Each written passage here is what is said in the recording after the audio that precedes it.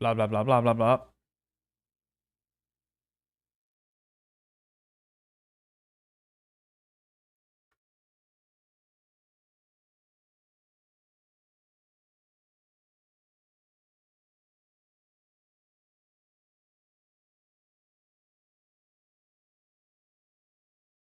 From one side, I look blonde.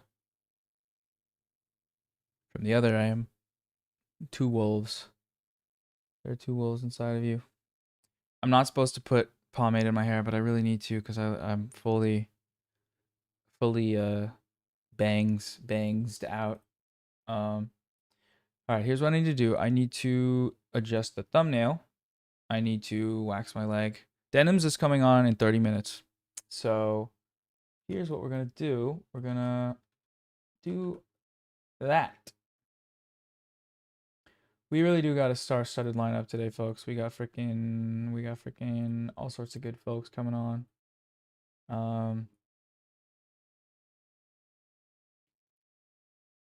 What'd you guys think? Oh yeah, wait. I gotta talk to Do Not Worry Pod because they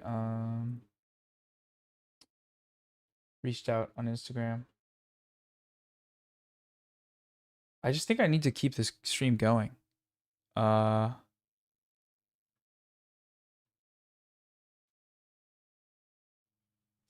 Ayyrabs said he was down. He said Sunday. And so we kind of missed that, but that's okay because I'll see if we can make that work for the future. What do you guys think? Isn't Elle just swell?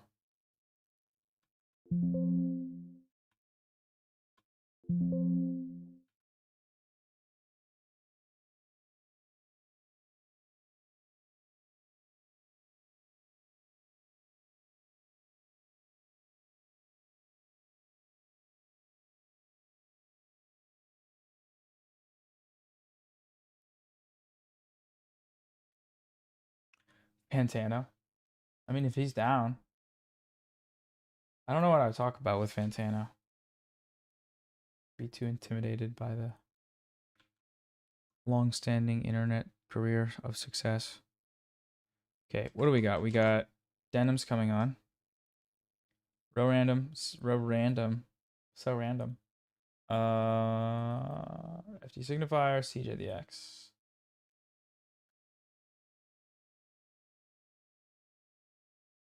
Denim's only thumbnail is in a circle.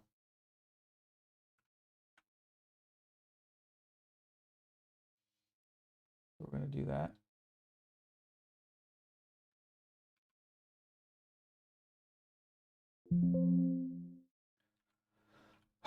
RM Brown.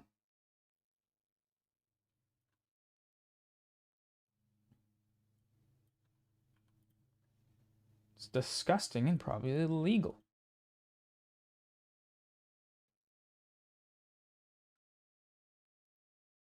Also need to do a Arun Brown.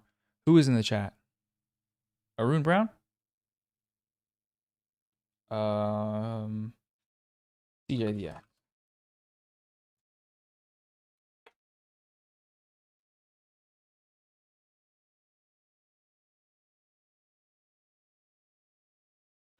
Excited to have CJ on. Peden. Oh my god, I forgot to text Peden back. Shit.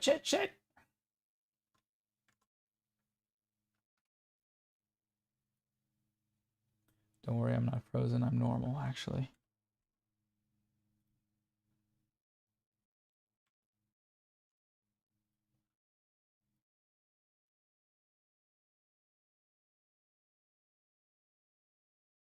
Somebody do the math. Somebody do the math chat real quick on let's see, what is it? This.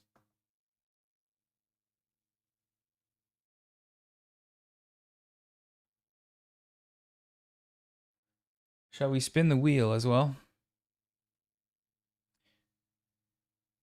So previous stream VODs. Oh, thank you. That's awesome. 52,146. That's the previous streams. Holy shit. So we're at 380,000. What the hell?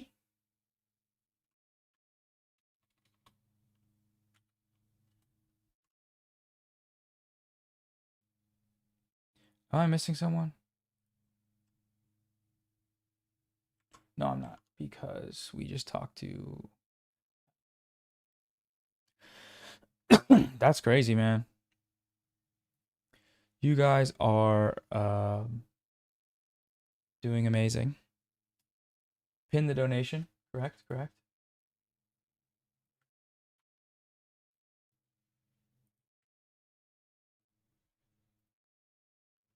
Wait.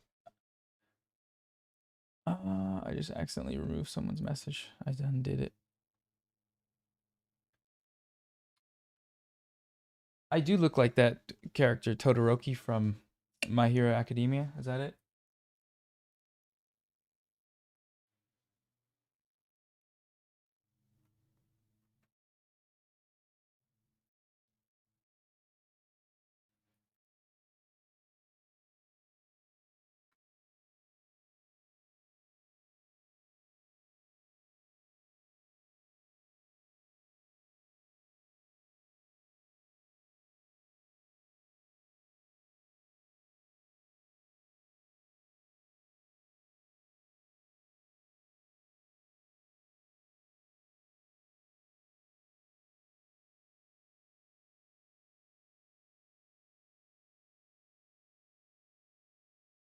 That's how it's spelled? No, different. There's different character maybe. Oh, not at all. I mean, just in turn, different colors, but like.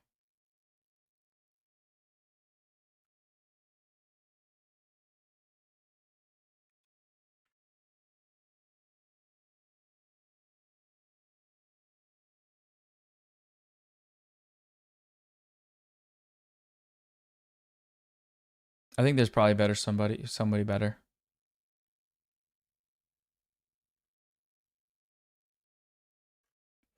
Where can you find me in the maid outfit? There's a whole VODs in the description that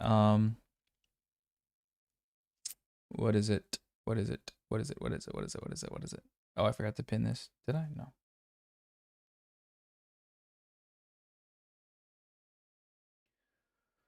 Um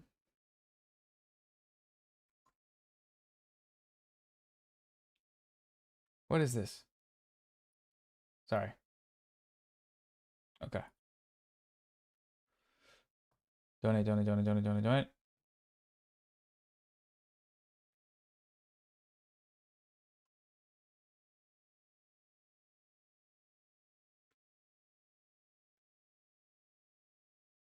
All right. Control W, Control W, W. Oh, it's 12:30. Denims coming on in 25 minutes.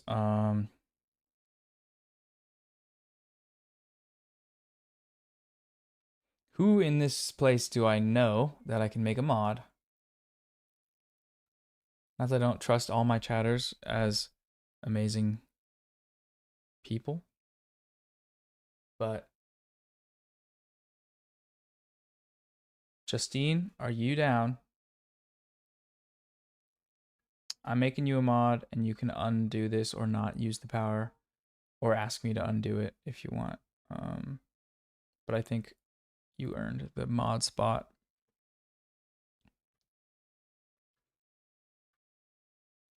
I trust Justine with my life and my hair.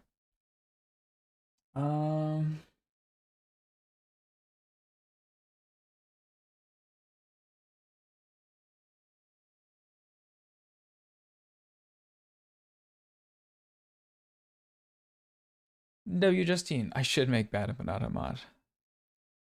I love to piss people off, man.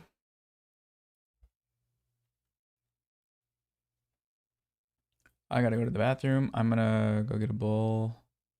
Oh, Westside Tyler. Okay, let me message him actually.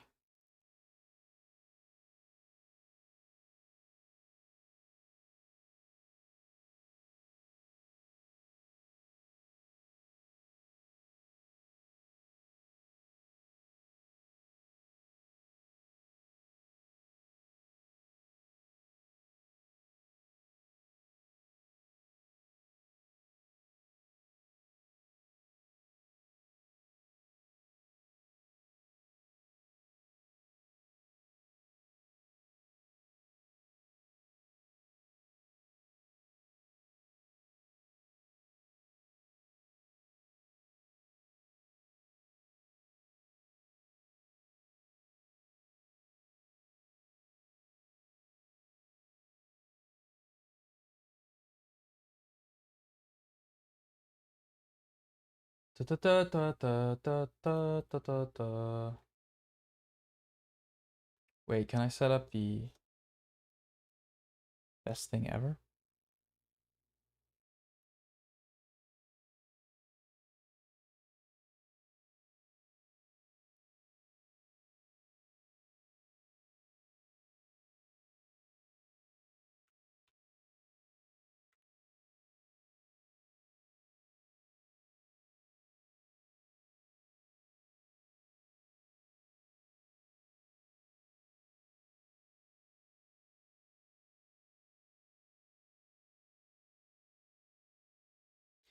I messaged Big Joel. I am a perfect angel. I am.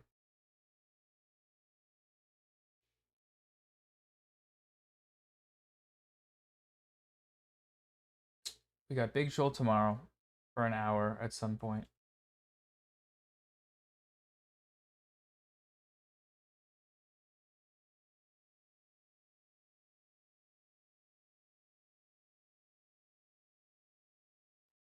All this is networking, no gaming, which I don't mind.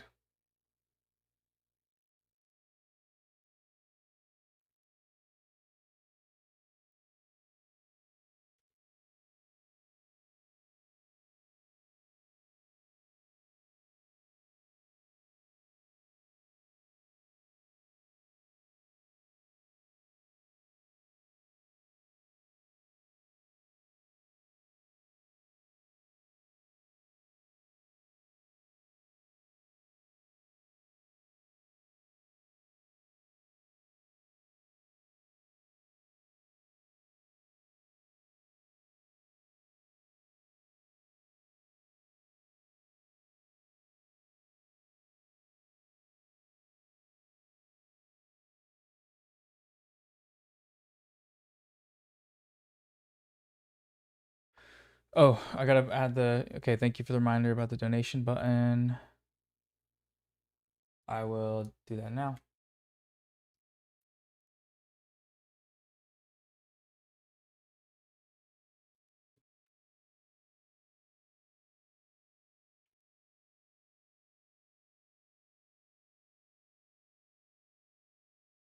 Oh wait, hold up. Did that just make it so that it's the old fundraiser now? Let me know if that shows up.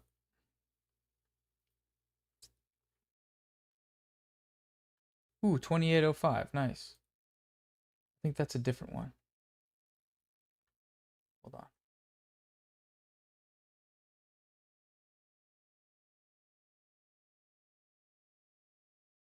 There's a different one.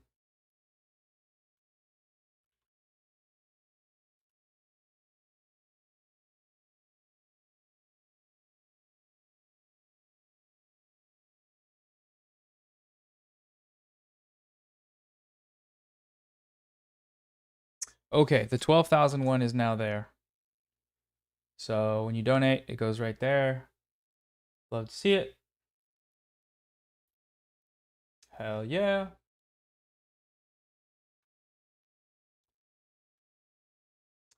By the way, Baby Cat is at any point 1 inch away from stepping on the power button. So if hi.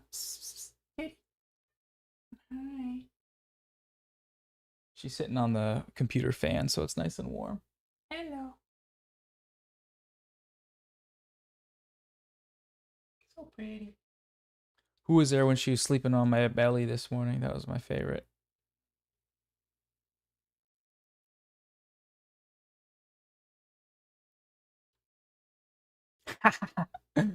Oh, look at this shit, bro.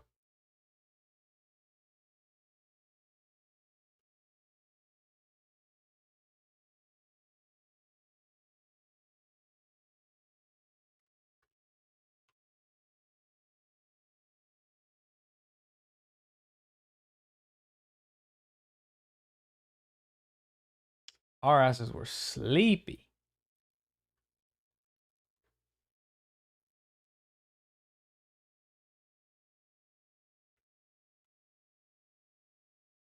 This is real footage.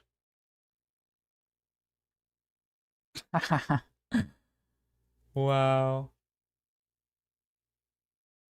Doing a VOD review. Okay, this is where she first got on.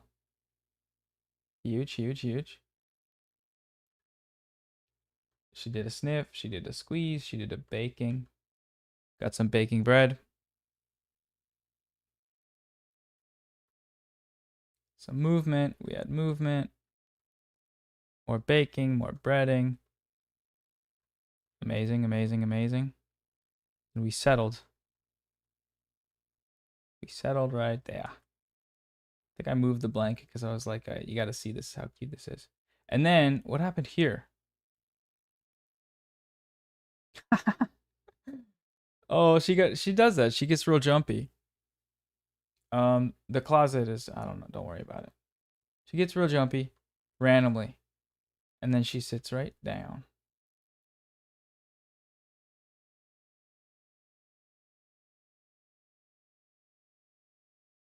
Yeah, I don't know. She just randomly will be like that. Damn.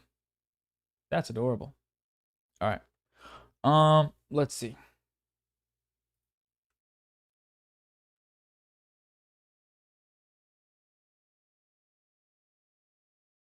Okay. That later on the stream. Does she ever go on the blankets? Yes.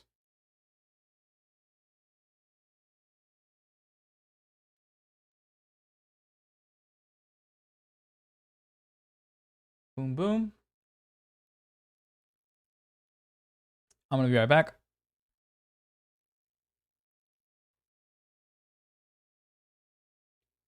Don't step on the power button, baby.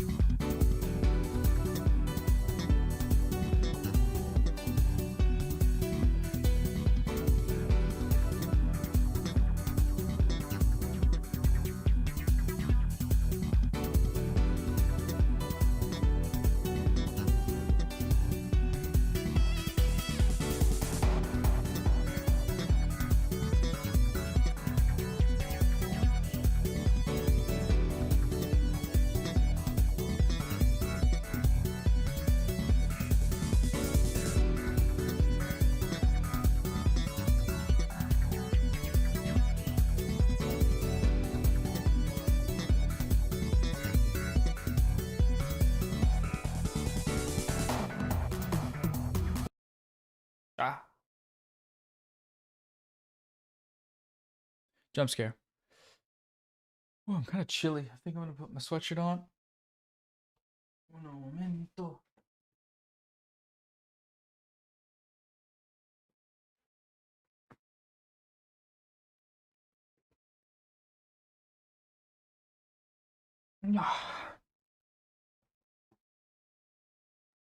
Hello.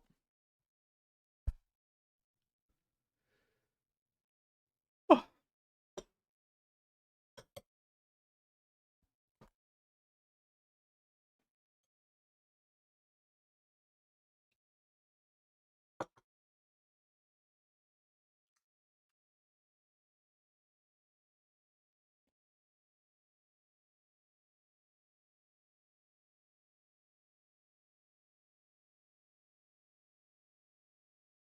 Bing, Bing, Big Joel said he's down for tomorrow. So, um, hell yeah.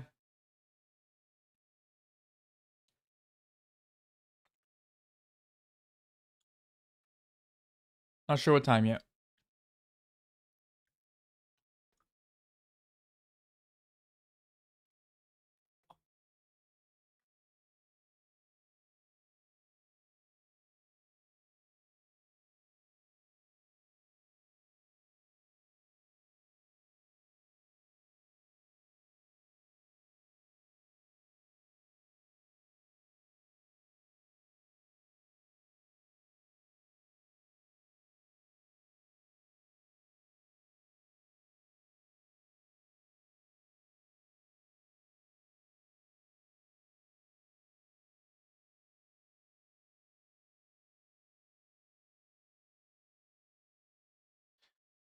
Um, where is Denims? She's coming on.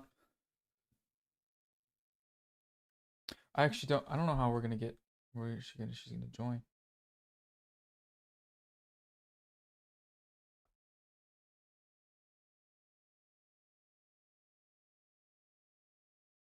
Did Denims raid earlier? But yeah, let's remember we have to add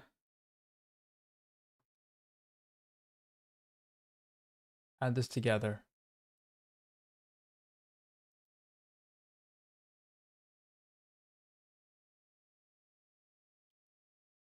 We could play Among Us. Is it fun to watch two people play Among Us in a public lobby? Oh, Denims is streaming. Yeah. We got the FD at 6:30. CJ the X at 4:30. There may be some overlap there, which could be fun. Um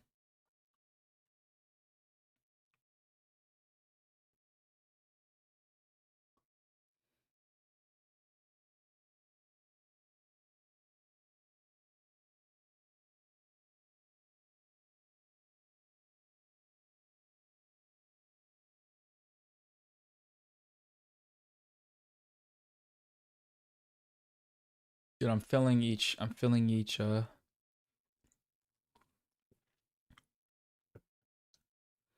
Justine, yeah, I will let you know. Oh, I have to go grab the dye. It's in the on the I ah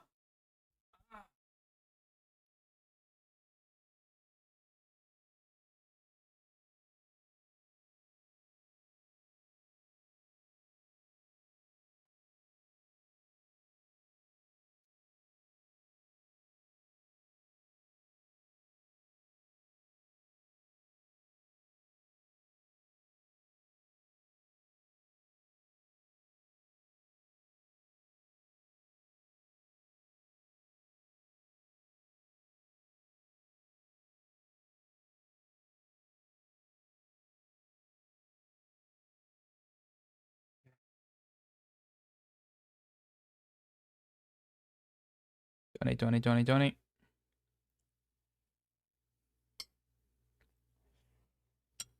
Hmm.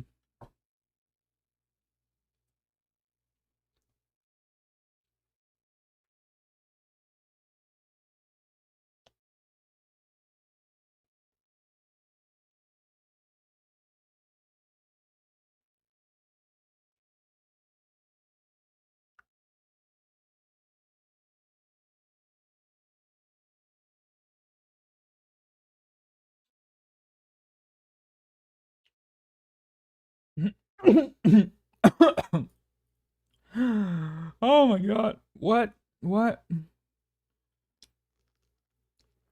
Coexist is so cringe, bro. Um okay, what are the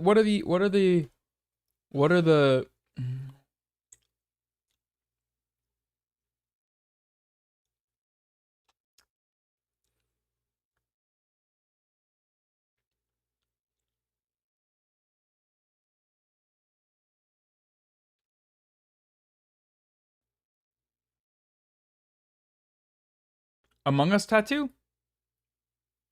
Do you guys want an Among Us tattoo?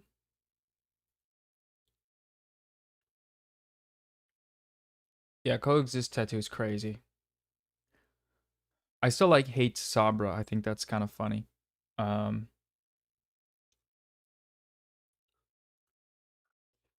Nah, Among Us tattoo. It's less cringe, but it's still pretty cringe. What's the Denims is streaming mean?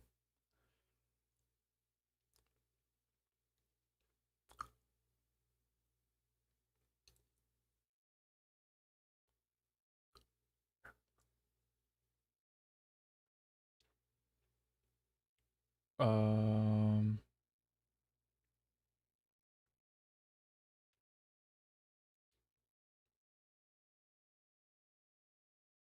Huh. Who is Gremlo? Who is that? Nipple piercing. I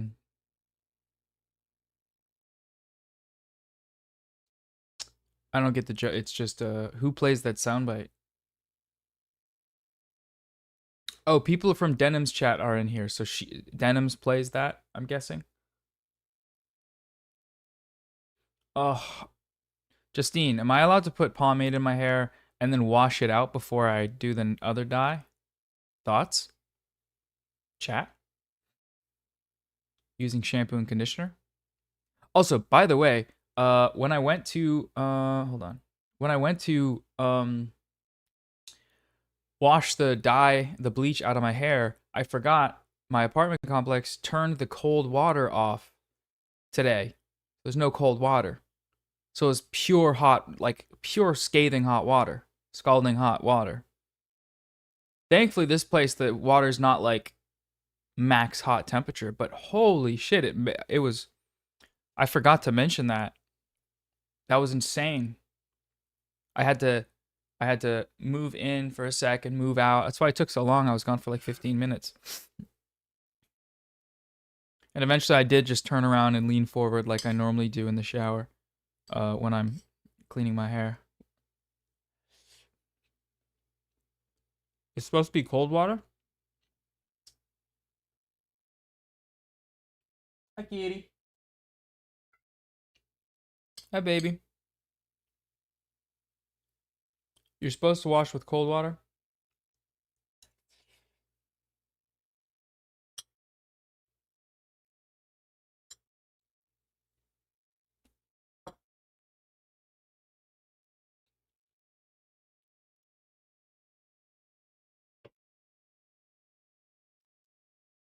Am I cooked, chat?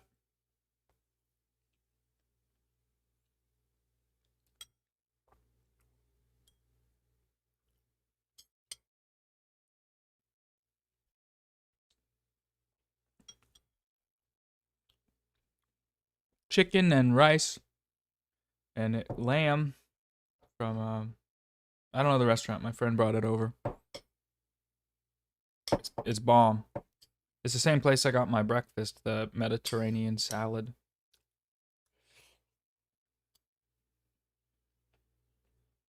The water hurt like hell, yeah.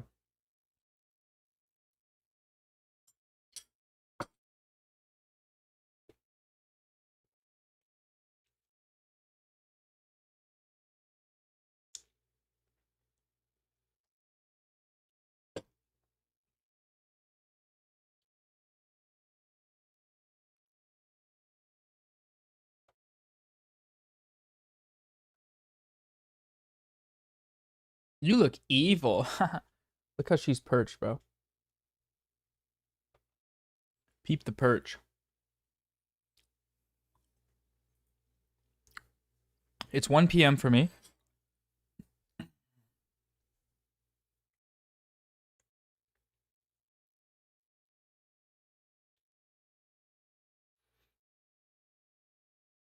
Uh,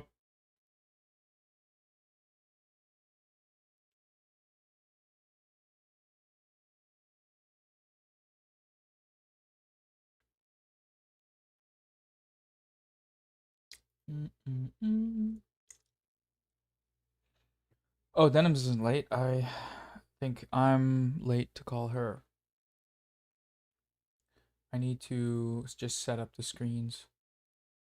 My stream setup is so scuffed, bro. It's kind of awesome. Be sure to donate. Be sure to do all the stuff.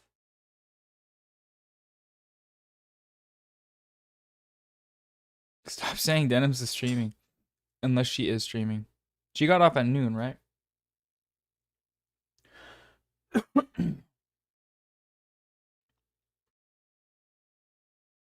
Bro, she's so angry. Psst, psst, psst.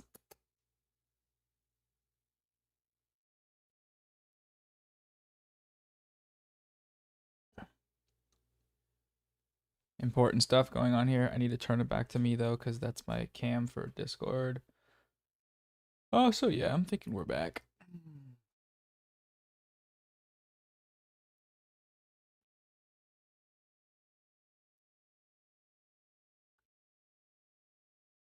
Yes, yes, yes. Good call. I think we got it. Wait, I need to do this before I open Discord.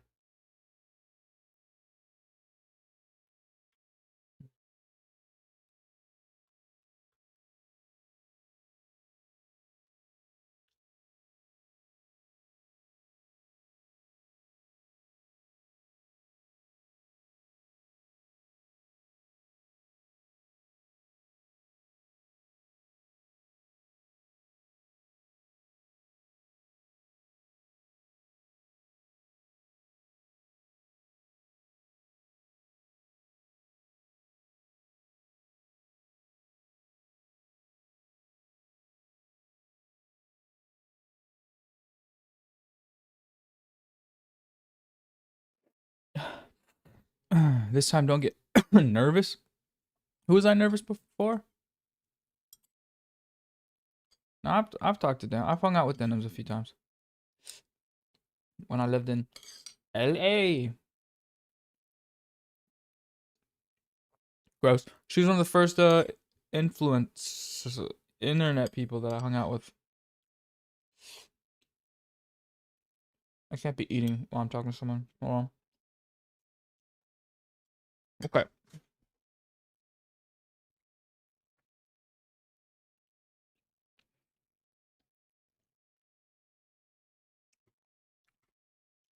I am a nervous person, but I wouldn't say I feel like I felt pretty good for this stream. But I guess we'll find out here on today's broadcast. Yo, Hello. hello, how we doing? Good. One second. Let me get this. Nice. Hello. Can you see me in this Hello. creepy webcam? Oh, Yes. Yes, I can. Your prison cam? yeah, my BadEmpanada roommate cam. Streaming straight from BadEmpanada bunk bed, Argentinian prison. Yes, we do. We share a room, we share a bed. What Bunk don't you bed. guys share? How's it going? Good. Good. Finished my stream, went to go work out. That's about it. How was the stream? How was the workout? What did you hit? I've just been doing full body workouts, just 5 by Well, 5 because I'm lazy. I mean, yeah, or do you do those like what, like a couple times a week? Every other day. Dang, that's high Yes. volume. I mean, it's better than I don't know how people do like the fucking workout routines where it's like, okay, Mondays I'm hitting legs, I'm hitting fucking pull push legs. Tuesday I'm hitting biceps. Wednesdays I'm hitting it's like, dude, Oh, I don't like they have the take fucking. drugs to recover from that? Oh no, I just mean like having 10,000 different types of workouts is too much effort for me. No, I feel that. 5 by 5 is good though. That's a nice full body situation. How are One you sec. feeling? How many hours in are you? Oh my god. What's the longest you've streamed? Because this is I think day 3, and because we started at 4 p.m. So I don't know how long that is, but I have streamed nonstop I did in a my sleeping. 24-hour stream once and I was like, I'm Whoa, never doing that again. That actually really? sucked. Yeah. Did you go to sleep? No. Oh, that makes more sense. Yeah. No. 24 hours straight is a lot. What was that for? I don't remember why I did that, but I just remember not ever wanting to do it again. Not enjoying the process. Yeah, I get that. Dude, the blonde looks good. You should, You think so? yeah, I think you should tone it maybe. I'm not a hairstylist, so I don't know, but I think it looks good. Oh, thank you. Yeah, I'm not a hairstylist either. Thankfully, we had a hairstylist in the chat helping me through the process. I was about to just raw dog it by myself before an interview, and that would have been horrific. But I like didn't even use a mirror. I used my camera, like my OBS software for the most of it, and I think it turned out okay. It does need toning though. We ordered some toner on DoorDash It looks while we were no, streaming. it So looks good. It looks good. I was worried. I was stressing. I tuned in when you were in the process of like putting it in. I was like, oh yeah, like what am I gonna talk to a guy with a robot head, yeah, am I gonna a talk to someone that chrome looks like a dome? freak? And then Fucking it was fine. sicko. It was fine. Yeah. Oh, thank you. So, how's it going? How's life? Good, good. I'm curious what you guys have been talking about on the broadcast recently. Let's see. Today we started with a guest Elle from Elle Literacy YouTube channel. Super smart lady, super fun to talk to. She's Irish, so we talked a little bit about. We started just catching up, but then we talked about the kind of relationship solidarity Ireland has with Palestine, and I guess her experiences of, seeing flags everywhere, and I guess protests and things like that. And then we talked a little bit about Zionism, and then what else did we talk about? I don't know. I think we just general kind of stuff. So, but then before that, it was a range of guests yesterday. I think we talked to, uh, who even did we? I don't. Chat, please help. But we talked to Chris Kunzler. We talked to Overzealots. We talked to, uh, Ahmed Sarsour, who's a poet in Gaza. That was super intense and moving. And we watched some of his. He's working on a film, and so, like some rough cuts of his film, and that was it was very emotionally like, um, it was a lot, but it was beautiful. He's a fantastic artist, and he's like a really great person to talk to. And oh yeah, we had BadEmpanada and Hasan at the same time. We hosted a debate. Is that did you? I don't know. Did you see that? See the stuff I about tuned that? into a little bit of it. I mean, I'm sure your position is the same if you had both of them on, but like, I think that they are people with the same goal with different means of obtaining that goal, right? Oh, totally. I Yeah. think Hassan is just willing to engage in more civility politics, if you can call it that. Mm-hmm. Like But yeah. going on at like New York Times or like talking to AOC and Bernie kind of stuff. Oh, I mean, like how hard he pushes people like AOC, how hard he pushes people like Bernie, how hard he goes into people that he disagrees with, that sort of thing. Yeah, yeah, yeah. Have you seen? I mean, like, do you watch much BadEmpanada in terms of like his criticism of other leftists? Yeah, I Because he mean, I is think it's pretty. good, and I think it's measured criticism. Yeah. I agree. I think I talked to Nile yesterday. I'm not sure if you're familiar with their work, but they're like a drag artist that also does videos about uh I mean politics, but specifically Israel and Zionism and things like that. And I was it was interesting because I was like we were just talking about Empanada, and they were like I really like his videos. He's very principled, but then we also talked about how he would like make a video about Owen Jones being a liberal Zionist or whatever, and he was like that feels like a little too much, but like right now, but I don't know, like I don't think he's wrong, and that's where I'm at kind of with it as well, where I'm like he's just mostly right, but I don't know at what point being correct the way that you are being correct is undercut by being correct is undercut by the way that you do it. But again, I don't know. I don't I hold back on criticism in that regard. Same with Yeah. Hassan, but I don't know. I mean, I think it's good to have someone that's passionate and knowledgeable on the topics that they talk about to do the criticizing.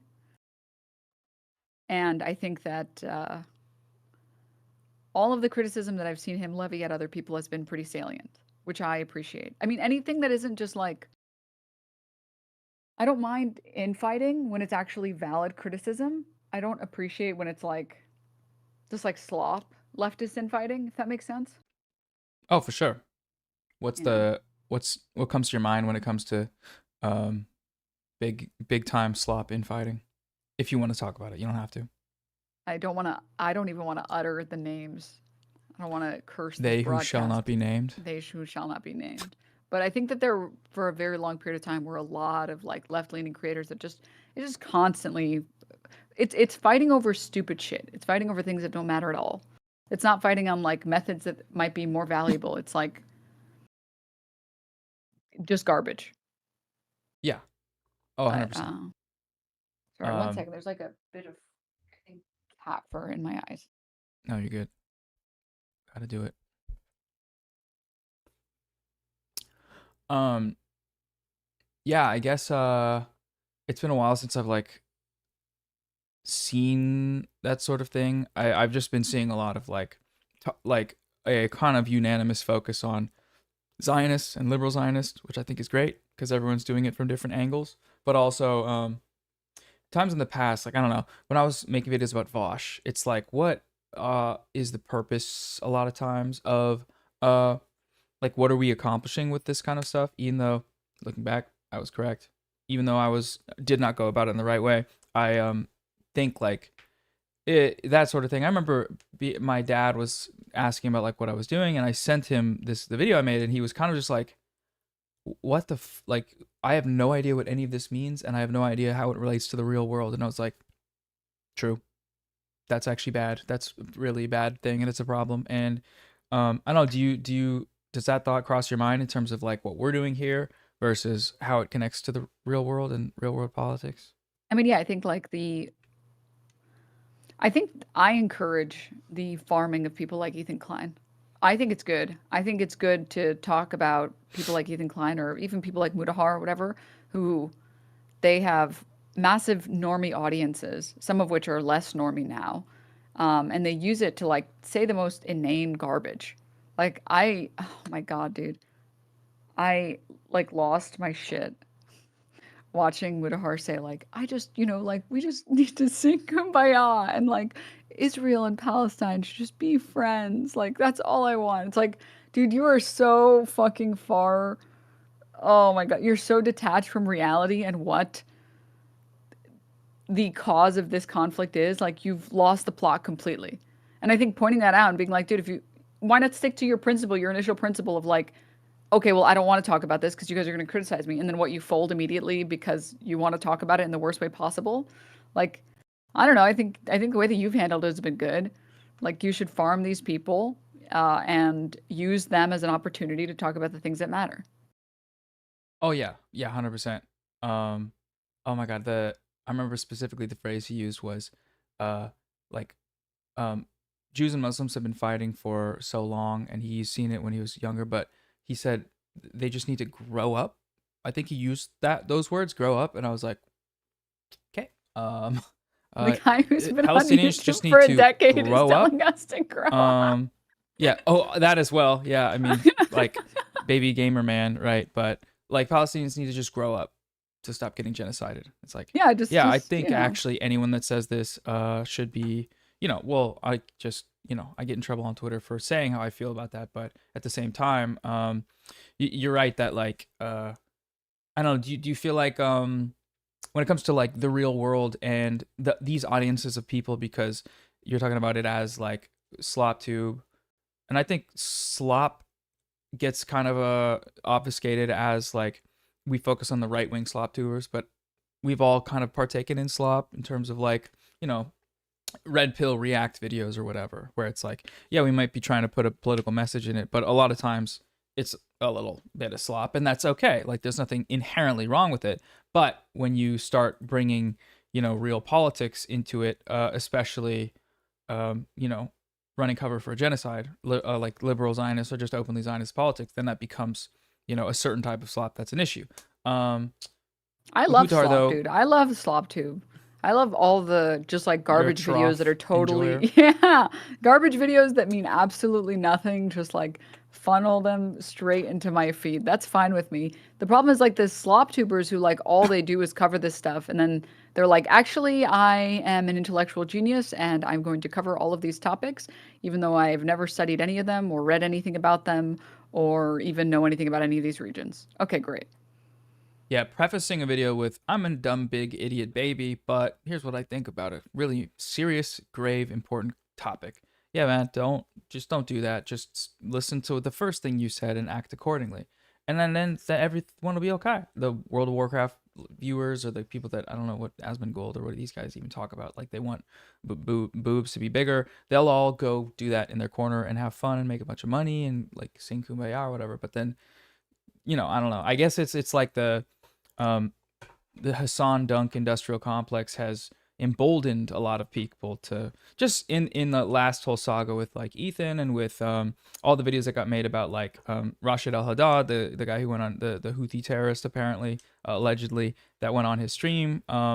Just very we see where these attacks come from. We see the motivations that people have to repeat them because the videos got a lot of views and they get a lot of money. And then we see that when it comes to these topics, like they're so out of their depth that it's like insane. And then more people need to talk about it. And then we get, I think, some value out of it where we're like, okay, we'll take this situation and turn it into some type of uh, positive way to educate people. And I don't know. I think I have a cynical view of like how the viewers of someone like Asmongold are going to be able to be reached. And if they are, I think the vast majority of the time they're not. But there's probably people in the middle, and there's probably people that aren't as invested that can be drawn in, and then shown, I guess, how Zionist arguments are being used to justify genocide, and how anyone showing any semblance of what's the word, like just support for them should be ostracized and called out and have that held up to their faces for the rest of their lives. I don't know. I mean, did you see, sort of off topic a little bit, but did you see that video of the cop listening to Asmongold? Um, no, wait, what happened? Was he in his car? It was like I don't think I'll have the clip. Maybe a mod or something can send it to you. But it's this clip of this cop. It's a body cam footage of this cop, and he's like pulling to, I guess, wherever the call was made, and you can hear on the laptop Asmongold talking while the cop pulls in to this like driveway and then walks away and then shoots the suspect.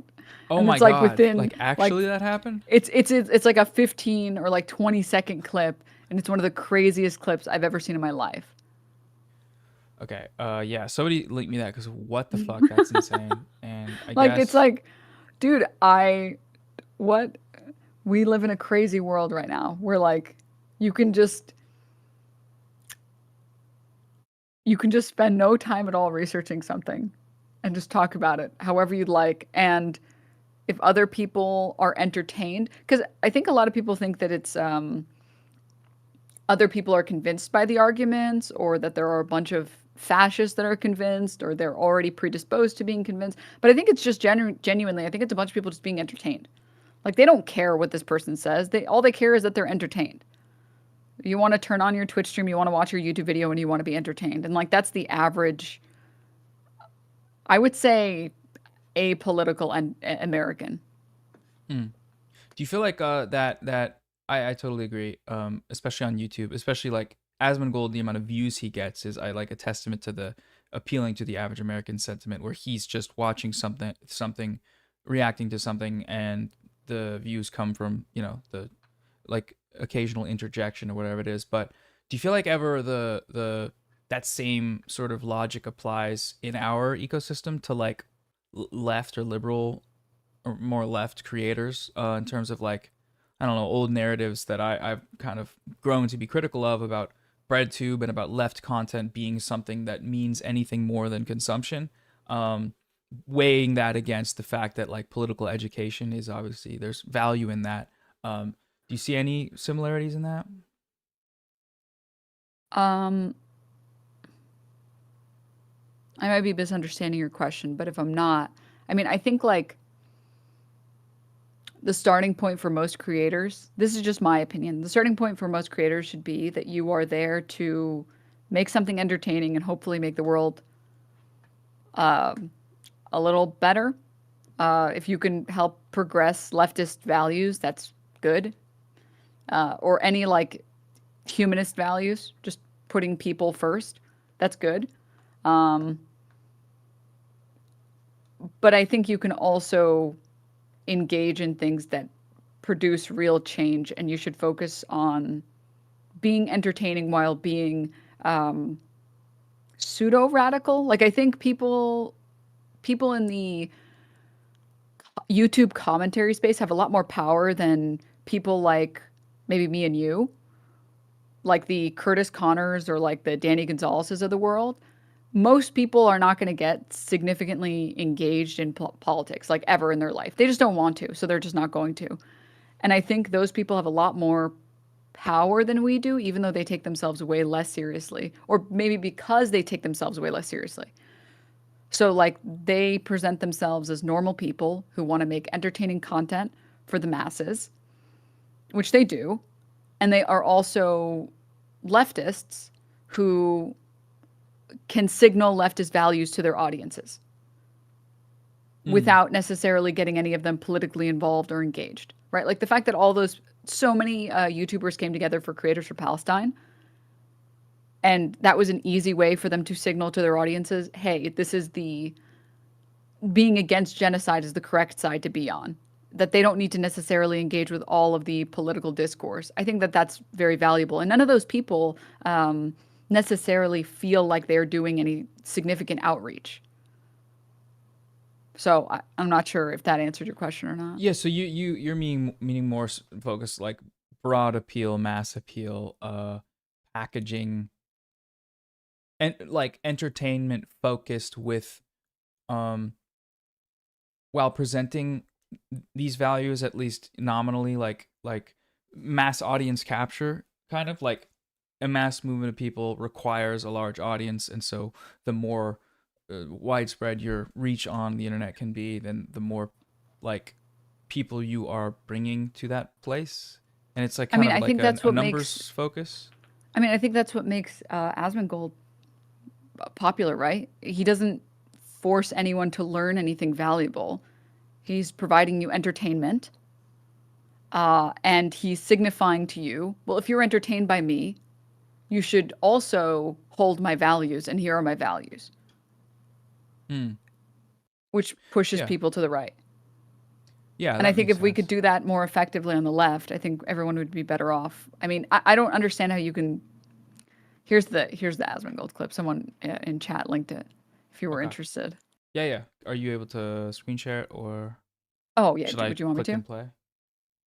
Maybe click and Um, play. I think the audio alone, you can watch the video for yourself, or you can save it for afterward. I don't mind. yeah, yeah, yeah. Is it in the chat? Yeah, if you see it, go ahead and click it and or screen share. I think that'll work. Okay, let me say one sec.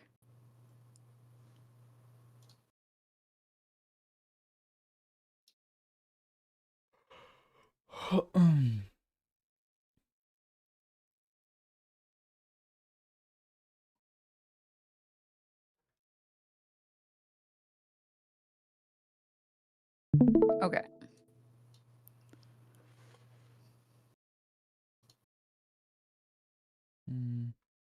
It's a XQC React to Yeah, sorry. thing. This is what I was No, no, I sent. love it. The internet's so awesome. Here, I'm gonna move this over. Goal before a shootout. What?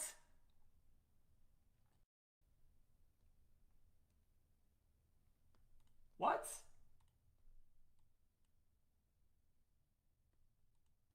It's safe? Sometimes people might just have opposite perspectives. Oh my god, yeah. Stay in the cars. Informed by yeah, I don't need to watch the rest, but oh my god, Yeah, this is good world, dude. This is I'm a good wondering world that what we're in. foreign power information he was talking about there. I'm sure it was Yeah. a brilliant perspective, and oh my god, yeah. Yeah, I guess like cops watch YouTube sometimes, and sometimes Isn't it that kind of tracks it. terrible? They would be watching. Hey, hey, sorry, my cat's about to turn the computer off. Thank you. She folded her foot back. Um, that's pretty freaky. I'm wondering how many. Move, move. Thank you. Lost my train of thought.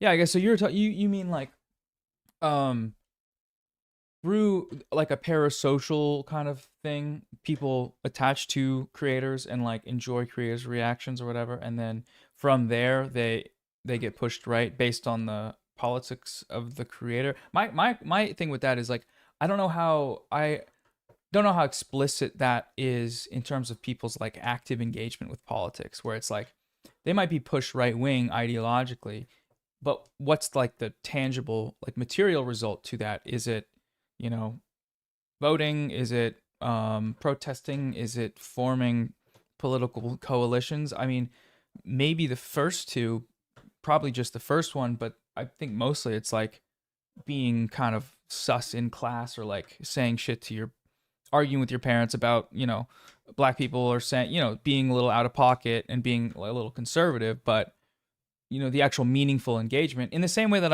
I'm like skeptical about um breadtube, right? It's political in nature, at least, you know, some of the older stuff and some of the people that are still doing it, but also it is ultimately a product that we're creating. It's a form of consumption, and historically politics hasn't been channeled through that, although media plays a role obviously. But I don't know. I don't know how you feel about any of that. I'm not trying to debate here. I'm just like No. I think about this stuff a lot, and I'm uh, I'm just curious how other people feel about it, and other people are kind of in the same space, you know.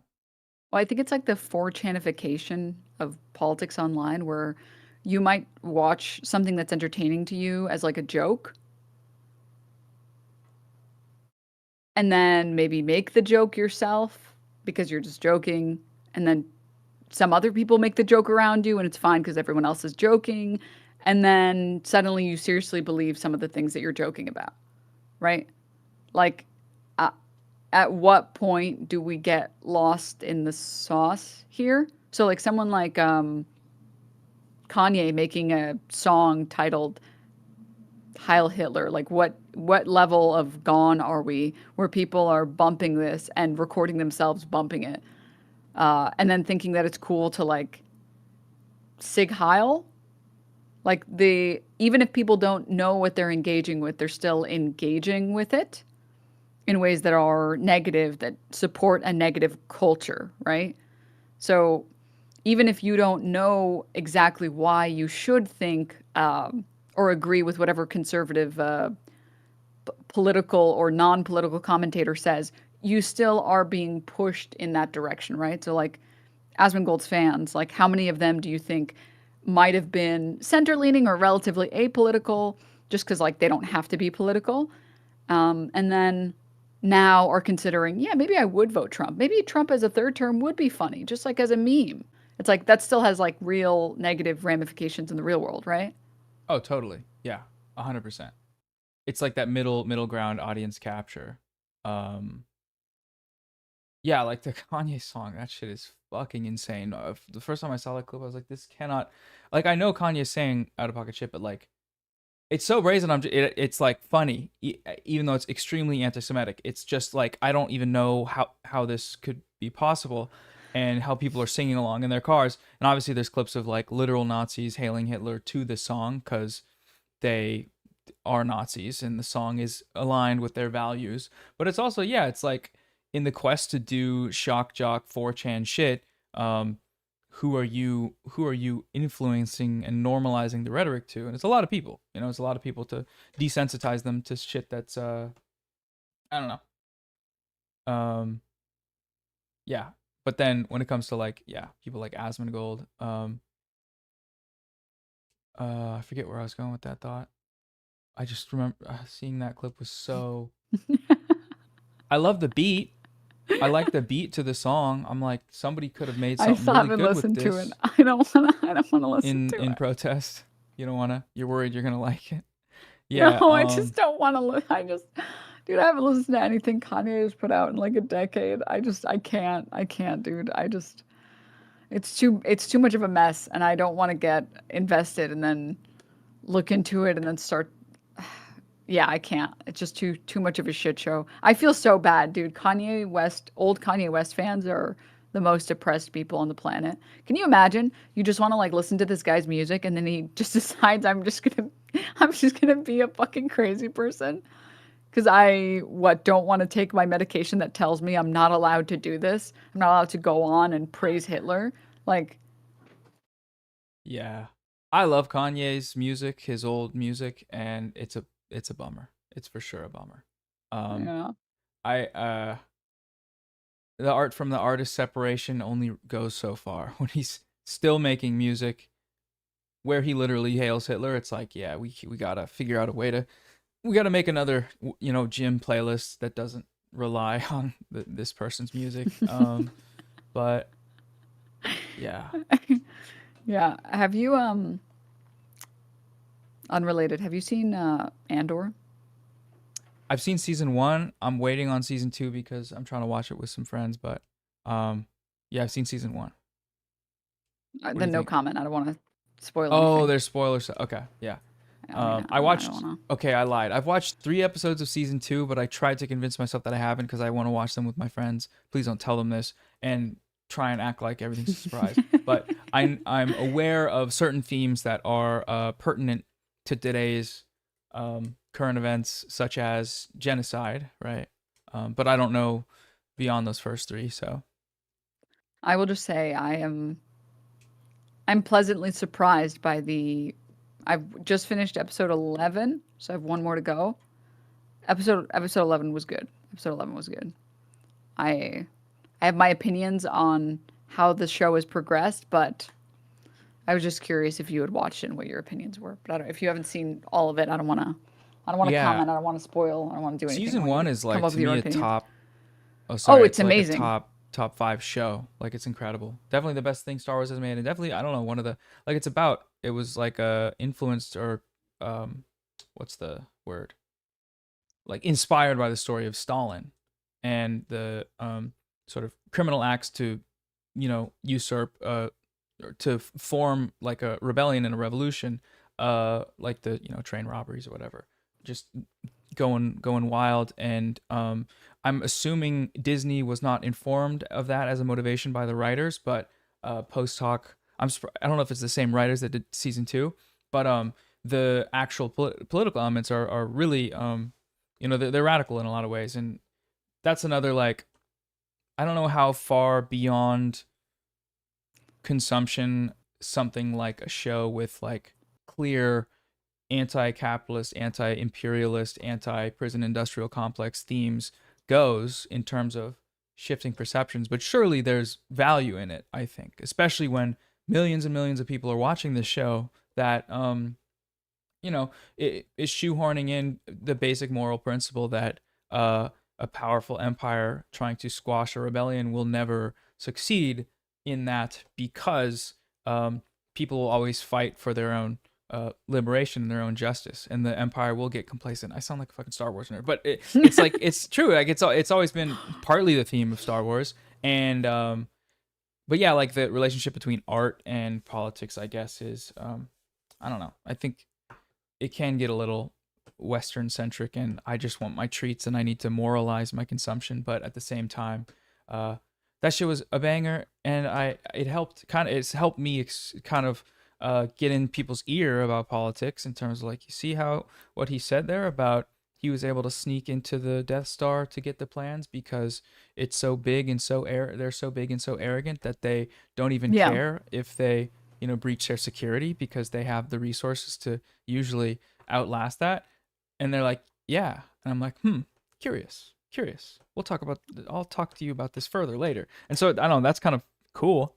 But Have you seen a lot of Star Wars before Andor? yeah, I've seen all the Star Wars. I love Oh, okay. the pod racing. Are you a Star Wars fan? I haven't seen any Star. I think Got it. I watched. It's The Force Awakens. It's the one where they introduced Rey. Katie in the background.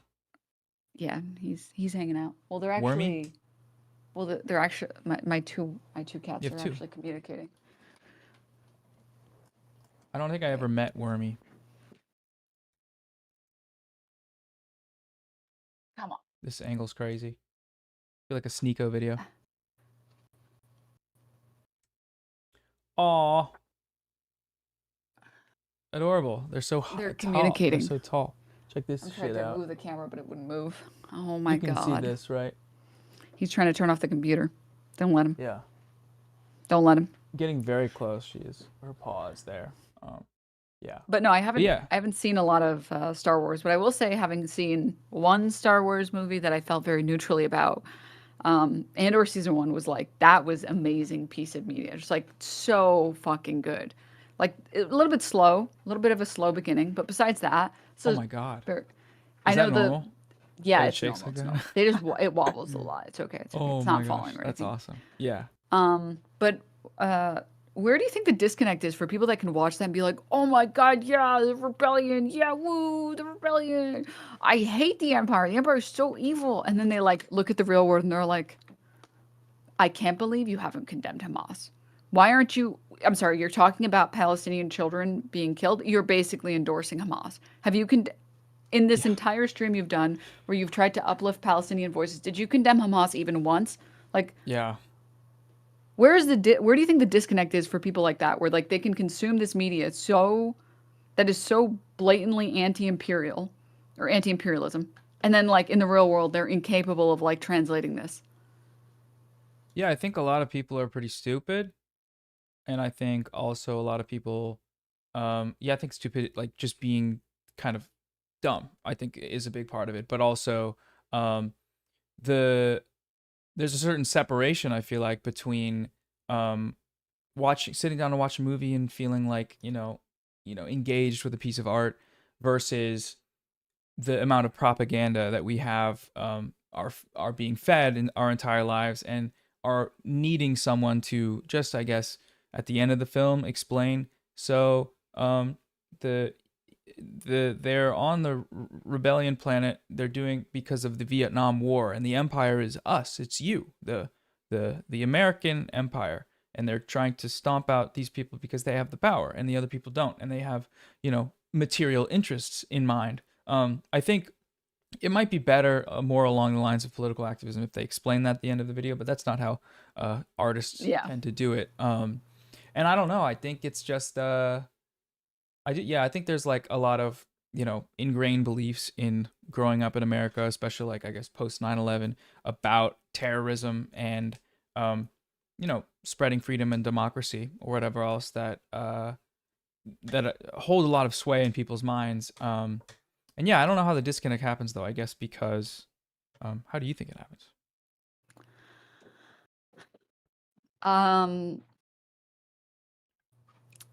Cognitive dissonance. Hmm. Just people want to assume that they're not the bad guys ever, or that their country or nation or whatever. That's all I can assume. Yeah. Yeah, I don't know. It's crazy to me. This is crazy to me. Yeah, But for sure. I will watch Star Wars. I'm gonna watch all of the Star Wars, and I will have scathing reviews. Oh yeah. What do you plan on starting with? Just episode 1? I was gonna watch. I started watching Rogue One, but I haven't finished. I still have a lot more to get through, and then I guess start like wherever. I'll go in chronological order of when they were released, which I don't know what order that is, but I'm gonna go by Yeah. year. I think that's the way to do it. In my personal opinion. But, I think I should enjoy them the way that people enjoyed them when they were coming out. Yes. Yeah, that makes Yeah. sense. How is life? How's LA? How are things generally? Good. Honestly, good. Very good. I know you've been dealing with stressful stuff online, but I guess maybe outside of that, or maybe you're not stressed. Maybe you're cool as a cucumber. But I I think I think would I'm be. just I'm too internet brained. I think I've just been on the internet for too long. So I see this and I'm like, dude, the people in League type meaner things to me. I feel Great like point. my bot laners have been meaner to me than anyone online has ever been. Oh, 100%. Yeah. So it's hard to like care, I guess. I don't know. It seems the internet stuff seems so inane. Like I go outside, I have fun with my friends, we get dinner, I go to like a birthday party that's really fun. I hang out with some friends at the Ren Fair or something like, and then I go back home and I'm like in a great mood. Oh, okay, let's go back to streaming. Sure, let's have some fun. So it's just hard to give a fuck, but also my real life stuff doesn't bleed into my online stuff as much because I know you've had to deal with moving and you've had to deal with people screenshotting your Tinder profile, which by the way is fucking crazy. That's crazy. I don't know if you've talked about that or if you don't want to talk about it, you don't have to talk about it. But Well, I like brought it up that at the was, end of the last interview. So did you see, again, you don't, it's very personal, so you don't have to talk about it if you don't want to, but you see that comment from that insane person who like was like, my secret plan, I'm gonna get a date and I'm then gonna swipe confront right, him. go on a date, and confront him. It's an H3 fan. This was publicly in the H3 subreddit.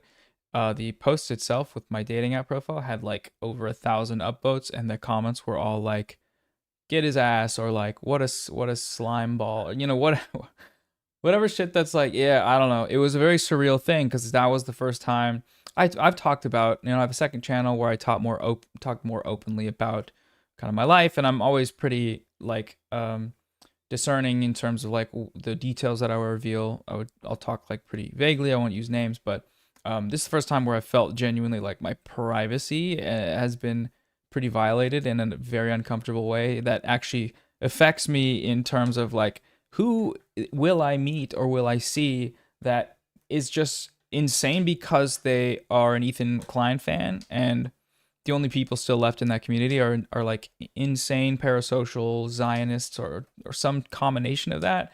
And yeah, it's a little scary. So I guess I gotta probably try to ask a few more questions about people's like, I don't know, perspective on certain topics. But yeah, I mean that that was definitely like, I don't know, I wasn't I was doxxed in that process, which I don't know, that sucks. But at the same time, I've never had, genuine. I don't have like any serious concerns about my safety or anything. Like I'm a fucking influencer. I do a job that's fairly secure, and I don't have a gun, and I don't plan on getting one. I did call the police department, and apparently, I heard Asmongold in the background. But what they did set me up with was a flag on my house, so that if I get swatted, they know that it's a house that maybe gets false FBI or swatting calls, and so it protects you somewhat. And my roommate asked like a friend of ours who's a cop, like, is that a real thing? And he was like, yeah, like in the laptop on the cop, in the car, a big red thing comes up and says, this might be a YouTuber, so like something to that effect. Like this person might just be somebody might be on the internet bullshitting, and so that brings peace of mind. I'm not like too worried about it actively, but at the same time, yeah, it's weird. It's super weird. But like you're saying, like the real world is actually like when we hung out, like I don't know, you were probably the first person from the internet that I hung out with when I moved to LA, and when like around when I had moved there, I was definitely much more of it was like more 70-30, 80-20 in terms of my life was focused on the internet, and was kind of being at home and being somewhat antisocial, and being reclusive in a way that I had always like chalked up to introversion, but it ended up getting something like pretty unhealthy, I think. But over the time, the needle has switched over to where now I'm like, dude, I just moved. All I've been doing is like hanging out with friends, going to the beach, going in the sunshine, playing tennis, working out, and when I've been able to, like, working on videos that I feel like are important, and even if there's drama, it's like the feelings I have towards it is like so much less significant when being someone that kind of grew up intellectually on the internet and plugged in. You can unplug and then find out, oh yeah, there's real people and there's real ways you can help in the world, and also it's fun, and it takes the seriousness off of like what some moron is saying either in your comment section or on their podcast. And yeah, it's like, it's not that big of a deal ultimately, which is, it sounds like you're in a similar boat, which I'm glad to hear. I think there's like a little mini chart that creators go through online where they start, and when you start making content, you're still pretty normal because you haven't made any content and you haven't engaged hard enough to make any content. So you're just like, oh, you're like 80% of your life, you're just hanging out. Maybe you're doing a little bit of content. And then when you get like some traction, some motion, or you start like investing more time and effort into content online, you start getting really hyper invested, and you start spending like close to 100% of your time. But the problem is when you're so invested like that, you get this really bad tunnel vision and you like forget the things that matter. You kind of brought it up a little bit with, like, for example, when you were talking about Vosh or whatever, right? Like when you get to the point where you stop being able to explain things to a bus driver in a sentence, you are getting cooked. And it's making your points less salient, and it's making your life worse. And then there's like there's like a chart, a little bell curve chart, not an actual bell curve, but a little bell curve chart where you start with very little internet time spent to like a lot of internet time spent to just like a little, because you realize actually it's good to stay normal and go outside and have measured responses to things, because you'll make better, in my opinion, you'll make better content that reaches more people being normal and just like living life and enjoying yourself. And then you get less invested in like the stupid shit online, like personally invested. Yeah, and like invested with your like identity. I don't know if you feel that much, but as being like viewing yourself and viewing what you're doing in a certain way that is not really in alignment with reality, or with, like you're saying, with engagement with real people. Because you're like, I don't know, you're surrounded by a Twitter feed that feels that if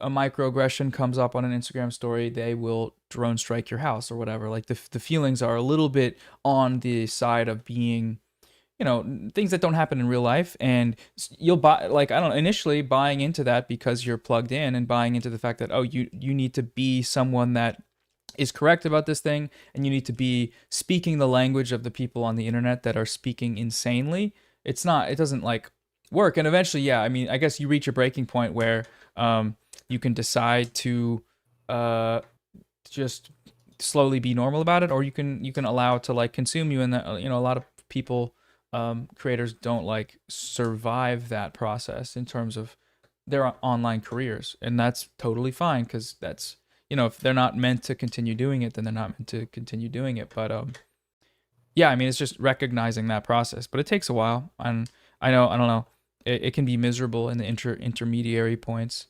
I feel For like sure. especially with like, I mean, content creation in general, it can be lonely if you let it be. Like if you let it consume you, then you absolutely will be lonely.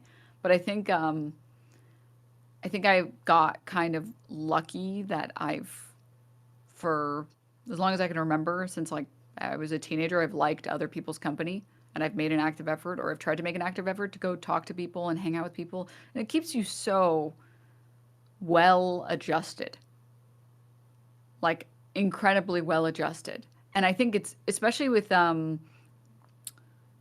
YouTubers. There's so many YouTubers I've spoken to who like it's so easy to just isolate because you can just kind of you can just sit in the editing dungeon and just pump videos out, and like you don't have to go outside or talk to anyone or You're do any of that rewarded for stuff. not going outside. You're Yeah. rewarded for being antisocial. It is required by your job.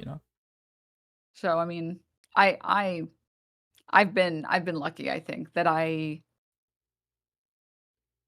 feel very lucky that I get to do my little broadcast in the morning. I get to talk about what I want to talk about, and then I get to go off and then hang out with friends and then do it again tomorrow. But I think also people appreciate that. People appreciate some level of normalcy with the people that they want to watch.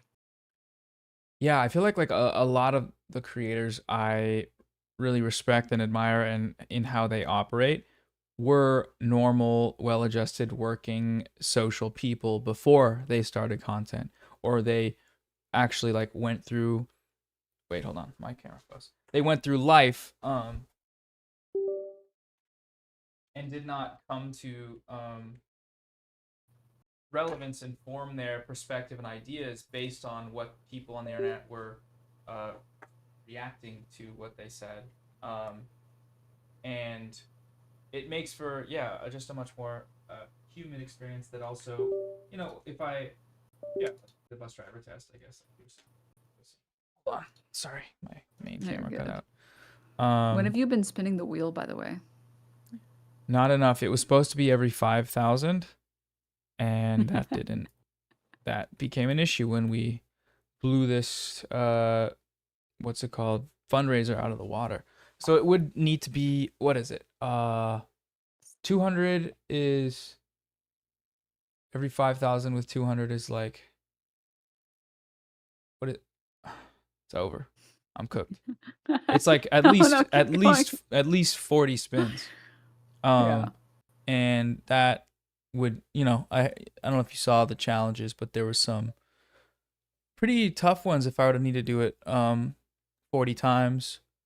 The 200 push-ups kind of fucked me up. The You don't 200 want to do squats, 40,000, wait, no, 80, 10,000. Yeah, whatever. We don't. 8,000 squats? You don't want to do 8,000 squats? My booty would get real juicy, but my cardiac arrest I would get cardiac arrest. My cardiac would arrest. So, do you like, are there a lot of fun streamer challenges, or like, do you like watch Jerma, or like, I'm not a part of streaming, like I don't watch a lot of streams, so a lot of stuff like this, like this is the idea of a friend of mine. It's a great idea, fantastic idea. Shout out to Kent, my friend and roommate, but also it's very new to me because I normally was planning on just doing like a sit down stream and maybe playing games, but like, um how can we how do people make streaming more interesting and creative? Because as a medium, I've always kind of been a little bit of snooty about, I mean, you would probably agree a lot of people that just sit down and play video games and talk a bunch of bullshit, they suck and their content sucks, and that's fine because people like it, so it's just not for you. But at the same time, a lot of people doing cool shit on Twitch. So this is kind of a diversion, but who's doing cool shit on Twitch?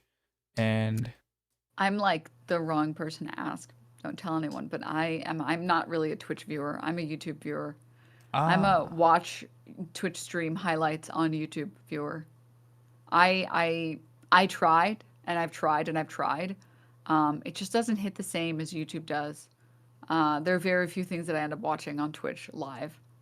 I get the appeal, and it feels like you get to experience what's happening in the real world live as it happens, which is why like sports events are really fun and like esports events are really fun, or like any major events. It feels good to be there when it's happening. But besides that, like, oh man, I'm such a YouTube viewer. I am. I just think that like it's a cool medium. I just think it's neat. I think it's cool that people can put together live shows because it's hard. It's like not that YouTube is easy, but like it is harder to put together a live show. Not even necessarily what I'm doing, but events that people have run. Way harder to put together an event that's live. At the very least, just because of technical difficulties. But or it's at the kind of most, sad because getting the ADL called on you for vicious hummus yeah, comments, right? vicious hummus comments. I'm sorry. Yeah. We mistakenly made fun of some hummus. It was wrong of us to do that.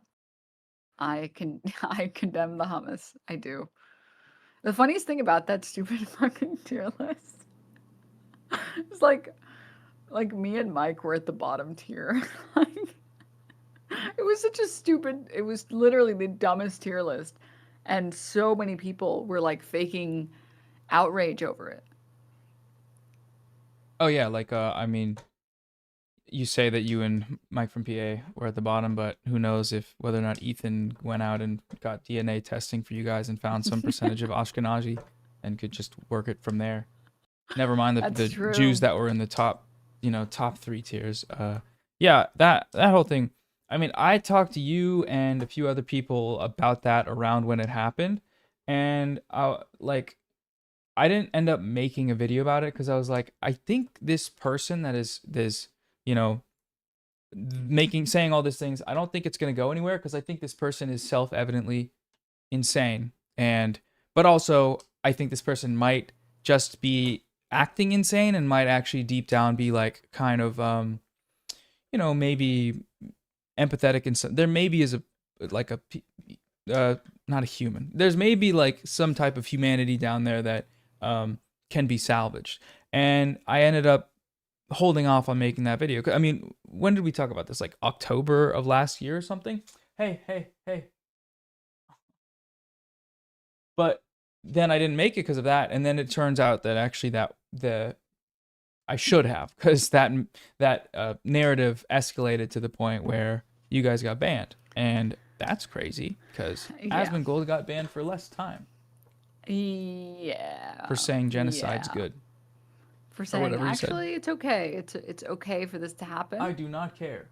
I don't care at all because you have genocide baked into your laws, whatever that means, by the way.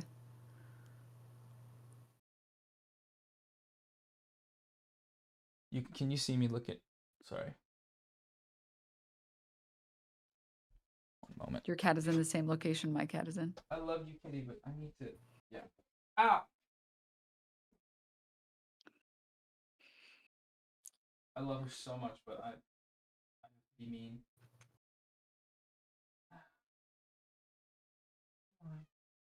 Come on. Trying to be gentle with her.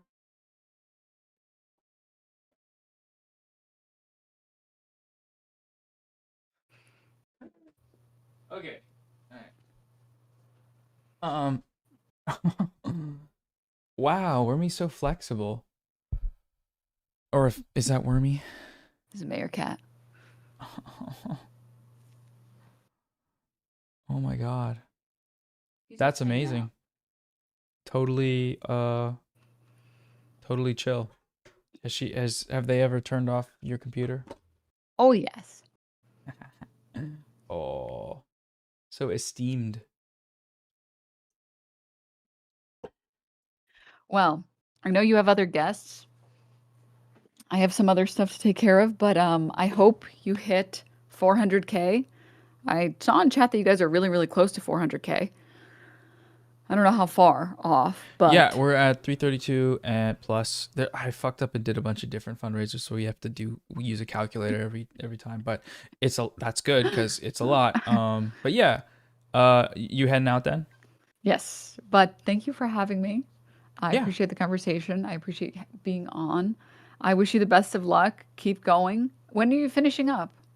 Is today the last day or? People love and they want to hang out, so I'm gonna maybe keep adding days. I think tomorrow is today Monday. Where am I? Yeah, tomorrow I think we're gonna do one last day. Maybe Wednesday as well though, because Yeah, fuck I'm yeah. I so mean, popular. if there's But more no, people that are interested, fucking, I mean, obviously your time is valuable and everything, but don't be, but selfish also with your dance time. monkey Come dance. on, Yes, yes, come on, please. yeah, totally. Give the people what they want. Over and over again forever. Yeah, I know. I love being a streamer. It's the best, as you know. Yeah, thanks for coming on. Everybody say bye, Denims. Everybody say that please donate in Denim's honor, RIP to her on the stream, but she will never All die. right. IRL. Bye. See ya. Real as Denim's goaded. I hope that gets clipped and shipped by all the which people don't like her, like fucking a Cheeto, or who is it? Okay, wait. RM Brown, is RM Brown live? Where's RM Brown? How do I call him? Does RM Brown have a Discord? Because I'm super down. That's awesome. And we have an hour before Ramdin is coming on, who I also need to text.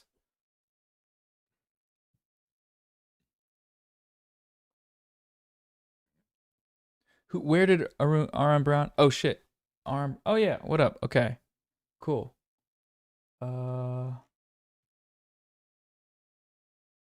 me see if I can find your server. I'll do it. Give me a second. Hell yeah. Dude, I'm a freaking Arun Brown?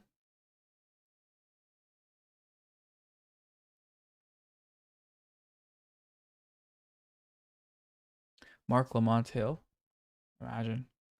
I gotta join the Discord, but then I'm in there. Wait.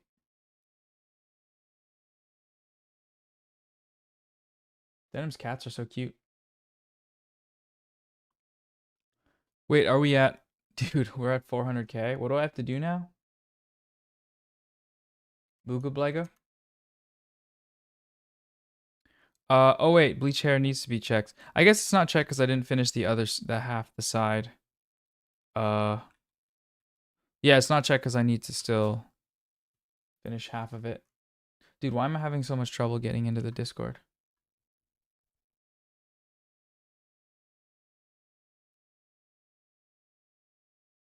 Where is it?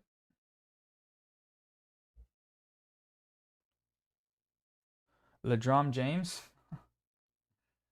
If I'm on the phone with him, do I get to hear the soundboard?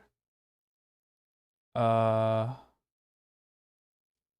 tell Westside Tyler I'm gonna respond to him. I'm extending the dates. There's too many people. RM Brown. Give me a moment. Give me a second.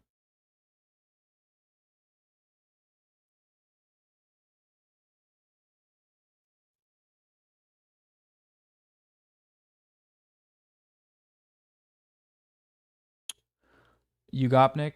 Uh Dude. I need a goddamn stream manager, man.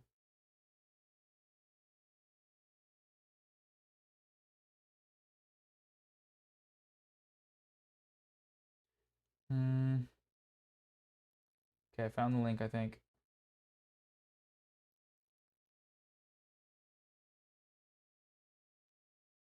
Oh, muscular class. We got to figure out a better 400k goal for sure.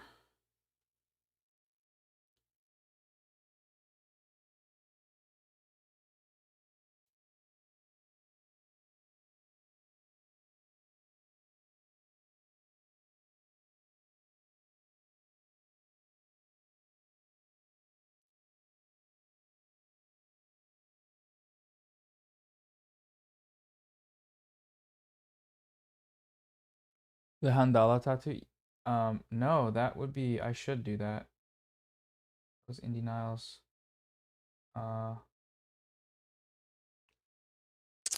If Arm Brown's still in the chat, can somebody tell him to add me on Discord? It's, oh wait, I don't have requests open.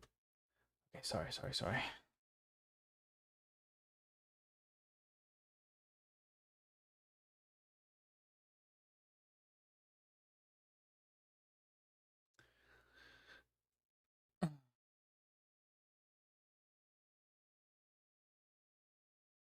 Okay, we're here.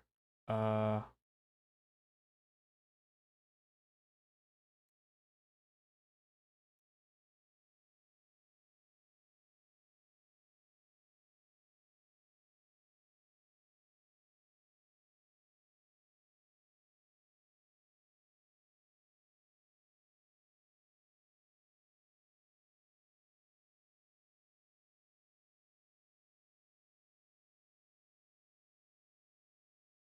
do not invite. Somebody said Ethan was in the chat yesterday. Is that real? No shot, right?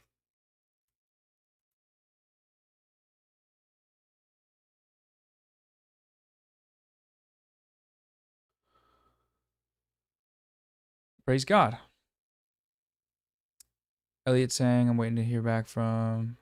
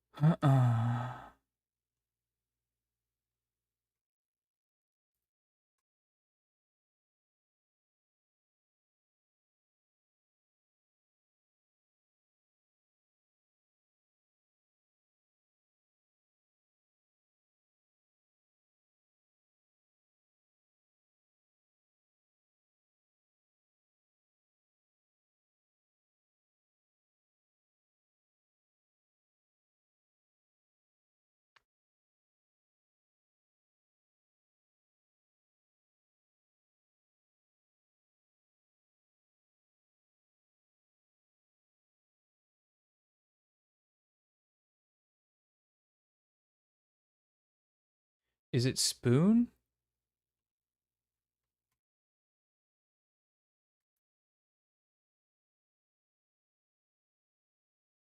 Did that guy raid me? Ledrom Drains? Oh, I took my meds this morning. I'm the goat.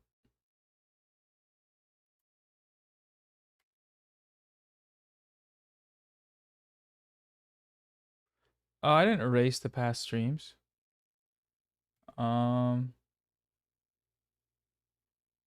They're in the description, I think.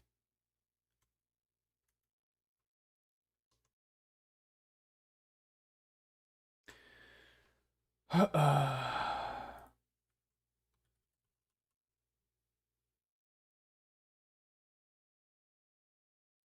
about this? All right, if Aaron Brown is in the chat, someone message him to say or say to um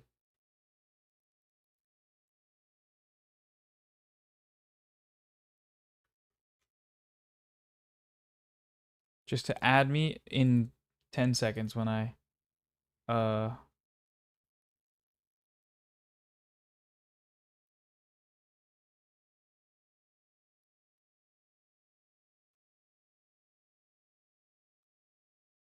such a boomer, bro. Content and social content.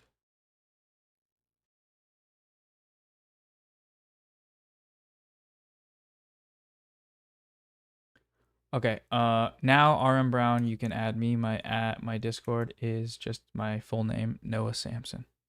Hasan Parker.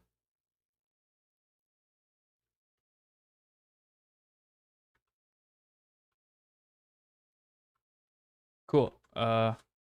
It's Noah Sampson. Lowercase. NOAHSAMSEN. None of you others do that, please. Please.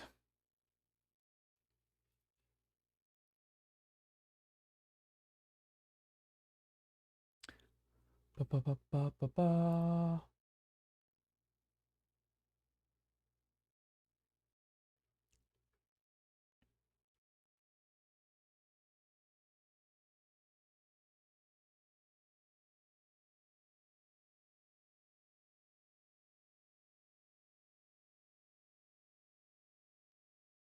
Where are DM friend requests?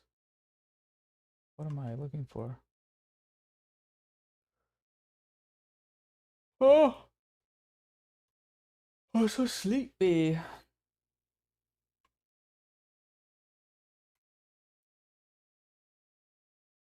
Oh, what?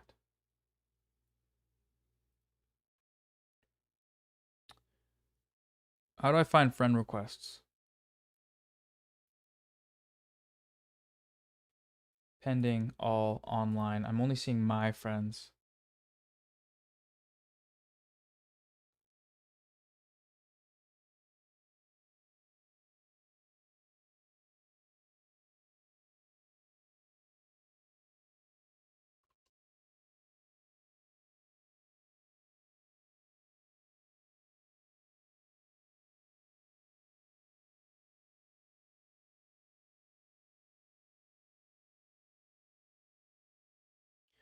Anybody know? Oh, got it.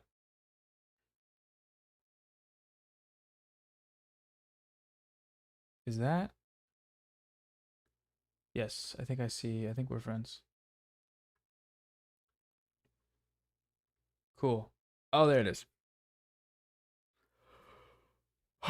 You ready to call?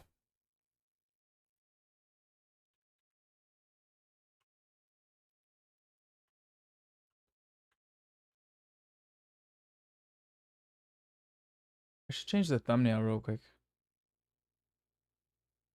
Ah.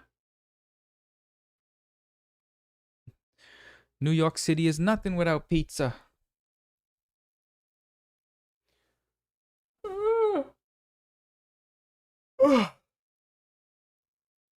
Still gotta wax my leg.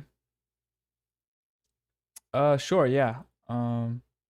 What's a good channel?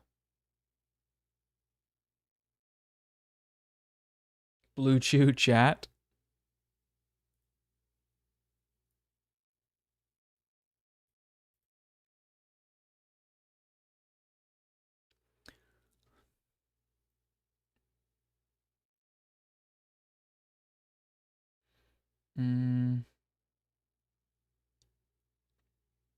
Lobby.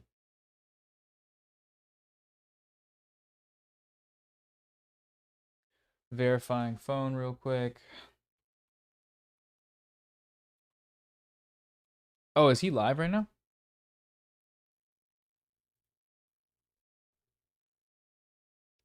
Justine, I saw.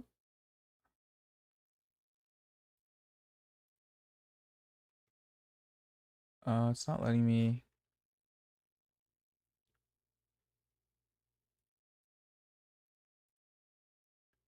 It's not letting me verify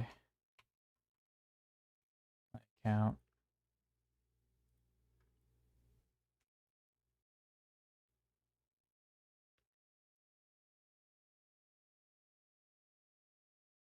Dude, why isn't that working?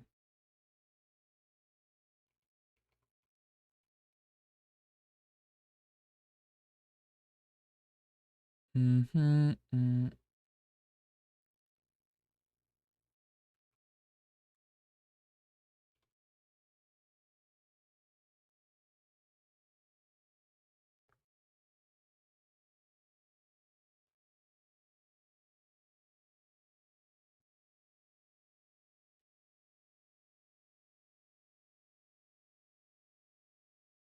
I'm having trouble doing the show.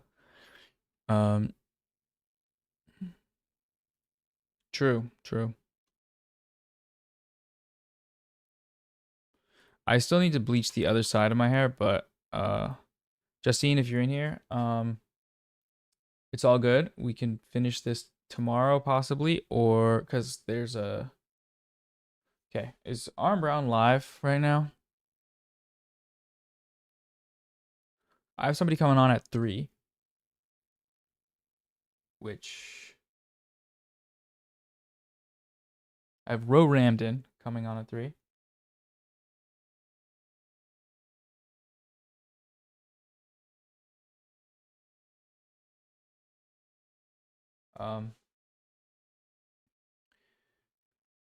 It's asking for phone verification, and it's not allowing me to do that for some reason. I have an issue.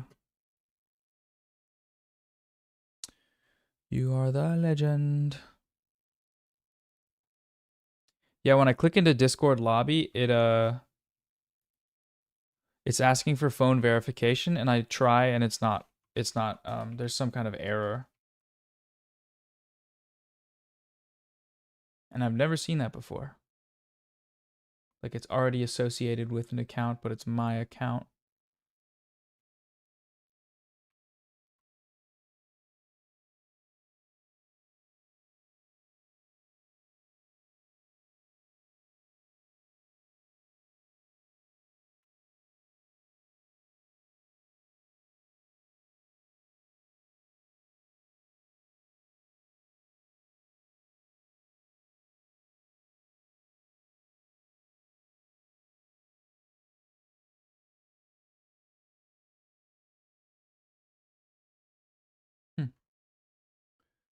Hmm.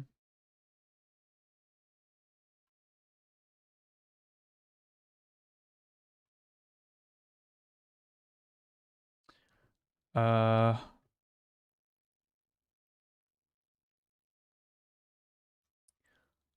I don't have a. Am I able to just call you?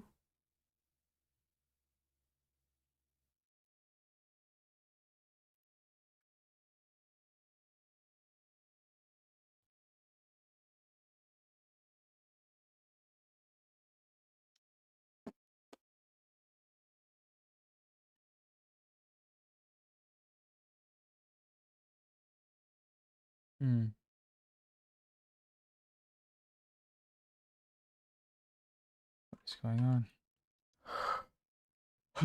FD Signifier is in 4 hours and 16 minutes. Oh, there we go.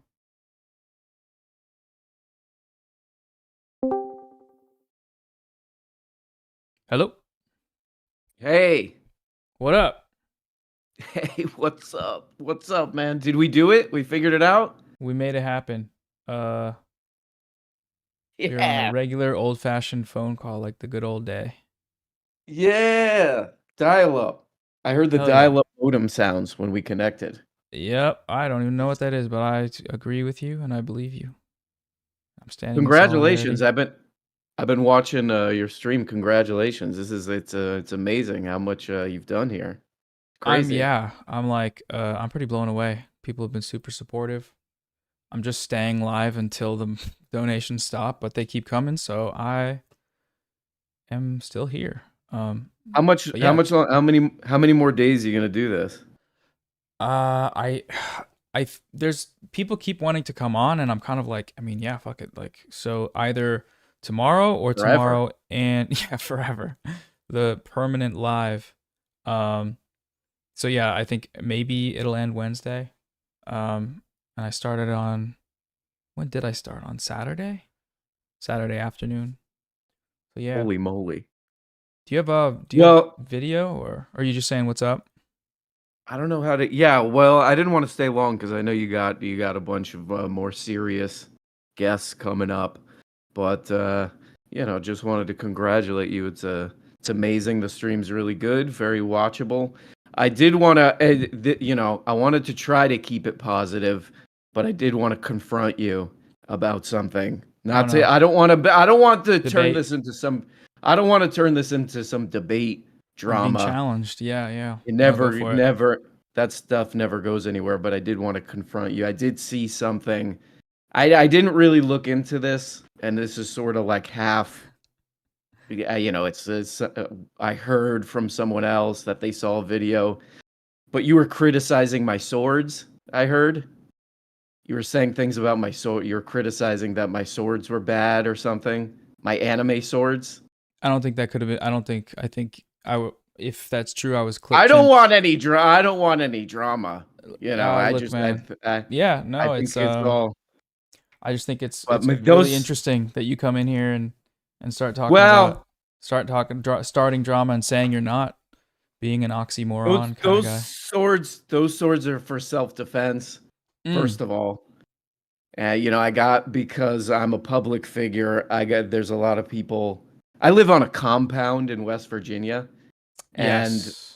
there's a lot of people who come around my compound, so I need those swords for self-defense. But it's different anime swords from different animes. Like I have a Naruto sword, Yep. and Lots of a, swords a in Naruto. Yeah. I have a Pokemon Go sword, Dragon Ball Z, Yeah. All I Sailor was Moon. saying about it is be careful. Be careful. This is You never know who's entering your house and what kind of training they have if they're working with the yeah. Yakuza. Well, that was my thinking. If I cover all the different animes, then whoever infiltrates my home, I'll have a Whichever sword. fandom. Whichever fandom, like I think a Sailor Moon person broke in the other day, and so I had to have the Sailor Moon sword Do you ready at have that any point. lightsabers, or it's all just sort of Japan-based The, weapons? the it's mostly Japan based. Yeah, Because we do have a Yakuza problem. But I am working on getting a light. around the local I'm area. Yeah, in West Virginia there's a big Yakuza problem. But they run a lot of stuff. But I'm working on a lightsaber, and I was actually going to ask you if you have a lightsaber connection, if there's anybody I can talk to about that. Yeah, you come on here and confront me, and then you ask me for a favor. No, it's all good. I'll set you up with my guy. I just moved, but I got a guy. I just met a guy here who's working on. He does repairs as well, and I have it's a very complex sort of saber. So he's good. I'll get you connected with him. That's the thing, that was always the problem to me with Star Wars, is that they never show that side of it, that those lightsabers were breaking all the time. I Yep. mean, I remember I think I heard an interview with George Lucas where he was like, I think there was like a 30-minute scene where somebody was just trying to fix their broken lightsaber. Yeah. Do you remember that? I think it's in the deleted scenes. Yeah, yeah. They had to do animations in some of I believe in some of the Star Wars movies to like pretend like the laser was working, but it wasn't. It's because they like ran out of, I don't know what, the gas, or like they had an issue with something with the Like wires. Yeah. the So they had to wires, yeah, animate over it instead of showing the real that's hilt. yeah, that's too bad, and that really robs the viewer of the experience, because now I don't know which parts are the real lightsabers and which parts are the CGI. I don't like that, It doesn't feel authentic. It doesn't feel like, like it should. Like how it's in New York, there's an infestation of Jedi happening right now, so there's a lot of sort of Mhm. Eric Yeah. Adams is trying to crack down on it. Eric So I mean, Adams he signed a deal with a bunch of stormtroopers, and what's the little ones' names? Who they caught one of the guys in the the net? What are the furry little ones? ones? Yeah, the furry ones. Oh, the There's some of Ewoks, they're the collaborating now. Ewoks. The Yes. Ewoks. I think Mayor Eric Adams turned the Ewoks evil, because I think they were nice, right? They were, yeah, part of some kind of rebellion, but would they get like I kind of rabies or something? He gave them rabies. well, the Ewoks live in the forest, and there's a lot of deer out there, and I think they got Lyme disease, That makes from what I sense. heard. Yeah, the Yeah, deer and they got serious Lyme disease, but which is unfortunate, and I think that they needed to pay medical bills and they didn't have good health insurance, so they kind of had they were willing to do whatever it took to get money. But this is all the things I wanted to confront you about, really. The Ewoks, you saying bad things about my swords, saying that they weren't for self-defense, and that I think you were saying that what was it, that my Sailor Moon sword was racist or something, and I just wanted to say ineffective, and yeah, I think it was a dog whistle, you know. That's, I think, like, we're still at the stage where you don't know who's watching and you don't know what someone's trying to say about the weapons they're showing on stream, the weapons they're putting on their wall. Tim Pool has he's got a gun. I think he has a hatchet or an axe or something, and we know these are dog whistles, and yet you go on your show and you put these things in the background. You cover them, you do the green screen, right? But we know you've talked about how they're behind, and I just think that's something worth, I think it's something worth talking about. And I think you were taking me out of context. I think if you go watch the full stream, you'll see in context, and I can break it down in a video if you want. I can show you the clip and we can talk about it if you want to come on. If you come on stream and talk about it, well, just hash it out. This is what you guys do. This is what you guys do. Is you take something that someone said out of context, and then you put it back into context, and I think that's just unfair. I think that's when they originally portrayed it out of context. That was their artistic vision. That was their context. So that was the exact. Yeah, means that you're taking me out of context. Yes, finally, someone gets it. That's my truth. Yeah. That out of context thing that I'm doing, that's my truth. And when you put it back into context, you're saying, "Oh no, you don't deserve that. You don't deserve that truth." Yeah, which I find very unfair. It depends on your perspective, though, right? Because someone's truth could be someone's lie, depending on where they sit on that spectrum, and it's all about your perspective. And if you're into that, you can say that. But I think a lot of people think differently, and I think telling the truth a lot of times ends up being a lie if that's not how you view it. So this is what two truths and a lie, I think, was about. Two truths equals two lies in the eye of the liar. Yes. Or if you tell two lies, I think that equals one truth. I don't know. There's you can get one of those codes, I think there's a thing, one of those laminated things. Yeah, we don't get in the weeds on that. We don't have to. I don't want to get into. We don't get in the weeds. We don't get in the weeds. Sitting on terminology. I think the broader picture, the point I wanted to, if I can speak. I mean, first of all, this is what you guys do. You keep interrupting me and acting. You're yelling, interrupting me, and the moderator. You're yelling at me right now. You're yelling at me right now. Can I speak? Okay. I just want to say this. For anybody listening, I just picked up my kids from school, okay, and they're watching this, and they're both crying right now because they say, "Why is that man yelling at my dad? Why is that man attacking my dad?" One of the kids said. They're talking about now it's affecting the kids. Oh, they might. That's a good point. They might have. Were they already crying when you turned on when you called in and started? That's not relevant. That's not relevant. That's not relevant. I think it is. I think you're distracting. I think you won't answer my question. You'll never answer that question.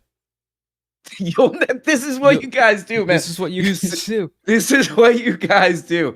But this is another thing, and I really don't want to just devolve, because this is what happens, is that we could be working together, but then it devolves into this just internet drama when you specifically do things like this, and you start all this drama. And I don't like that. But you mentioned Tim Pool. This is unfair. Is that he does have a lightsaber, I believe, and he's got a lightsaber connection. And that's what happens if you have enough money, you can just easily you could pull those strings really easily. So that's another point I wanted to make right there, that it's unfair to us working class people. We don't have the same access to lightsabers, Sailor Moon swords, Naruto swords, that you 1%ers and members of the upper class who are hoarding all the lightsabers and the Naruto and Sailor Moon and Akira swords. I think if you work hard and you're doing great stuff, everything aside from the criticism I do have of you, if you really keep going and like, blow your shit up, you have the potential to like make it and then pay for your own lightsabers and do it the right way, the way where you actually earn it instead of getting handed lightsabers by the state. Because we all know if you're doing that, I'm paying for it, everyone's paying for it, but I'm paying extra for it. And I don't think I think you would agree that stealing is wrong, surely. I mean, in Unless- theory, in theory, Okay, I would. okay. I mean, there you go. We agree. we agree. We You agree. prove my point. Stop yelling! Stop you proved yelling! Can you let me finish? Am I allowed to talk? Will you let? Hello. Will you you let- let me finish? Can I? Let me talk. Let me finish. You finish. Okay, you finish and I'll interrupt. You finish in the okay. What I was trying. Will you let me talk? If I'm allowed to talk, which clearly I'm not. This is a debate tactic where it's you don't let the other guy talk, so you can just. You're it's gish called galloping. You're gish galloping. Yep.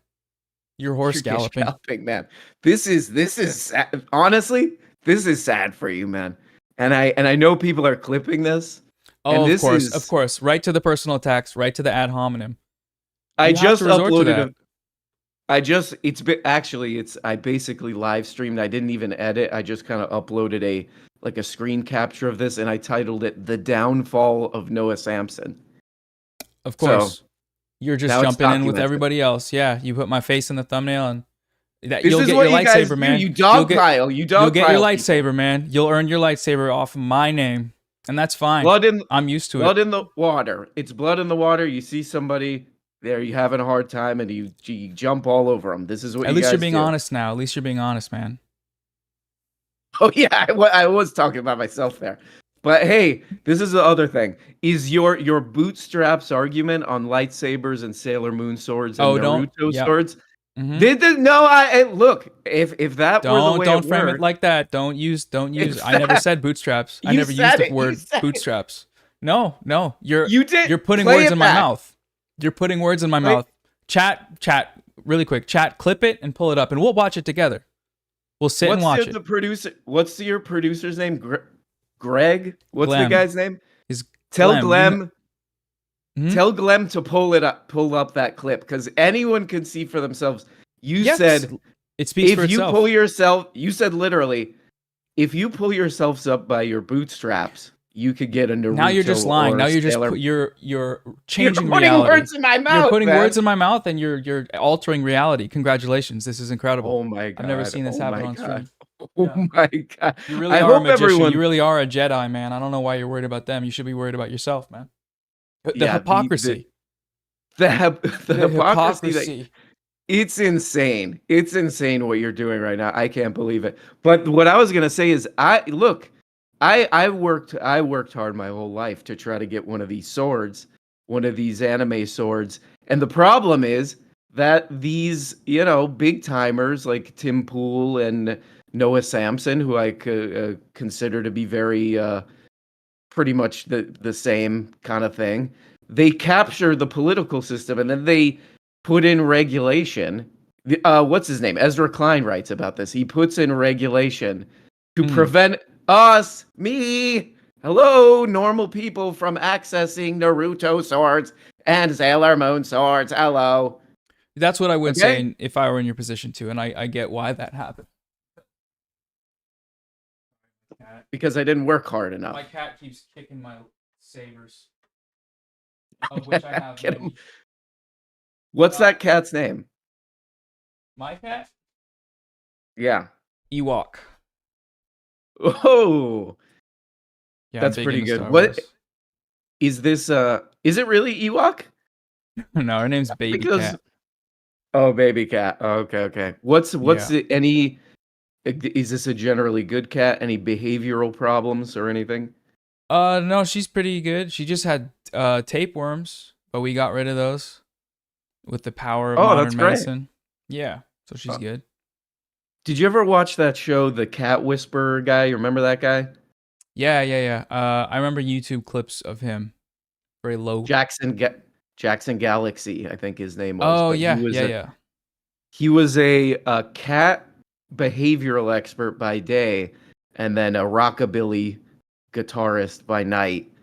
That's all true. But every episode, it would be some cat was like tearing around people's house, like ripping everything up, acting like a maniac. And always the solution was always just like, hey, this cat needs more exercise. That was it. That was every episode. Just You need put to him take on this cat T and outside. get him on a treadmill. Yeah. Yeah. Or that he would like bring them, like a stick with a feather on the end of it, and the cat would go crazy for it and just wear himself out, and then Just he would play just with the behave. cat. Yeah. Yeah. That Well, look, tracks. hey, I'm sorry I was yelling at you. I just get really heated about this because I'm very passionate. I'm a very passionate guy about this kind of stuff, which About debate. and by this kind of stuff I mean sort of nonsense and things that are irrelevant, but I am pretty pissed off. I'm cooling down, but Yeah. I was I mean, you really and I, we can end on that common ground note and that agreement that we both agree with and are inspired by being insufferable and annoying. And that's, I mean, see, we want to see a better that's world, and that we talk about solutions. Let's talk about solutions, right? let's talk about solutions. Us as Americans, we could come together on our common ground of we're kind of annoying and insufferable, and we don't really care about anything but ourselves. And watching cat experts on TV and all the and anime swords and this kind of thing. I think, look, we had some ups and downs, and I'm sorry about that. I'm sorry I was screaming. My kids were crying, but now I think they left. I think they're gone. I think they went You're off the outside. freeway. They're driving with him, or yeah, no. No, They've done yeah, that before. They've done that yeah. before, and I think we might have what we call a repeat situation on our hands. Yeah, So calling into radio shows can get stressful they got to get out of there sometimes. But yeah, man, I appreciate you apologizing. Appreciate you coming on and having a conversation and exchanging ideas, because ultimately that, what else can we do? that's the most important thing, is to exchange ideas about Ewoks and swords and all this stuff, because otherwise, this is what you end up with, and this is what you guys do, So I think that's a positive message to end on. I gotta go see what's wrong with these kids, because I don't want to have a repeat of the last situation where I got into some legal problems with that. So I got to get the hell out of here. Good luck. I really, am inspired by what you're doing here, and congratulations. It's amazing. And good luck. Good luck with the rest of it. Yeah, I appreciate it, man. Thank you. That was a productive conversation, and yeah, good luck with all that stuff all around. Bye bye. See ya. Chat, who do you think won? Of course you would come here and act like that. Just so incredibly predictable. Man. This is going all over the subreddits, man. You already know. They're going to come up with narratives.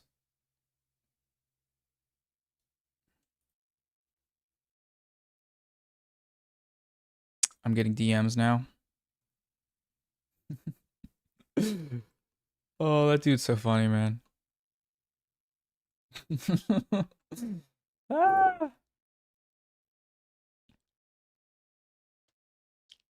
I do hope some of that got clipped. Hey. Oh.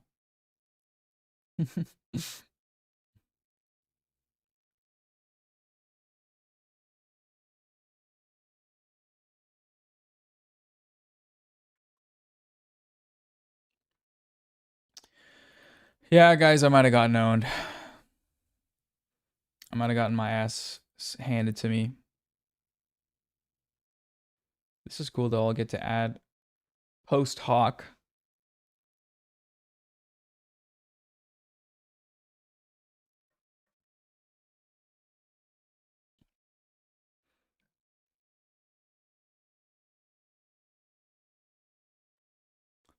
The H3 subreddit doesn't understand. You were joking when you said this is activism and revolution, when BE was asking to debate Ethan and talking about CBS. No shot. No shot. I should probably upload all these interviews, especially this more contentious one, because yeah, man. Where are we at, guys? With the donos. I hope we got juiced up in that last one.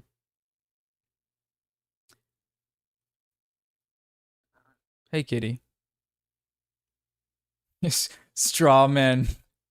I should have brought up Strawman. Oh my god. I got him with Gish Galloping, though. He was completely Gish Galloping. The barnyard fallacy. The picket fence conundrum.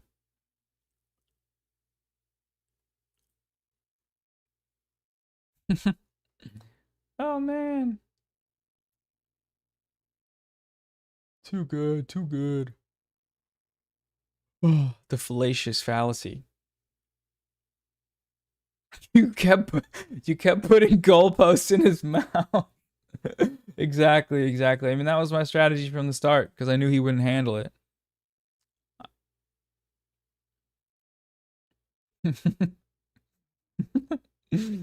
Oh. Sunshine of my life. Begging the question.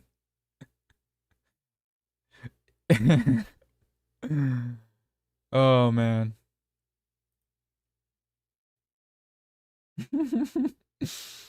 Oh. The mortar and pedal defense. You're trolling, bro.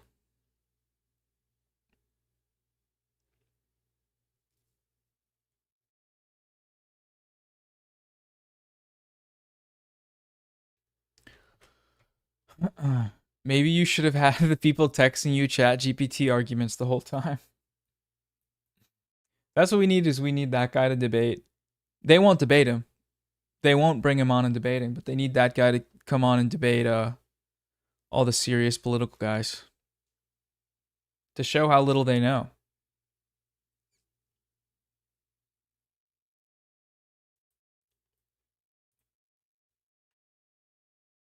The who's on first fallacy.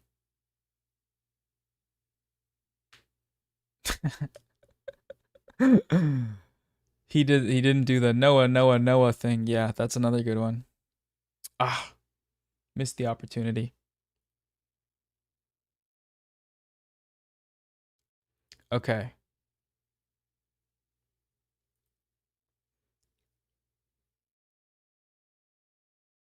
The broken record fallacy. See, you're getting emotional. You're getting triggered.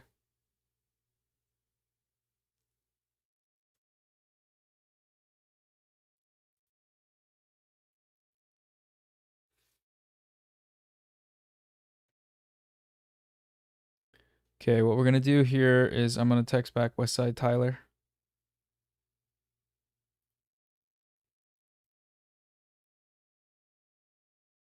The thing is, I know RM Brown's watching right now. I know he's watching right now. I know you're watching. You won't come back on.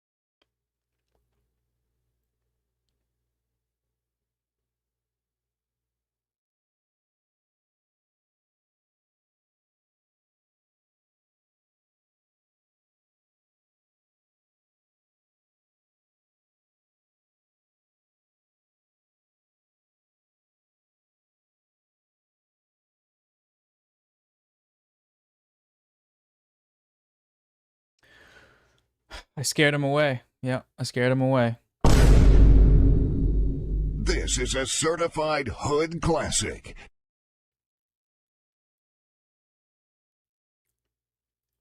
No, I would like to talk to Arm again. Like, I've been watching him for a while, man.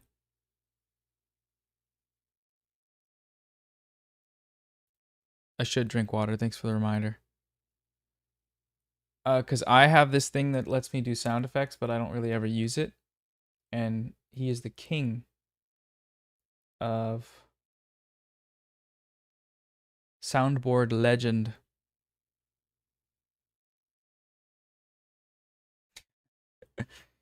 He came in ready to debate. You guys really think I should keep this? All right, so we got Ro Ramdin coming in 15 minutes. Dude, I can't. I can't.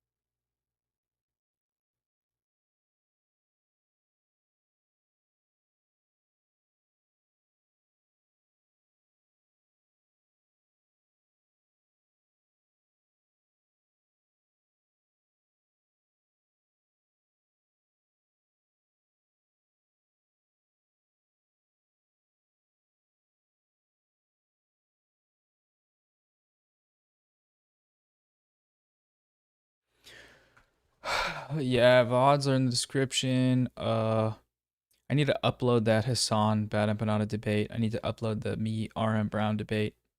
Just churn that content out. That's slop. It's not slop though, it's important. Reconstructive surgery on what? What am I reconstructing? For 500k, no, we'll fix his fucked up shit. Okay.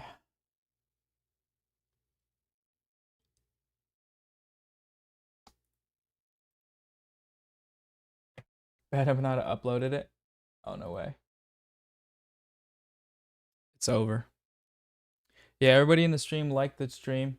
We're at 2,300. How many likes, though? Ladrom James.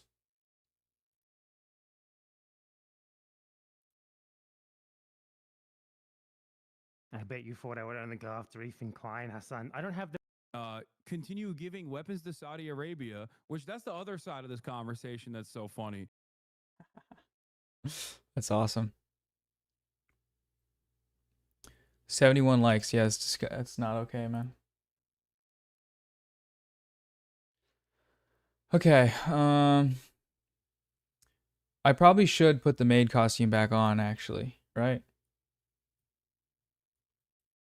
I should have had it on. I should have had it on this whole time.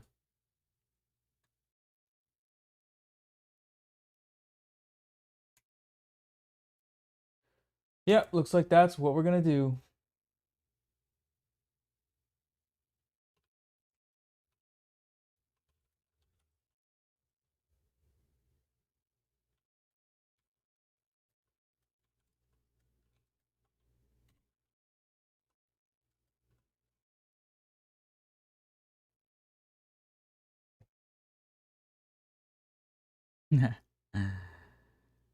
Dude, coexist tattoo. I know people think it's like too much, but like to me that sounds like it's just so bad that it's funny.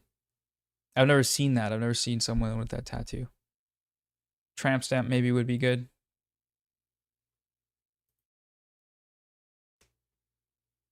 Okay, I'm gonna get some water.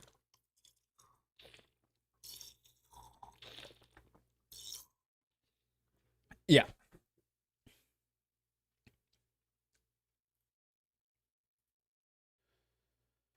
Okie dokie. Be right back. And when we're back, we're gonna have Ramdin. Everybody check it out and keep donating. Or else.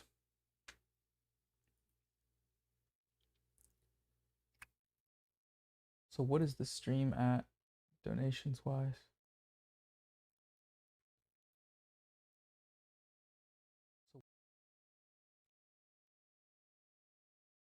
$14K. So we have to add that to the total as well. Because, yeah, do the math. Somebody do the math. Is Ro in the chat? Holy crap, Lois. Okay. 'Huh.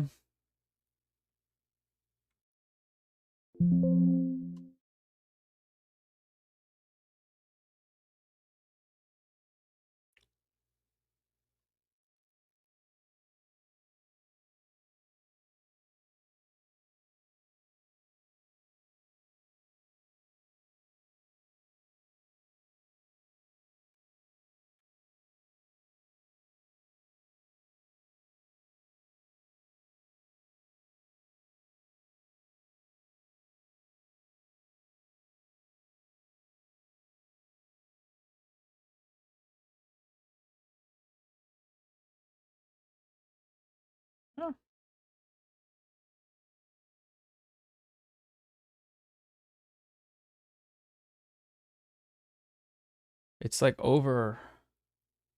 It's like well over 37K. Wait. Yeah. Yeah, I'm thinking we're back.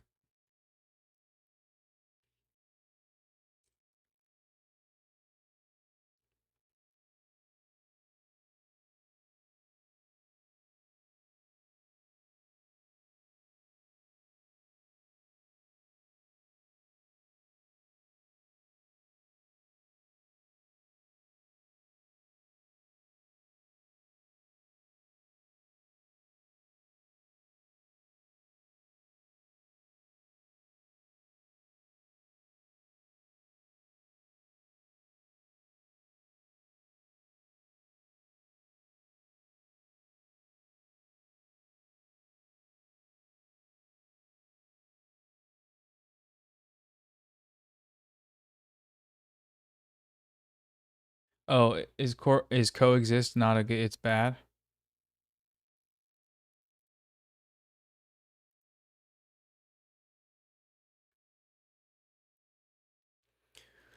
Wow, wow, wow. Did somebody do the full math?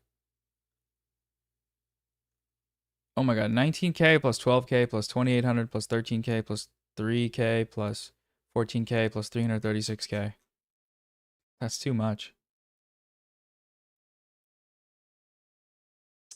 That's too much, bro.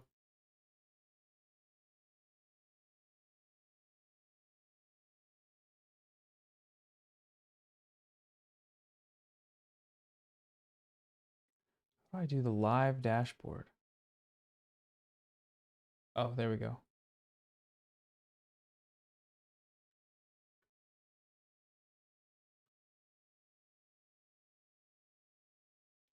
B. Right back. Here's the goals. Wait, they're already on the main thing. Ah.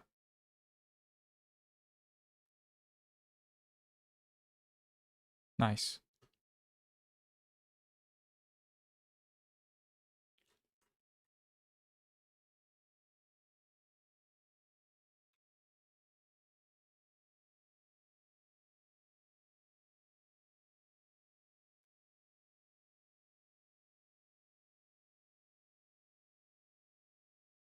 Drag queen guest. We had I don't know if Indie Nile would call themselves a drag queen, but a drag artist in yesterday's stream. Yes, we need a somebody message or comment on Ethan's video. Okay, don't brigade, but we need $6,500 donation.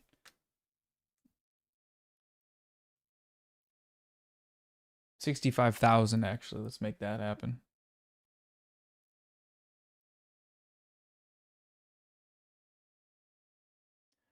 Let's do it.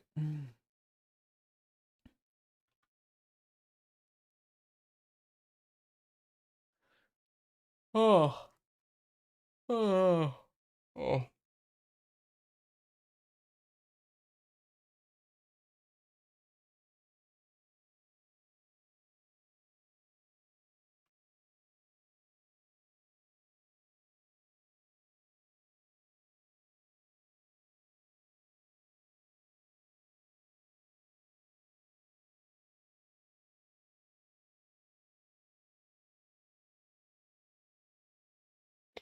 Oh, I have toner. I have all the stuff I need to fix my hair. Be right back.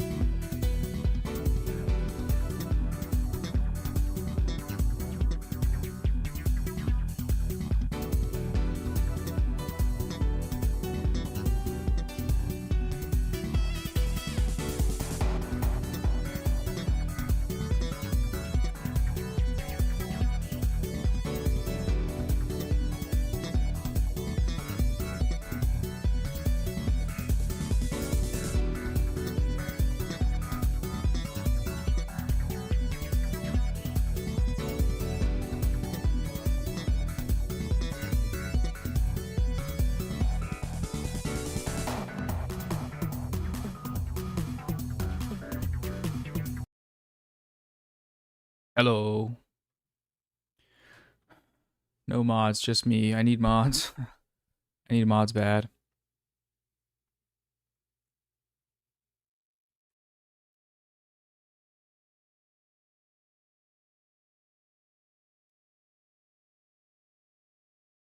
Swolesome. Hope you're doing well. Yes, you. I'm making you a mod. Nothing crazy. Don't gotta go crazy with it. But you're a person I trust. So if you're in there and see something crazy, you have the power. Okay, 303. Rose here.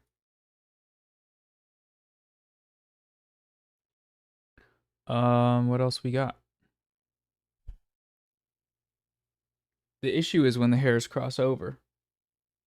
When you cross this, this is YouTube and this is Twitch. We don't want to cross the streams. Because then I'll get banned. Okay.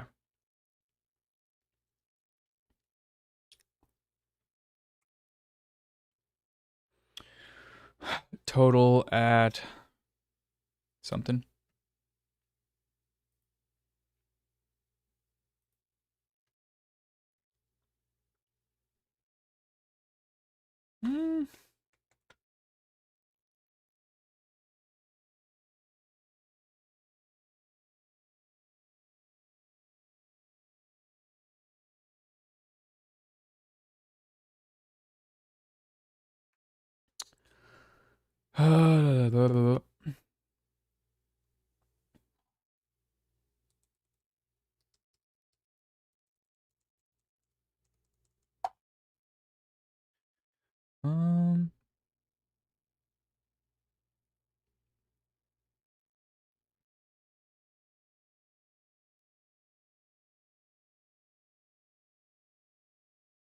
I like the Handala tattoo.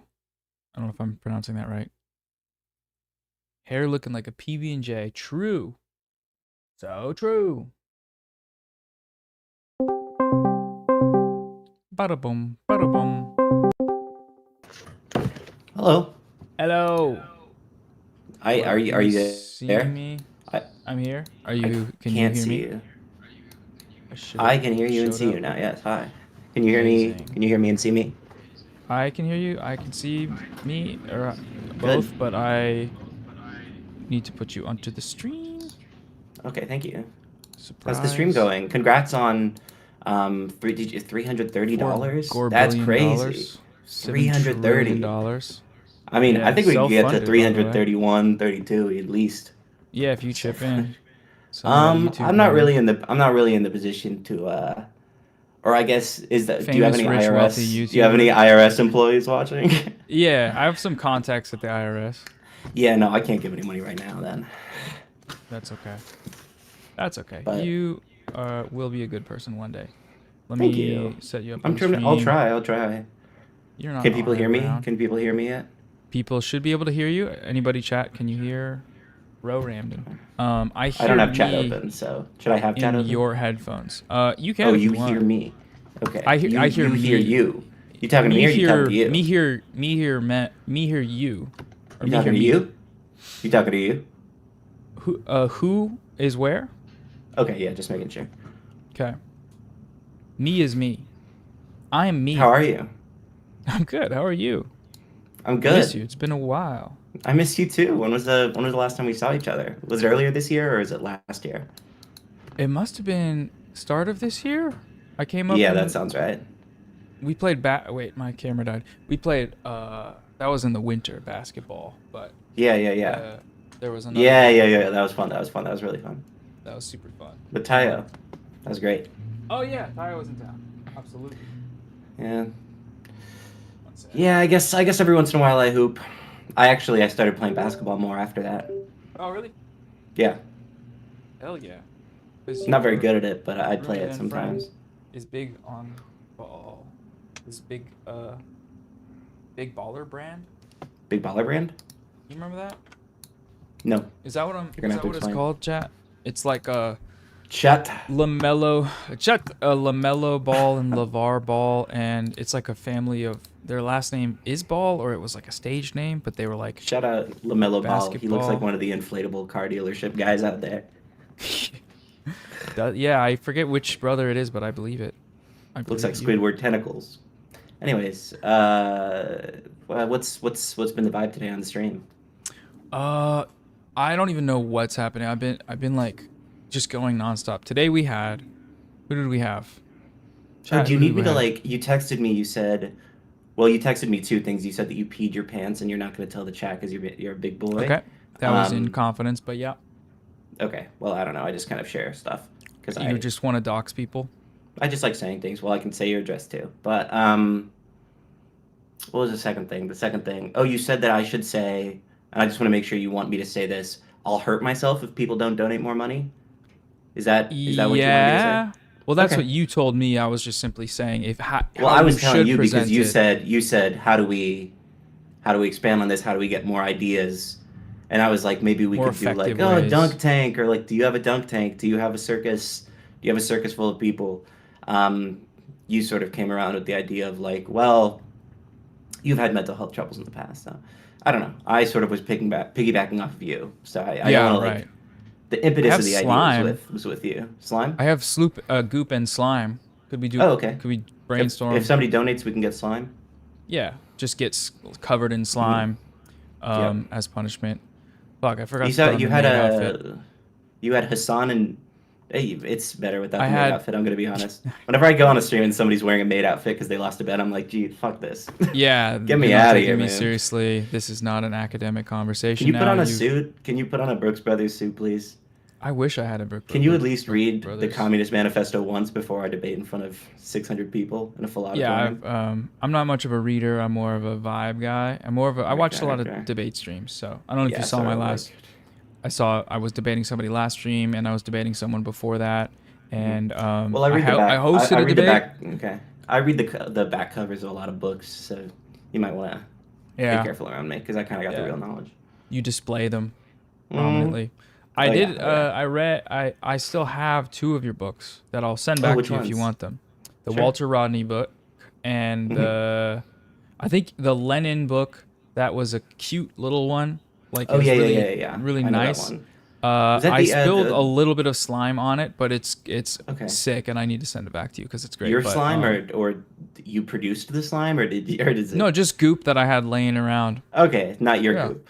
Okay, that's fine. Well, it was my goop, but not from like It was yeah, just. no, I understand. It was I green. It was understand. green. I'm not My like goop yeah, and my goop aren't the same. You know, Right.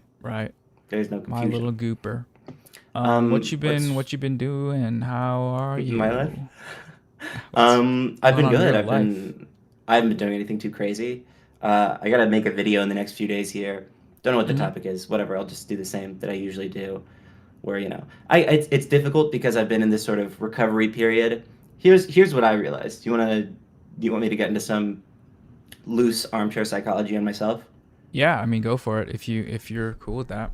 Here's what happened. I perceived, so I started out on TikTok when I was 18, started YouTube when I was 19, 20, did it for 3 years, and I figured out about 7 months ago, all of that I think was like massive, massive mental illness, profound mental illness. I sort of had like a string of terrible events towards the end of my high school career that I didn't reflect on because we went into lockdown, and then I had to drop out of college because it was online twice. So I never really got a go at normal college. And so I'm sort of realizing like, oh, what happened? I stopped wanting to make YouTube videos because I realized I was doing it, I think, for attention, and then I was in a major depressive episode for 2.5 years. And then 7 months ago, I was like, wait a minute, why don't I just smoke weed and chill out? Yeah. And then it worked. It worked in a sense. In a sense, it did. Are you allowed to say weed on YouTube? I think so. I think they. Okay. Yeah, I think you used to get banned, but now because it's like legal and stuff. Hmm. They get to shoot you wherever they want with a nail gun, but then you can say it. It's a light punishment compared to what was done before with the guillotine and all that. Yeah. Anywho, my last 7 months have just been like hitting the books, hitting the albums, hitting the movies, Consuming. learning a bunch. Consuming. Yeah, consuming as much as I can. Yeah. Trying to- How is that affecting you? Is Great. it making you cooler and smarter? I Yeah, mean, I'm sure it is. for sure. Making me Influence. cooler, smarter, genius. I Yeah. can if I focus my eyes hard enough, I can levitate. I feel like but- we've talked about this. The type of things Yeah. you're ingesting have an effect on your art, obviously. And Absolutely. like for me, I'm playing League of Legends 16 hour. You know, I've had some rough periods of time where the consumption Yeah. is pretty abysmal in terms of Oh, how you- it affects my sight. It's essentially slot machines, right? And slot Yeah. machines are notoriously great artists come from the casino, I think, a lot of Yeah, times. yeah. So Martin yeah, Scorsese. yeah, exactly. That's true. That's literally He literally was born in Casino, New York. yeah. Or Casino Was he? Royale, is that what it's called? Oh, yeah. He was born. I Okay. mean, he was born in New York City, but he made the Casino movies later on, like the famous Right. one, Casino. It's There's called slot- there's Casino. slot machines and yeah, there's one called Casino for sure. Mm. Is that Michael And Douglas? it takes place in I a don't know. casino. Dude, I think you're he asking is way in too that. many fucking questions. Sorry. Sorry. Yeah, I don't know. I've just been doing shit. I mean, the goal is to live a life in such a way that when I make a video, it's like, oh, something comes forth from me naturally and is actually good, and I put it out. It's not like an hour-long diatribe on how I'm like lonely or something. That shit's so corny. I don't know. I don't think it's core. I think it's I mean, every time you've done that, I don't know how many times you've done that. I've loved it, and a lot of people have found meaning and purpose in it. Sure. Even if like we both shit on our own work anytime we talk about it, but ultimately, What? you see the amount of people that are affected positively by it, and Yeah. I get where you're coming from, but at that same time, it's like yeah, Yeah. it's probably a weird position to be in. I just don't 'Cause want to you go contribute to into the. that. Oh, yeah. Yeah. Go ahead. I don't want to contribute to like the internet, the way content is formatted on the internet, I think is just leading to a massive like brain death of like everybody. Like, and that's not to say like, oh, our attention spans are shortening or da-da-da. No, it's like brain death. Like we can't like things in the same way anymore, or get the gratification of the same things, or think of like everything is going wrong. It's too much. And in my head, I'm like, well, I don't really want to contribute to the brain death problem at all. But at the So same just time, no it's, posting. it's my job. Well, it's no posting. I'm not on posting social till- media at least, but yeah. Yeah, time to. You got off Yeah. Twitter a while ago, right? Even though you were the top 10 iconic tweeters moments. Thank you. Yeah. Like 6-7 months ago, I guess. Mhm. I've tweeted like occasionally since then. Yeah. I think one of them did well. I was getting on a bus. Hey, not to brag, guys, but I take the bus and I have $25 in my account maximum at any given moment. Solidarity. But I was getting on the bus and I tweeted, "Why do you have to pay for the bus? Aren't you already going that way?" People like that one. But that was more of a sort of Seinfeldian. I mean, come on. Do you understand? Do you understand me? I'm not gonna lie. I was reading chat, and when I came back to you, by that time it was gone. And I, brain death. You're talking about brain death. Streaming streaming real contributes to brain death. But yeah. Well, I mean, so that did that. Yeah. That I mean, you would fire them off before, but like slowly just bringing it down to one like kind of like cigarettes, like pack a day for tweets, and eventually Yeah. down to just a drunk cigarette here and there. Yeah. A tipsy cig. Yeah, a little mint. A mint or cools. What are they called? Cools, mints. Are they both? Menthols. Menthols. Is that it? Cools. Yeah. Sure, whatever. Cools. Darts. I don't That's what smoke they call cigarettes. it I in smoke Canada. weed. Yeah. How's That's that one going? more nail. That's one more nail wherever they want. What's your favorite flavor? Remember the My favorite dispensary? flavor I of looked weed? at there was like goop slime Yes. especial. I Weed do names are remember so this. funny. I love all They of are, them. yeah. What's the one? I don't know. Yeah, I lost my wallet recently, so I had to like give money to my girlfriend to go in and get something, and I was like, get whatever you want. She came back and she was like, it's like acid headache or something. I was like, I don't want that. Yeah. I don't want head splash Antarctica rip tear. Yeah. That's scary. Black hole in your belly. Pain. Yeah. Pain weed. Invert skin. Reverse spine. Yeah, forward command invert skin. Control Alt Delete Doritos. Yeah. Yeah. I was having so I mean, full disclosure, I'm very not online right now, so I don't know anything that's going on anywhere other than with you, because you told me you were getting sued, and I was like, I'm concerned about that. Oh yeah. Yes, whatever suit is. Well, clearly you won't be able to raise even a quarter of the money I'm fucked. you would need. I'm Yeah, fucked. nope. I'm completely There's fucked. no money. There's no money. I People can't don't have afford money. it. People If aren't going to he- donate money. If I they mean, judging want by to do these it, numbers, what it's $3.30 you said? no, where the it's donations were? you'd think I thought I would get more support than I have, and it's Mhm. I don't put it past people. People have their lives. People, Mhm. I'm just some guy on the internet, but I it think is people a just little have to realize sad. that if this goes south, you do have to kill yourself, and that'll eventually come back to them. In a, I don't- in a utilitarian sense, you can track like the effect of every action. It's that, or because you don't go to jail if you get sued and lose your money. You have to go like they make you do something in court with the other person. Like you have to I go think they hang make out. you and, they make you stand up with a boner while in court when you deliver your closing remarks, and you have to have Yes. a boner. Right? and you have to be Yeah. standing on the bed or on Yeah, the stand. fully erect.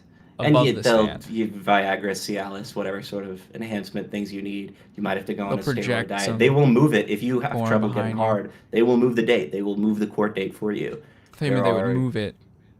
Oh, They'll move it to help me. Yeah, I didn't Dude, think that was okay. that's if you not. said, The but bailiffs can't touch you there. Has that happened? Okay. where did did I do that in court with the doll? Where did the Anyways, yeah. on a U2s of Noah Samson.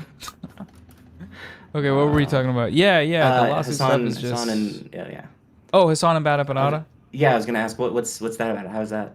Are they? Oh, I thought that was great. I don't know. I don't know. I just saw that you had them both on, and I was like, Yeah, oh, do they have a sort of dynamic that I'm not aware of? yeah. I mean, the lore on that is basically, I think they both make like left content. They're one of them, like Hasan streams. BadEmpanada does video essays. BadEmpanada, Hasan has watched his videos in the past on his stream. He like compliments his videos because they're very like well put together. And BadEmpanada, I think generally, like he's criticized Hasan before for a couple things, but he's very principled on these issues, and so it's known to be like he's a crazy guy online, and Hasan, I think has not. I don't even know how I would characterize how they feel about each other, but this is just my perception from the outside. And I wanted to have BadEmpanada on stream, and then I scheduled Hasan right after. Not intending to have them on. I was just like, that'd look good in the lineup. But then BadEmpanada was immediately like, are either of them as big as Ramdin, or am I? oh, as relevant? Yeah. Yeah, I think they're both probably. Yeah. Or am I probably like? more- Because I feel like it's like Ramdin is like Michael Jackson, or like. Yeah, The I think Weeknd, so. Right. Sort of ubiquitous. Yeah, sort of maybe at everywhere. one point, but I think what do they call it? Right. Like, At one point, the fell thing off now. and elle plus ratio and what is it? What else? I don't think I heard people all tell that you that stuff. all the time. Tell you what. How you've fallen off and Okay. get okay. no maidens. You have a Yeah. girlfriend yet no maidens. Ow. Okay. Right? That's what they tell you. I mean, just recite what the comments say. That's all it takes. Okay. Chat, I know I'm frozen. I'm unfreezing now.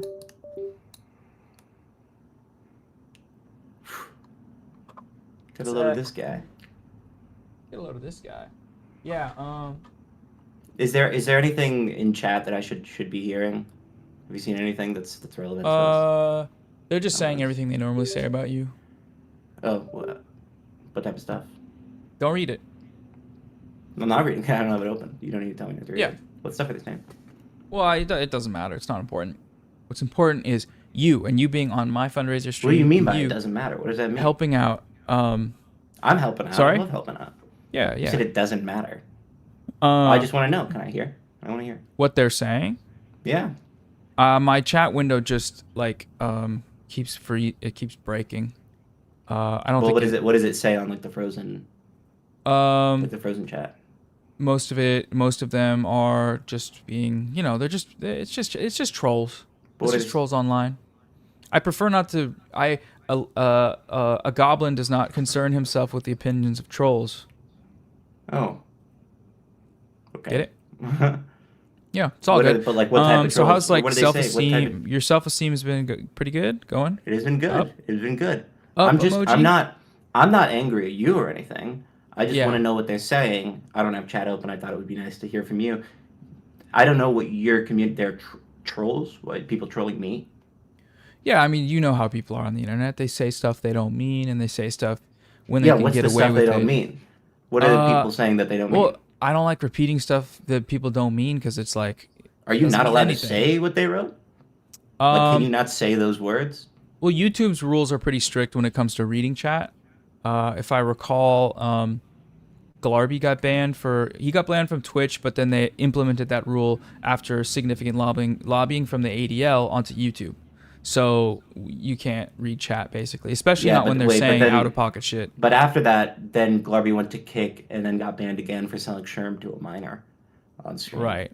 Yeah. So yeah. I think there's a double standard. But that there. didn't- that's not. that didn't what I'm affect- talking yeah. about. Just No, it's one. irrelevant. Just read one of the messages. Any of the messages, random. Roll a dice. Any chat message. First It's one for me. says, "I love you, Ro," and I don't think they mean that. Oh. Like I said, like people just spread, about like what are they like, Dominion voting machines, and like January 6th was like wasn't an inside job, and all of this type of stuff, misinformation. So when people say stuff like that, I'm like, oh yeah, I mean, person is maybe a bot. Yeah. So, but I You don't think think they like, mean- oh, yeah. no, like I said, like. We can have a conversation, and it doesn't matter what other people think because Yes. I But you don't think? Why do you think they? But you don't think they? Sorry.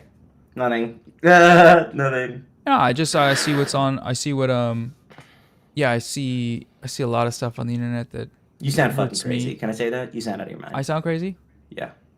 You're calling me You've been- crazy, You've and been that hanging out sounds crazy. with your leftist friends, your leftist Yeah, friends my- again. Yeah, they're They've mostly been liberals. feeding ideas but to you. I'm trying to. So, well, they're social convert democrats. them. We try to consider Sock ourselves purveyors Dems. of radical optimism. Yeah. Revolutionary Sock Dem kindness accounts on and all. Twitter are my favorite. You see that rose emoji? You see that? Oh, yeah. You see these emojis? You're ready. Is to it the get some globe shit. as well, or is that a different one? Rose emoji, globe Yeah, emoji, globe some type of. emoji. It's blue and it's always blue and yellow. Quote tweeting saying leftists are so fucking stupid. Like we could just get rid of the police. Yeah. Police do so much for us. One time, I a love police my- got me a ticket off my car because I asked, and that's so I can. Is that true? They can kill whoever they want. Yes. No, I don't That's have awesome. a car. Oh right. You used to drive, Yes. I know when I was young. and you forgot. Yeah, forgot. Then you sold your Muscle car for memory. glarp money. Yeah. Well, back in the day, I had the Flintstones car, so it was easier to remember how to drive. Yeah. Is it easier? Well, it's manual, so it's like a little bit. It's different. Oh, have you to grew remember up gears. driving it though. Like you. Yeah, That's yeah, how you yeah, learned yeah. to drive. Yeah. So Yeah, that yeah, makes yeah. sense. I never learned to drive a Flintstones car.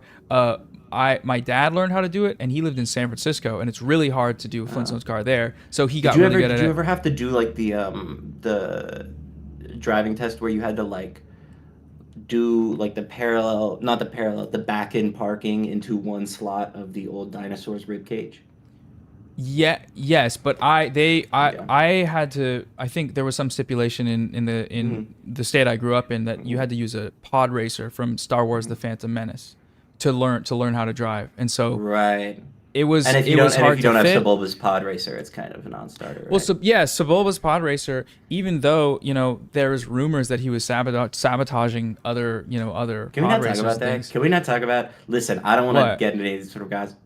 I don't I don't want want to this get in to the be that weeds. sort of pod. I don't want I don't wanna get that in to the be this weeds. sort of pod. I don't want to talk about that sort of stuff. What I do want to talk about is that Sebulba is a great raiser, has proven himself.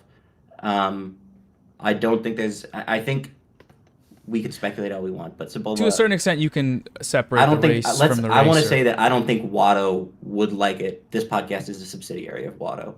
That I don't think he would like us talking about Sebulba like that. I don't think it's good for the. But I mean, Java co-owns it, so like, we can kind of say whatever the fuck. isn't Java? We'll talk about this off stream. We'll talk Isn't about Java this off stream. BDS? Jabba, Isn't Java his restaurant is, but Jabba himself, I think he's just the face of the franchise, like All right, Ronald yeah. McDonald, which is BDS, but you can still take Ian photos McDonald's, with yeah. and yeah. Oh, right. Yeah. Yeah, guzzle that pee, boy. Sorry for saying that. They say my hair looks like pee now. I say sure. Why not? So, What's up?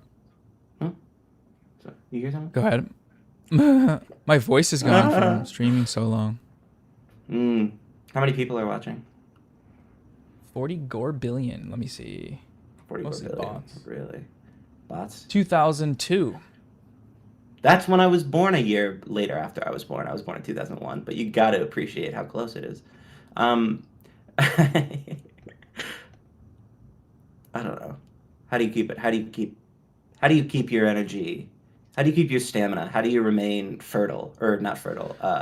Virile for these long. Oh spans, fertile. yeah. My vril Virile. is still it's active. I mean, I don't know. Lately, I've just been going outside, playing sports and games, walking around in the sunshine. You don't feel yourself ensorcelled by the temptation of sloth? I don't know. I think a little bit. I mean, I sleep in late. People here viewed the stream where I was just like a little sleepy and snoozing my alarm and stuff, and I like doing that. And I think working the full amount of a day shift of a 40-hour work week, essentially, the fiber of my atoms gets deconstructed. Like I'm a fucking baby when it comes to actually doing things, but Yes. at the same time. That's why There's we both no- have such difficult jobs. Yeah, dirty First jobs. responders, even. essentially. You could call us first Essential responders, I think. workers, heroes. 9/11 firefighters. Right. I Yep. mean, you were born Yeah. around then. Yeah. So yeah. like Earth Defenders, Space Force. I'd take Space Avengers, Force. Avengers. U.S. military. Bro. You fuck Weren't with you Marvel? weren't you a cop and a troop at the same time? I am a cop still. Can we not talk about the Force? Cop with a Flintstones car. Yeah. Wait, I'm thinking about it. How they do the siren. The Simpsons, they would just have to like write on a stegosaurus, and then the stegosaurus does the siren. But you can bet your ass that when they go back to lock you up, they lock you up in The like rib the hollowed cage. out, the hollowed Yeah. out skull Yeah. of like a brontosaurus, and then the 100%. teeth are like the little bars that come down. Come on, Yep. now. Absolutely. You know it. Mm, Or no, like the Hanna-Barbera siren would be. I don't know what that is. I don't know. yeah. I'm just saying shit. I don't know. Did you play Elden Ring? Stupid. Yes. Did you finish Twice. it? Yeah. I started thinking about replaying it because me and my roommate, I have a roommate now, wacky, crazy stuff, but I What's have her a name? we got a PS5. Kent. Kent. Kent, like the city in K-E-N-T. Washington. Like Clark Kent, Um, like Superman. Actually, a lot like Superman, yeah. In many ways. We got a PS5, and Oh, I've never wait, had we can a- game I've together. never had you a- and me can game together, dude. yes, we can. Yes. We can play Holy shit. games, even on What stream. games? What games are there to play on? Oh, we can Duty? play Fortnite. We can play Call I of got Duty. We Fortnite. can play I think First on Al Aqsa Mosque Flood was just ported to The PS5. fuck did you just say? First what? Is that the name of the game? That was- First on Al that was- Aqsa. I'm pretty sure Gorbulon, The Lost Runes is No, being it's a- ported to it's Smeagolo. It's a you kill IDF soldiers. Oh, Not mosque. I think that's called the Virtuous Life. First on Al Aqsa, the Knights of the Al Aqsa Mosque. Yeah. Oh, is it actually that? Yeah. I'll send it to you in a Let's link. go. It's on Steam, but I don't know. Okay. There was some restriction. First on Al Aqsa. Yeah. Okay. But yeah, they ported it to PS5, so we can play that. How the fuck did PS5 let that on their storefront? I don't know. Actually, I don't know how long. I don't know if they have like political stipulations. Oh yeah, no. I'm just playing. It's not on PS5. Oh. It's on Steam You somehow, fucking but asshole. You I fucking don't think asshole. I don't think it's even accessible. Whatever. We can just play Peggle 2. Yeah. What is Peggle? All right. Don't play with me, man. Peggle. Man. Oh my gosh. Flash flood of memories. You got peggled. You just got peggled. That reminds me of like, what's the fish game? The old PC game where you're fish and you're trying to feeding frenzy. That's in the same spot in my mind. His PopCap games. Peggle. Yeah. Wow. Addicting games. What was the big one there? Where the stick figures that shot each other? Isn't that just like stick figure battle or something like that? Could be. I always liked Fireboy and Water Girl. Is that what it's called? Oh really? You had to control a real both one? of them on different keyboards. Wow, yikes. Shark Me realizing Boy that Noah is a septuagenarian. He's Gen X and I didn't even know. No, I'm late. I'm the latest of Gen Z, which is the worst place to be. How old are you? Because now? I don't know. 27. You're 27 now? Wait. Yeah. I was. Okay, I mean, that makes sense. When I was I 3 guess I years just lost track of older it. or younger, Yeah. I was a 24, and when 3 years ago, you were an earlier age as well. Remember? Yeah, okay, that makes sense. Yeah. Yeah. Well, I'm 20. I'm 23 now. How's that? You're 23? Yeah. What the hell? What the heck? Okay. Okay. Yeah, all right. Nice. You- Damn, yeah, this do you want me guy's to- age maxing. Big Joel says. Yeah. Hi, Henry. Hi, Henry. How are I'm you? getting time mogged, or Rose getting time mogged. Tell So yeah. Wait. I was about to say tell Henry I say hi. I just said hi. You want me to Henry read a Rose little bit? says hi. Quiet, please. Thanks. Rose says hi, Henry. All right, continue. Do you want me to read from my book? Yeah. What book? Page 165. Imaginary Field Recordings, My Life in the Bush of Ghosts, 1980. Around this time, Brian Eno and I were listening to a lot of the beautiful recordings released on the French Okora label. Some of these were typical field recordings, similar to the ones Alan Lomax had collected in the United States. These were often made with one microphone and a portable recorder, and featured African men playing rocks, pygmies singing their intricate Hakkadic songs, and Muslim calls to prayer. Other Okora releases were recorded in more controlled situations, in concert halls, churches, temples, and maybe even a few studios. There were Georgian choirs, classic Indian musicians, Iranian traditional music, and North African griots, or praise singers. Okora Records treated a huge variety of music as if it was the equal of Western classical or art music. The recordings were giving respect, thoughtful presentation, and technical attention that was all too rare for non-Western music. I had grown up on Folkway's none such field recordings and the stuff Lomax had done for the Library of Congress, but the production values on the Okora releases were a whole other level. Eno and I realized that music from elsewhere didn't need to sound distant, scratchy, or simple. These recordings were as well produced as any contemporary recording in any genre. You were made to feel, for example, that this music wasn't a ghostly remnant from some lost culture, soon to be relegated to the almost forgotten past. It was vital, and it was happening right now. To us, there was a strange beauty there, deep passion, and the compositions often operated by rules and structures that were radically different from what we were used to. As a result, our limited ideas of what constituted music were exploded forever. These recordings opened up myriad ways that music could be made and organized. There were many musical universes out there, and we had been blinkered by confining ourselves to just one. How's that, huh? Blinkered. Blinkered. Off the yart carp. Yeah. What's that from? How Music Works by David Byrne. It's a great book. Oh shit. That's awesome. I'm only like, that's like They're big. They're Only, like weird flexing pages. that you actually are reading it. I'm only like reading it, Yes. not the I LeBron wanted 2 people to pages know. into Malcolm X autobiography. Yeah, you know, I'm. Let's see the what's my crease. favorite part? Crease, I mean, crease reveal. crease reveal. My Crease flex. spines don't really get creased. That's Oh, never yeah, been like yeah. a good. I usually Yeah. dog ear the fuck out of my books instead of Oh, sticky yeah. noting them. No, I Although I've love been reading, annotating, dog earing, Yeah. sticking, and writing. been reading Black Shirts and Reds, and I've been sticky noting that one. Ooh. I just got a Parenti book that was weirdly expensive because none of it's unavailable and it's not in any libraries near me. Inventing Reality. It's like his Reality. version of his manufacturing consent that was released before Oh. Chomsky. That's Oh, that sounds cool. I'd like that. yeah, it's I'd like great. to read It's that. really good. Because yeah, I've been great. I like mean, I do yeah. some videos where I talk about adjacent things to that, and I was Yeah. people Have you read recommended Manufacturing that. Consent? Sections, yeah. I haven't Yeah, read the I full haven't thing. I mean, it's quite a long book, but relevant sections, I feel. I mean, I've For always me, thought like, a there lot was of times a strong books- structural argument. Yeah. Yeah, have you read never it? read the full thing though. Mm. I'd like to. Yeah. With a lot of books like that, like my memory gets bad, so I usually skim all the way through, or like just get a general vibe of like what is in the book, and then I pick certain sections or certain chapters to read and highlight, and then go back to them when I need to or add more. But That's a good yeah, idea. that's one of the books that I've done that with. But I don't know. Nice. Reading. Yeah. Reading. Reading's great. Reading. Reading Rainbow. What's new? What's new? For me, How's the nothing. family? Family is fine. They're still across the country Yes. doing their thing.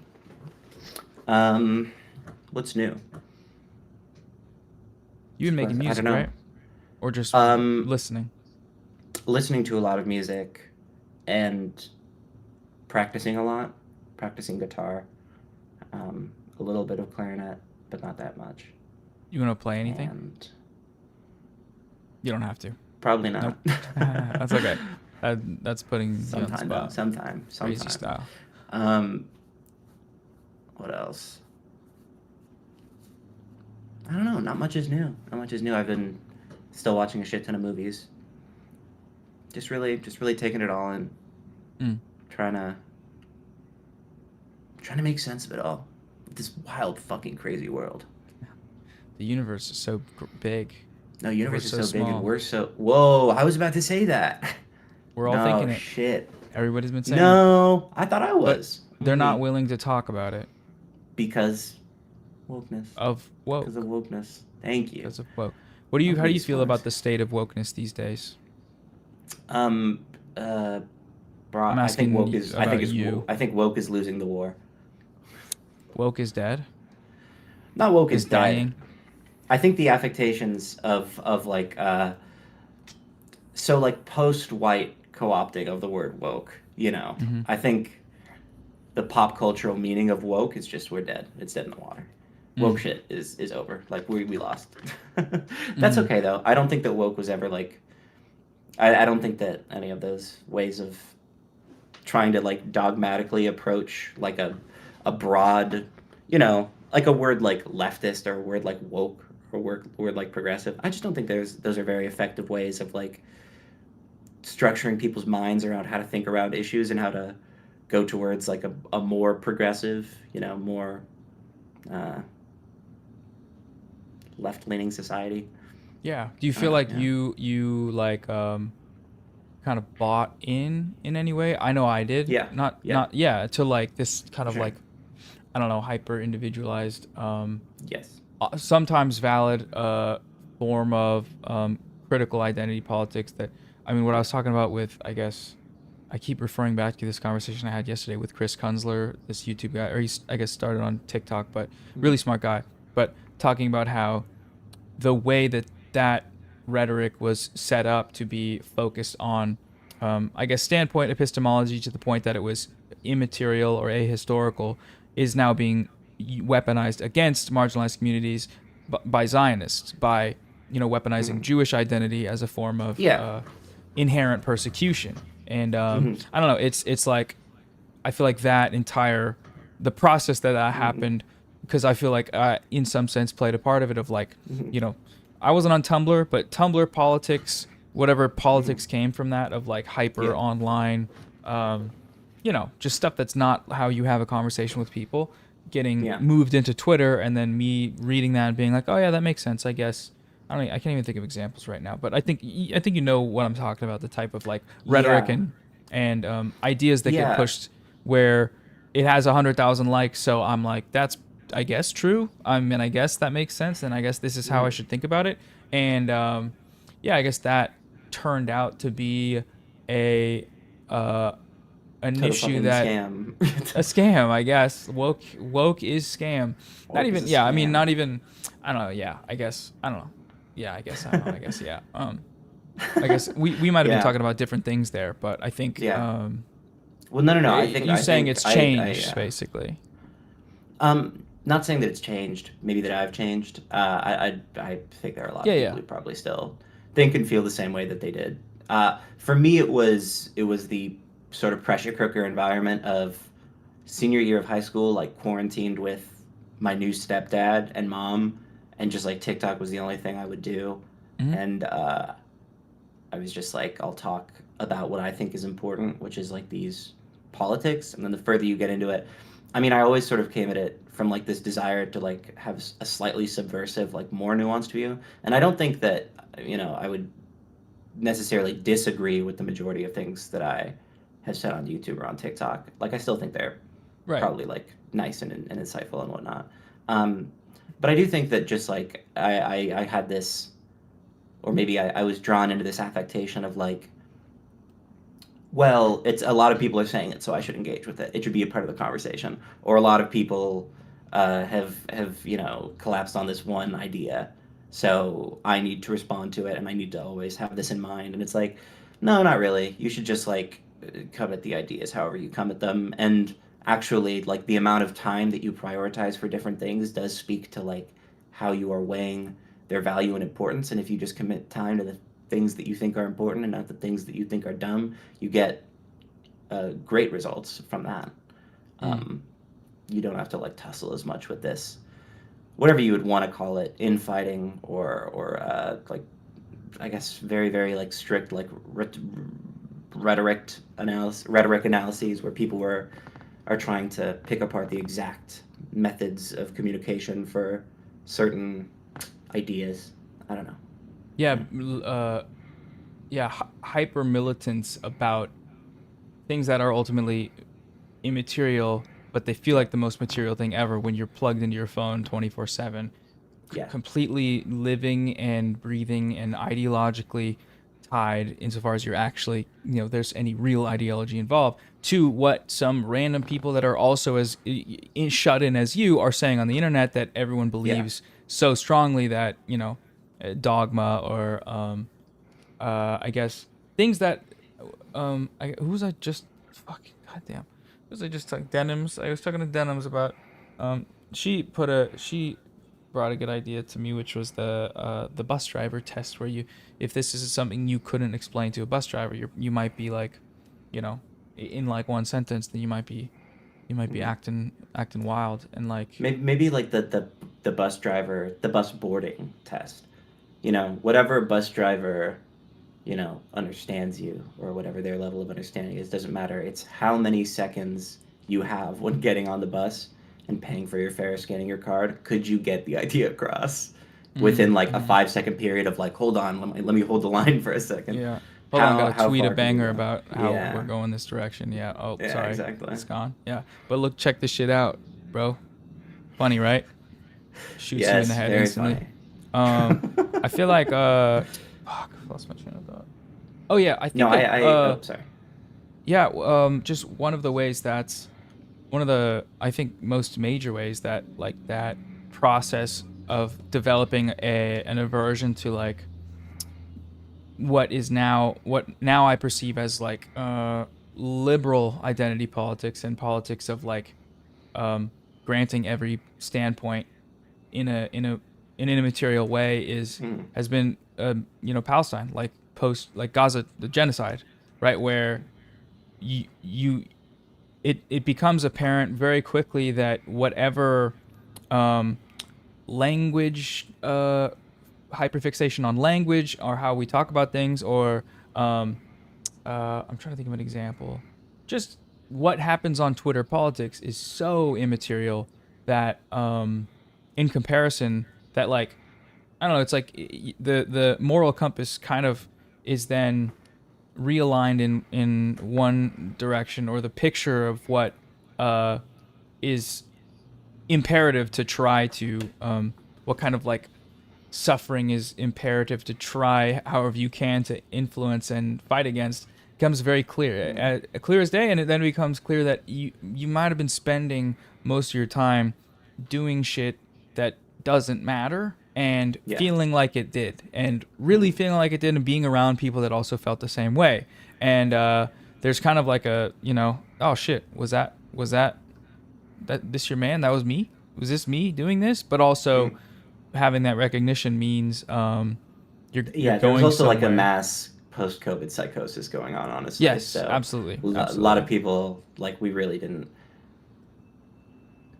COVID, I think it's funny. I think it'll just like drift into the annals of history and people will forget it. And then like 20 years from now, kids will grow up and be like, COVID, what's that? But important demarcation, I think, in the development of American culture in the last like decade.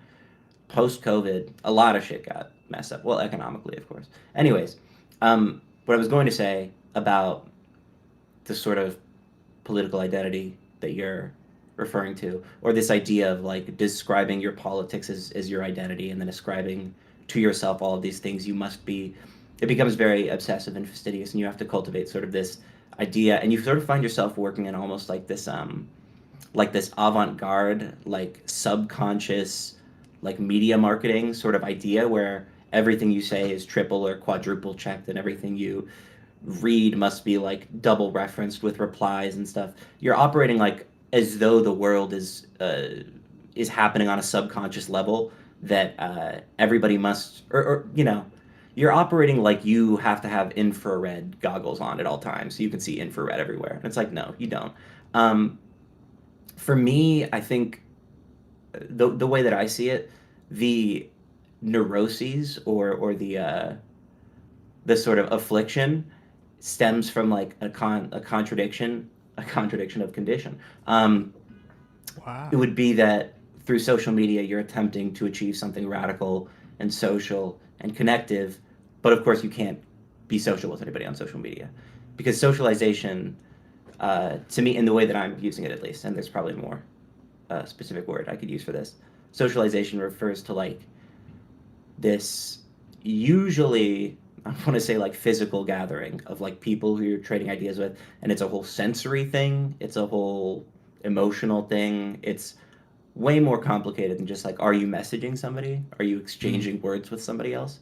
And so I don't think social media can be social in that respect. Of course you can cultivate social relationships through it or create social spaces within it, but I think that trying to convene with the world through exclusively the internet is just too difficult. It's too counterintuitive.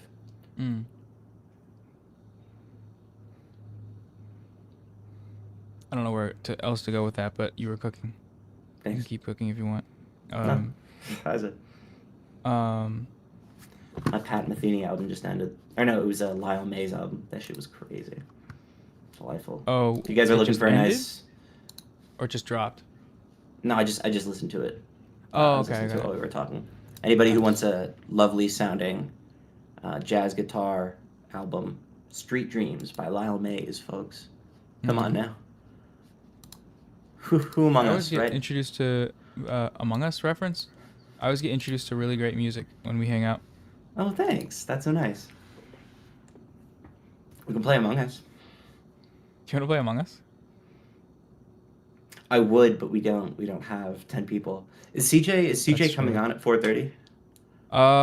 I believe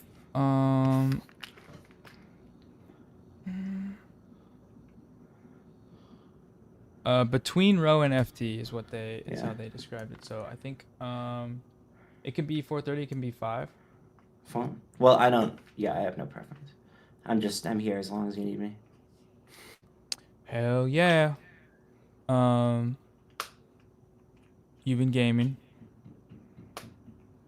Gaming, like playing video games. Mhm. Uh, Not particularly. I played a few this year. I played Mouthwashing, which came out last year. I shit. thought that was all right. Mm. I think I might have. At the end of last year, I played Nine Souls, which was really great. There are a few really late releases this year that I've been doing. Rise of the Golden Idol was towards the end of last year, but that was a great time. I thought that was a really nice game. Oh, there was one other recently. Oh, Blueprints. Blueprints, great. Probably game of the year, but who am I to say? I don't know what else has released Astrobot. this year. How do you feel about Astrobot winning game of the year? Last year? Did it? Or no, the game of the year for 2024, which I guess would have been held this year. Yeah. Wow, that was this year that it won? I think it was 2024. Oh, okay, never mind. I don't know. Just yeah, like I never really I talked don't know. about it. It's a with great anybody. game. I don't really have.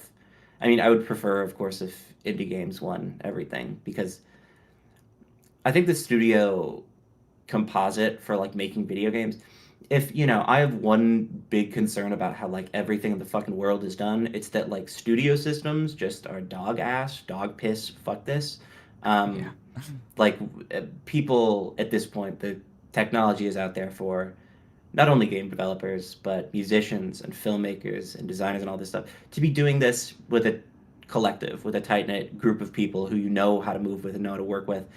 And that's totally okay. I don't think anybody should feel beholden to this idea that like if you have a good idea for something, you need to drag it to a studio and sell it. Like, I think that I think it's good to build those independent coalitions of like artistic and creative force. But I think the independent model in video games is so much better than the studio one. It just depends on how you disseminate power. Balatro. Yeah, Balatro, Local Thunk, great game. It really, it depends on how you manage that, but I think usually like indie games are not only the present but the future and the past. Like the last decade, right? Most of like my favorite games have been indie games, and it's hard to think of like AAA releases that are great are the ones that are becoming less and less frequent. I mean, they're always highly polished, they always sell well. New installations of Call of Duty and FIFA and whatnot, and every once in a while you get a sort of AA title that's an unexpected hit. Like, I mean, Hi-Fi Rush. No, that was AAA, I'd say. Something like Helldivers was more of a lower, like a $50 AA effort. Lovers 2. I don't know what else. You scored an indie game recently. I scored an indie. Last year, while I was working on it, I was doing 3D modeling, some of the game design, the sound, and the score. Never ended up finishing that. We didn't finish it in time for the deadline, and so we all decided like we're gonna set this aside, and if we want to come back to it, we will. But that was fun. Yeah, I had a good time with that.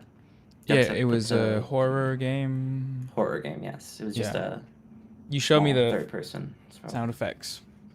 Yeah. That you had created, and I remember thinking, maximum aura. This is scary as fuck, and I'm only hearing some type of little wave file. Thanks. Thank you. I appreciate that. You like horror? I do. Stuff? I watched a horror movie. I watched The Fly for the first time 2 days ago. Ooh. David Cronenberg's The Fly, starring Jeff Cronenberg's. Goldblum. Yeah, it was great. How was that? Great flick. Super state-of-the-art practical effects. Still looks better than pretty much what we're able to achieve now with digital effects. Have you seen I think- Infinity War though? I mean, Because I mean the stuff they do there is like, I've never seen anything like it. Like Ridley Yeah. Scott's Alien, close second, I think. he's like dope, and then he like dissolves and shit. Or no, it's the purple guy, right? Purple Thanos. That guy rocks. Yeah. That might be the Thanos. most W. That might be the most W movie for sure. W Biggest movie for W Infinity movie. War. W Biggest movie. W movie. Biggest W movie. Yeah. Yeah. Anyways, indie games, yeah, love them. Yeah, I don't play enough. I don't play enough good games. I feel like it's a medium. It's okay. I'm mean, playing it's- Dark Souls 3 because I played Dark Souls 1, Dark Souls 2, and Great game, I know yeah. originally Dark Souls was, I don't even know if it could be described as indie, but it was not well received. But It was, I mean, was it AAA? I don't know if it would be considered AAA, but it was certainly released by Bandai Namco, right? Or did they just distribute it and then FromSoft and I don't know. Bandai Namco owns FromSoft, yeah. What are you thinking of Dark Souls 3? oh, it's, I mean, I love these games. Like Yeah, they're so fucking good. It's just like a more refined Dark Souls 1, and I like Mhm. that's probably my favorite game ever. So it Yeah. brings me back into that I really like Dark depressed Souls place. 1. I think it's totally fine to stop playing the game after you get to Anor Londo and beat Orstinis. In fact, that might be Yeah. the end of the game. I think that's the end of the game. Sure. I think that everything that happens after that is so terrible that I can't even. And it's not even like, it's just like, man, you just have to start using a guide at some point because you don't want to waste the rest of your life Yeah. on like yeah. figuring out exactly how to traverse the invisible crystals in Sen's Cavern or whatever. Oh, Sen's yeah. Fortress. Yeah. And God, the run Sen's back to Fortress. that takes 12 It's minutes. the Crystal yeah, no, Cavern. Yeah, it takes 2 minutes. It's not bad. Not I good. was losing my fucking mind. That being said, let me think.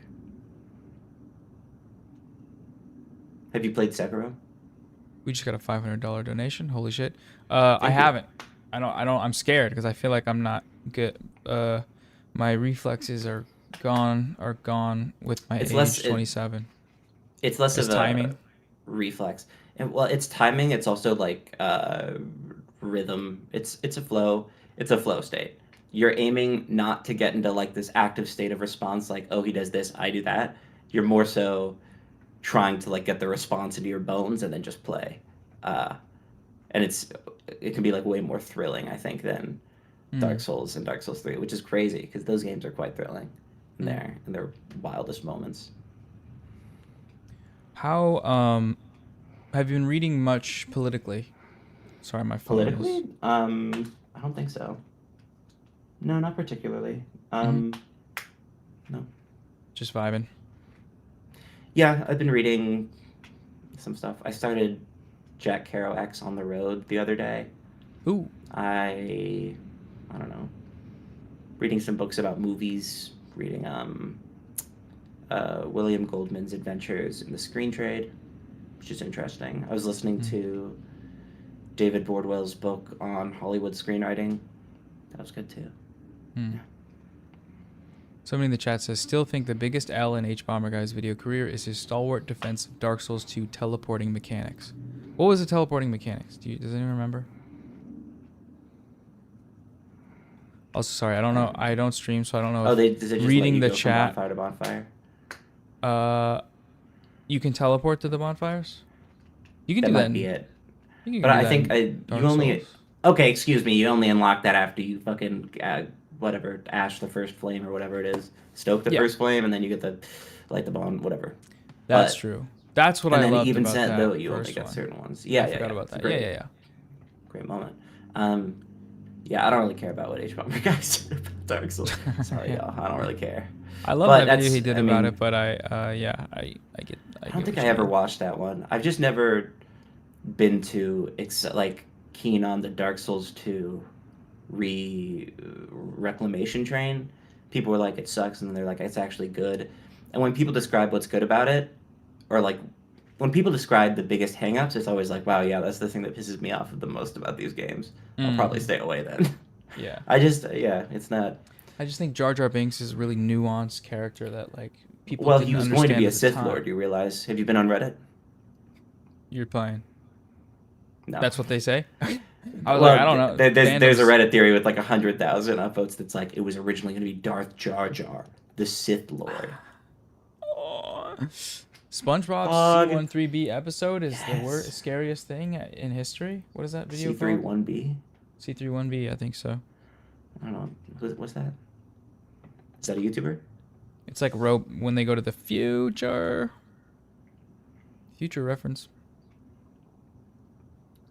What are your thoughts on the Drake and Kendrick beef?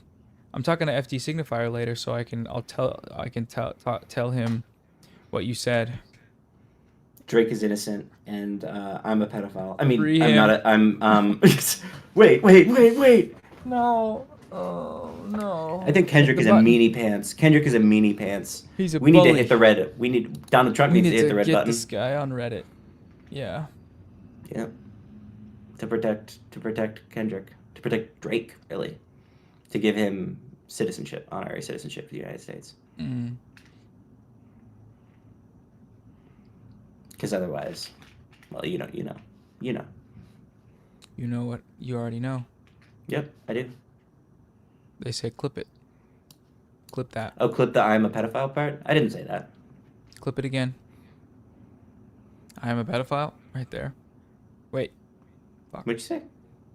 See on the screen though, I have the donations, so it'll justify it. I don't know. Actually, I don't know if that's true. What do you mean justify? What do you mean by that? Justified. Have you ever watched Justified? No, what's With that? Timothy Oliphant and No, I have Walton not. Goggins. No, It's a great Shout show. Out Walton It's like Goggins and a- Timothy Oliphant. Yeah. Justified. I'm a Walton Goggins head. Have you watched Invincible? No, I have not.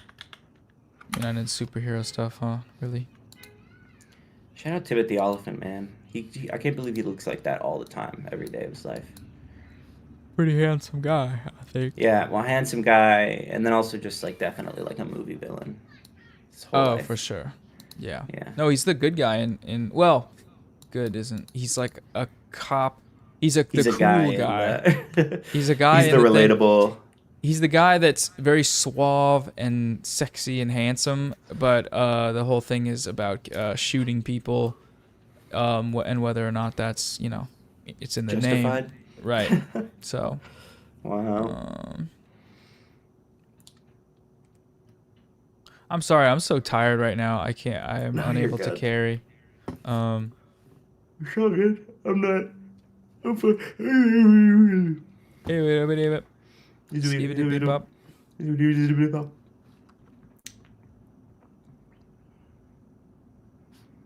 Do you want me to screen share while I play Balatro or something? Hell yeah! I've never watched Balatro.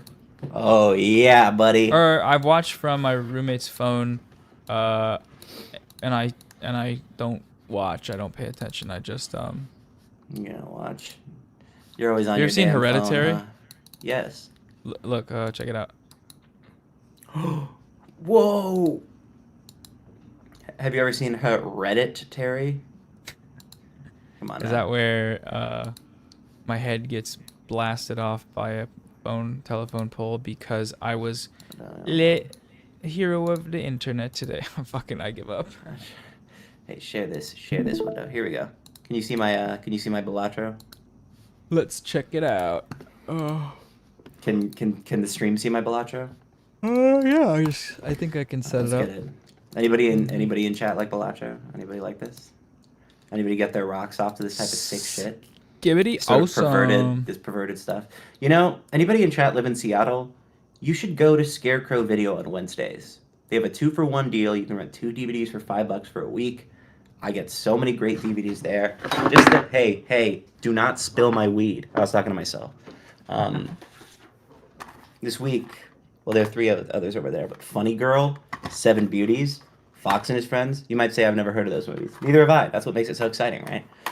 They're the biggest video collection in the world, guys. 160,000 videos. They're constantly like almost on What the are verge of they? going out of business. It's a video store? Yeah, it's a video. It's a nonprofit now, but it's the largest shit. video collection in the world, maybe. Videos of what? Like movies and TVs and everything. Oh. They have like lots of In the rare world, you movies, said. like lots of stuff that's out of print as well. Yeah, How is that possible? because it's not in. And it's just in Seattle in some place? Yes, and I bust to it every week. Every week I do. That sounds Let's awesome. take an Arcana pack. No, do as I say, not as I do. Wait, I'm gonna set this up like a React stream. Yeah, reacting to Balatro. Reacting to Ramdin playing Balatro and reacting And not to let her. you guys in on like, not to give you guys inside baseball too much, but this second Lyle Mays album I'm listening to, I don't like it as much as the first one I listened to. It's not bad though. It's not bad. Don't go telling Lyle Mays I said it's bad, okay? It's just not true. We take that because that's good. Awesome. Video games are easy. Can you tell me You just gotta about what's take that if happening it's here good. right now? Yeah, I'm looking for a straight right now. King, Queen, Jack, 10, 9. We need to hit 450 points. A straight will give us around 300. Yeah, that's what I was looking for. I was looking for at least one ace for us to discard, but I think it's worth it to try to find more because we want to get money by discarding aces right now.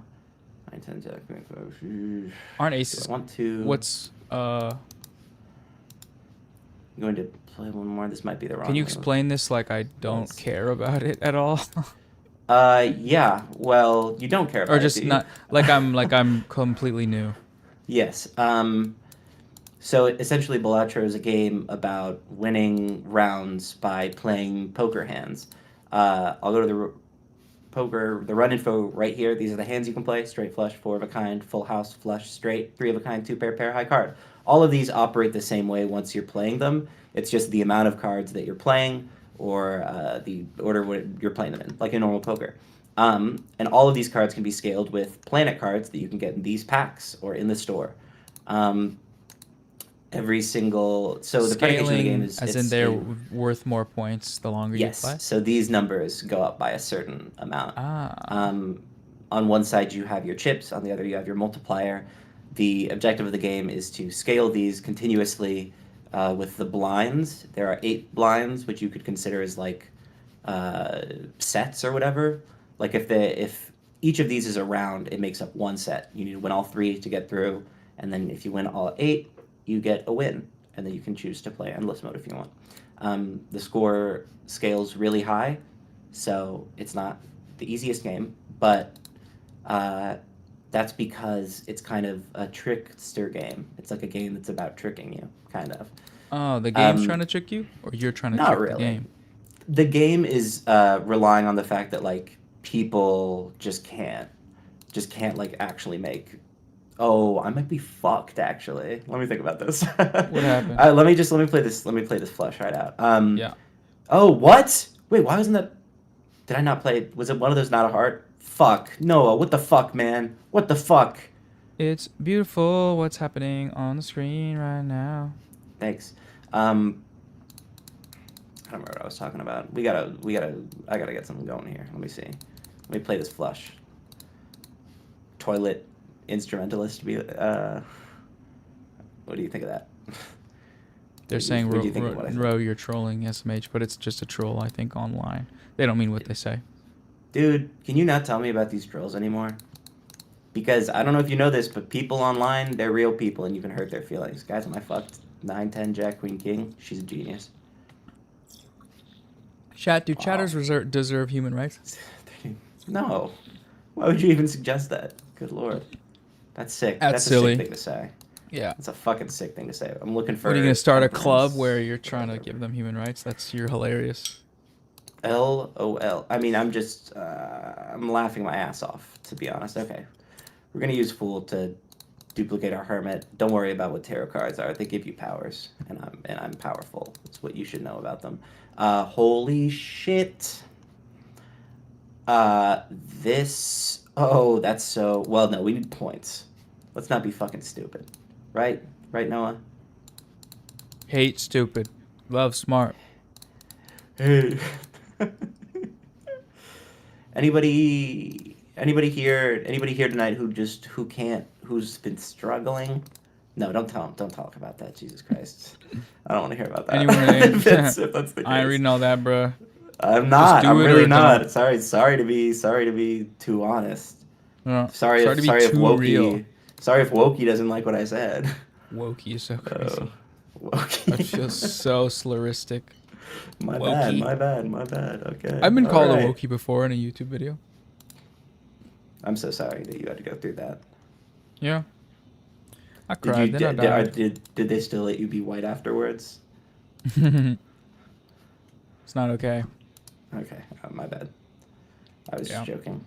I'll take this. Whatever. The whole new thing is anti-white racism is bad now Well, or something? you've heard about it that it's real, right?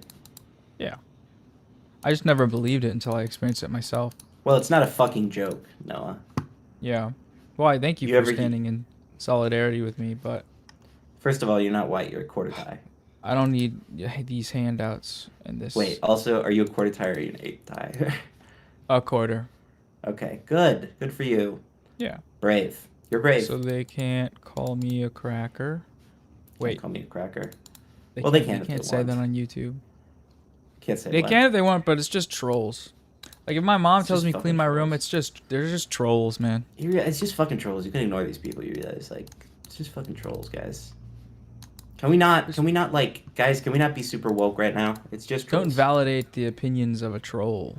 No, don't, because it's just a woke troll, man. It's just one of those woke trolls that's always. I don't know what we're talking about. Well, yeah, like you go to the dungeon, you get the gold, and the woke trolls say, did you say... They totally say that, and it's fucked up, and that's why your politics aren't gonna ever get anywhere, because your messaging is bad. And I mean, the thing about trolls, and y'all gotta keep this in the circle, because we can't exactly have trolls hearing what we're saying, right? They're always trying to roll for initiative to take your shit. Too real? Yeah. Chat, I thumbs said up it. or thumbs down. Trolls are thieves. Guys, I said trolls are thieves. Like Can we be inherently, realistic or for a like they're second? socialized to be that way? I One don't second, know, man. gotta I just think they're get a fucking damn weird. Straight flush.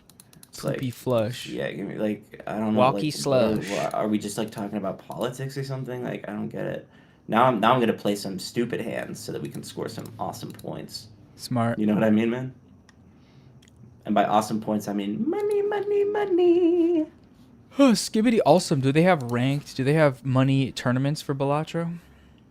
Dude, people can record this and it can go and it can stay here forever. Do they have Anyways. Northern Lion? In No, Seattle? they have. He lives in Vancouver. Yeah, has he ever come Oh, good What? stuff. This is that a good good? guy. I like this guy. Okay. Score at least 3,000 points. Yeah. See if I give a fuck about that. Pussy. Fucking loser. I don't know. I don't This know. is a gaming stream only. Real gamers only. Yeah. We could This start is a a- political this is a career game- off this shit. If you're woke or you are a gamer, this is what the stream is. The stream is for you. It's If just you that. are non-woke or you are non-gamer, this stream is not for you. But if you're one of them or even two, okay. Now I discard the king. Balk. Discard. $10. $10 for one king. You shouldn't have. I don't know. Oh, I could just play another single card and just get more money. This is a bad idea, I think. I don't know if this is gonna work. It worked. I'm a. Gaming for gamers only. Yeah. Is there a How's the dating stream? Is website it- for gamers? Oh, it's great. It's Is good. it- are people happy? It's satisfying to watch this game happen on my screen, and like I've never really watched it without. Thank you. Yeah. It's nice rest time for my mind. Yeah, I mean the donations are keep coming. So I don't know. I love it. You said It's coming? great. Yeah. You said come? That's fucking funny, man. That's really fucking funny. Really, real funny, man. I don't know what I'm doing. Do not come. I'm gonna come. That's so true. What do you think about that? What do you think about the Trump presidency? What do you think about what that's doing to the world right now? Yeah, I don't know. It's pretty Pretty good. He's a pretty wild good at what card. he does. He's Yeah. wacky stuff always going on. He's really good. I like generally his ideas. I guess is where I would start with him. Is I like his ideas, and I think he's It's his creative. messaging. Well, I think he's creative. I think he's really creative. People don't give him enough credit for his creativity. Is for me what it's all about in that sort of respect. And his like humanity.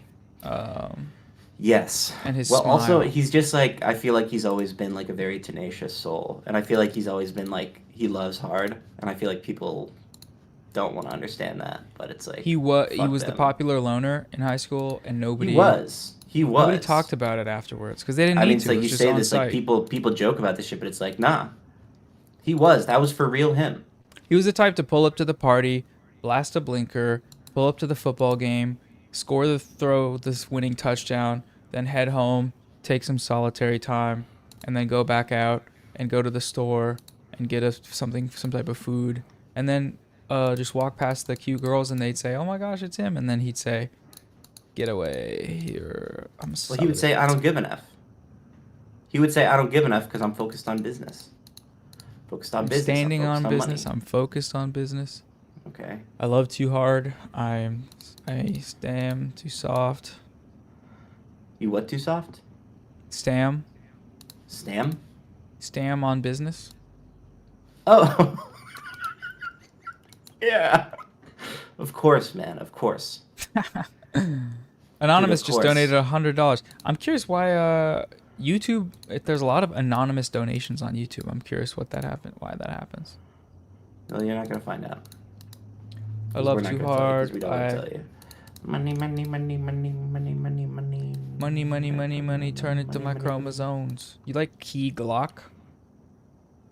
I think I've listened to a bit. I don't know if I have an opinion really. Why do you? Money, Are you- running through my chromosomes. Yeah. I don't know what that means. I'm what they call a Key Glock head. Key Glock holder. Hey, turtle bean, turtle bean. You had a turtle beam? No way. Yeah, shout out to Turtle Bean though. Real Turtle Bean heads get it. Money spread. Ooh. Wow, I forgot about that. Chat just reminded us. Thanks for that. Oh, they did. Who said that? Who said this? Who said that? What's their fucking address?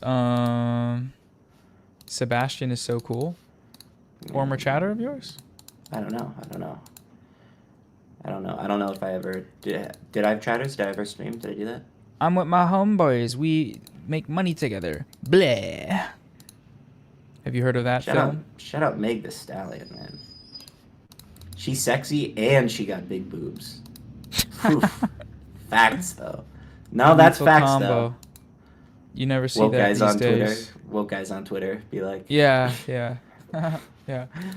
that's Yeah. you. No. I challenge the Okay, though. premise. You challenge the premise of what? I Of you reject being your a woke premise. guy? You want to? So Reject you're your going premise. anti-woke? Is that what you said, bro? I disagree. I'm owning it. If this is a debate, I'm owning you. Can I say that? I'm owning you. Breakfast, lunch, and dinner. For dinner Oh and lunch and gosh. breakfast and dinner. Look at all this money. A money spread. I'm fucking rich. You're fucking poor.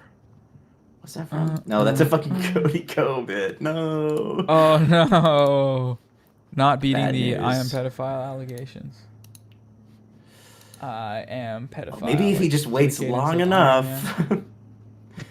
Maybe he just is really quiet. People won't hear it. What's going on with him? Anybody in chat know? Anybody in chat know what's going on with that? He has started an oats company. An oats company? Yeah, it's like some What? type of snack. It's like protein oats or something. He's selling oats. What? For... Okay. Why? Not for horses, for people. Oh, right. Yeah. Okay. Cool. No, It's actually cool. a common That's sick. misconception that horses like oats and apples. Okay. Okay, cool. Awesome, man. So thanks for coming on the stream. We got a packed lineup, so we're gonna have to move on from. But everybody, thank you so much to Noah Sampson for coming Thank through. you. Yeah, nice man. Thank Awesome. you. Take it Really easy, bro. good stuff. Take it easy, man. Yeah. If you just take it easy. I'm with take my it easy. homegirls. We do drugs together. Bleh. Chat, is this real? Nothing. It's nothing. It's nothing. Please tell me this is four of a kind. It's four of a kind. They told me it. We're good. Money. We take those. We take those W's for sure. Spectrum pack. 10,000. Blank. Yeah, I'll take blank. I'll take blank. I'll take a Pluto. Pluto straight to the dome. Anybody commenting on my Balatro play right now? Is anybody sort of criticizing? Did you know that maybe Pluto's their- not a plant anymore and that tomato's not a fruit anymore? Or tomato is a fruit? No. W? Thoughts? Wait, no, Thoughts? W? Or is this W or L that you guys hear they did surgery on one of the little fruit things? I don't remember what they're called. Yeah, it was a gastric bypass. They died. The grape could have died. Well, the grape did die, but it's Did you know fine. grapes are toxic to cats? Just like masculinity to people. Ooh, little too woke today. This is the woke Okay. stream. I don't can know turn about it this on or one. off whenever I want, huh? Oh my goodness, you should do crowd work. Isn't that really all the biggest of YouTuber is? Just crowd work. These Just days, crowd work. no one knows All how these to fucking be. hacks, man. All You these. can't be fucking funny hacks. anymore. You can't joke anymore. You can't walk down the street anymore. Well, people will get triggered, man. They'll get triggered. Liberal mayors, Democrat mayors, the mayors. Yes, this is the one that we want. This is what we want, and I want it very badly. I think. Were you I want ever to a be rid of Yu-Gi-Oh you. I card think you want- haver? That's really personal, but You don't have to. You don't Yeah, have to right, talk about it yeah. if you don't want to. That's okay. I'll talk about whatever I want, man. Jesus. Yeah, no. Maybe you're just like breathing down my back. I'm trying to like pull off a generational run in Balatro, and it's like. I just feel like got you're avoiding the shit going question. on. I just got You shit won't going on, answer man. my Is that question. fucking enough for you? I just got shit going on right now, man. Jesus Christ. I mean, guys, come on. Me 6 months Death into my card. League of Legends addiction that has ruined my whole family's relationships with me. Are you still got shit addicted going to on. League of Legends right now? I haven't played in well, I played on stream oh my god, when 2 days ago with Tirrrb. It was really fun.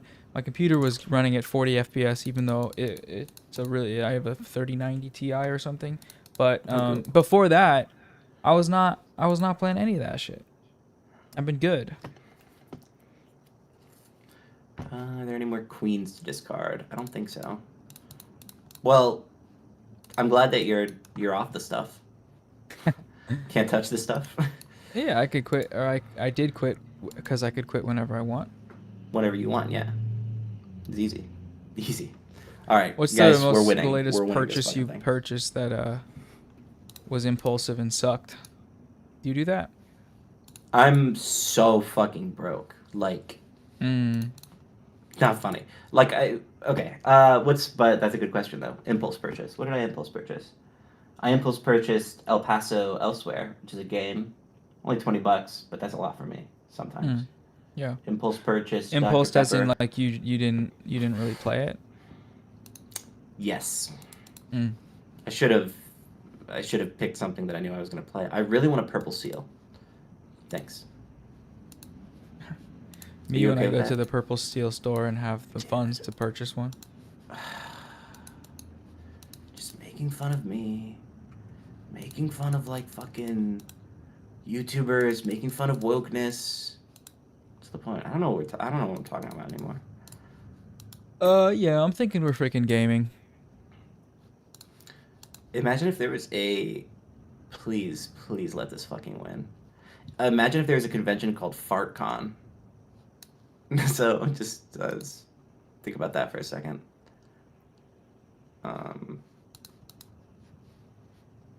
You done thinking?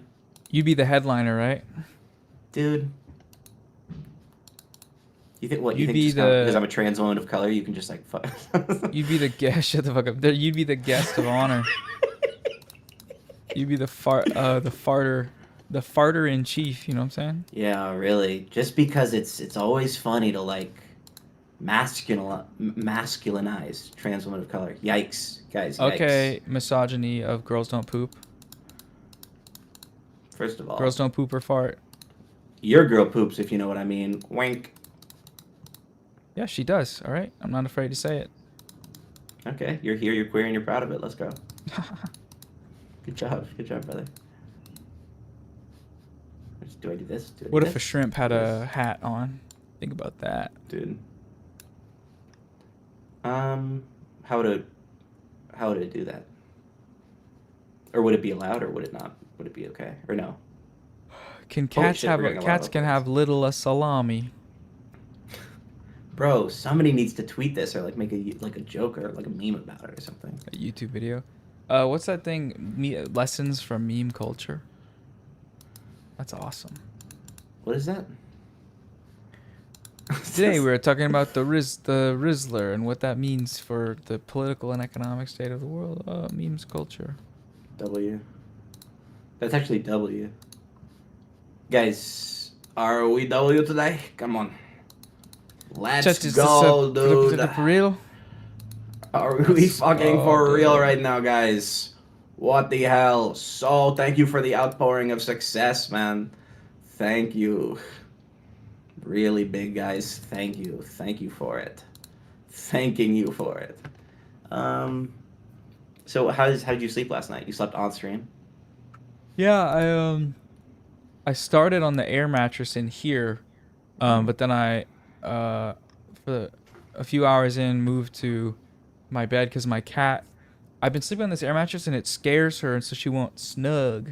And so I moved in there so I could lay on the bed, and I used my laptop. She won't snug. And then Mate, she snugged because I felt very I'm distant. trying to snug, you know. trying to I'm just snug. I'm not getting it recently. She won't do it. Yeah. It's damn but, shame. Damn shame. I slept great after that, but I'm just so I need a nap, I think. Well, you can't have one because you have to save the world. They say dance, So- monkey dance. I mean, yeah, I don't think I'm Whoa. gonna end. I don't think I'm gonna stop the stream until. Should I change the goal to 500,000? I don't fucking know, man. I have no idea, man. What the hell is happening? Free Palestine, man. Free Palestine, man. Bro, we got to do something about this Israel thing, man. Oh my god. Fucking this messed Israel up, sucks. man. Holy shit. Guys, have you guys read the reports? Apparently, there are terrorists in the Gaza Strip, man. We have to do something. Guys, really serious problem, guys. Guys, what are we gonna do about this, guys? 10, that's not bad. That's not bad. Guys, do People you want think to tell that you that's bad. It's not bad. It's not bad. nothing is People want to bad? tell you it's bad. Everything is good. What is this? 140,000 extra alerts? Wait. Am I getting... Oh, I see. I understand. It was actually trivial to me. I was simply gobsmacked by how simple the mathematic was, so I just had to keep moving. Can I get something that I fucking want? Answer is no. And that's there's a Buddhism to that. There's a Buddhist sort of sensibility to that. Would you not agree? I agree with nothing and disagree with everything That's because beautiful. I'm Buddhist. Center left. Center Center left. We might be the biggest center left podcast of all time. Are people ready to say it? They say the new come town is in town. Do not come. I'm gonna come. Guys, Do not awesome. come. You guys heard about Donald Trump? The guy's hilarious. No, he's like genuinely a character. No cap. Hey, no cap. High card. Oh no, this is gonna win. I didn't want to win yet. I just wanted to. Frogan says emo era. True. Who? Rogan. Frogan? Like Frog Rogan? Like Joe Frog Rogan? Dude, what Pretty the much. fuck? Rogan You know, from this like woke. This the anti-woke Ayyrabs shit is like- podcast. The huh? Ayyrabs podcast. Oh, good. I need Good, to 2x yes. her back. She's coming on the stream tomorrow. Good. We needed that. Chat, I think we needed that. I think I actually just downloaded a virus on my computer yesterday. Really? Why? What? How? What was the? I don't what know. means did this come to happen? I you think know? I was trying to download JDownloader because it's a program I use to download videos, but I don't have it on my PC. And I clicked the link that was a little fishy, and I uninstalled whatever downloaded onto my computer, but something's lingering around. Rogan from the Joe Rogan Frogan says, exactly. Yeah. Exactly. The Joe Frogan show, you mean? Yeah, I'm on to you. Nice. I'm on to you, buddy. The Joe Frogan experience, actually. Keep playing dumb, Mhm. and I'll keep playing ball. You know what? 8. We got 3 8s. Play ball. Play ball. Meh. Take it away. Oh, blah, blah, blah, blah, blah.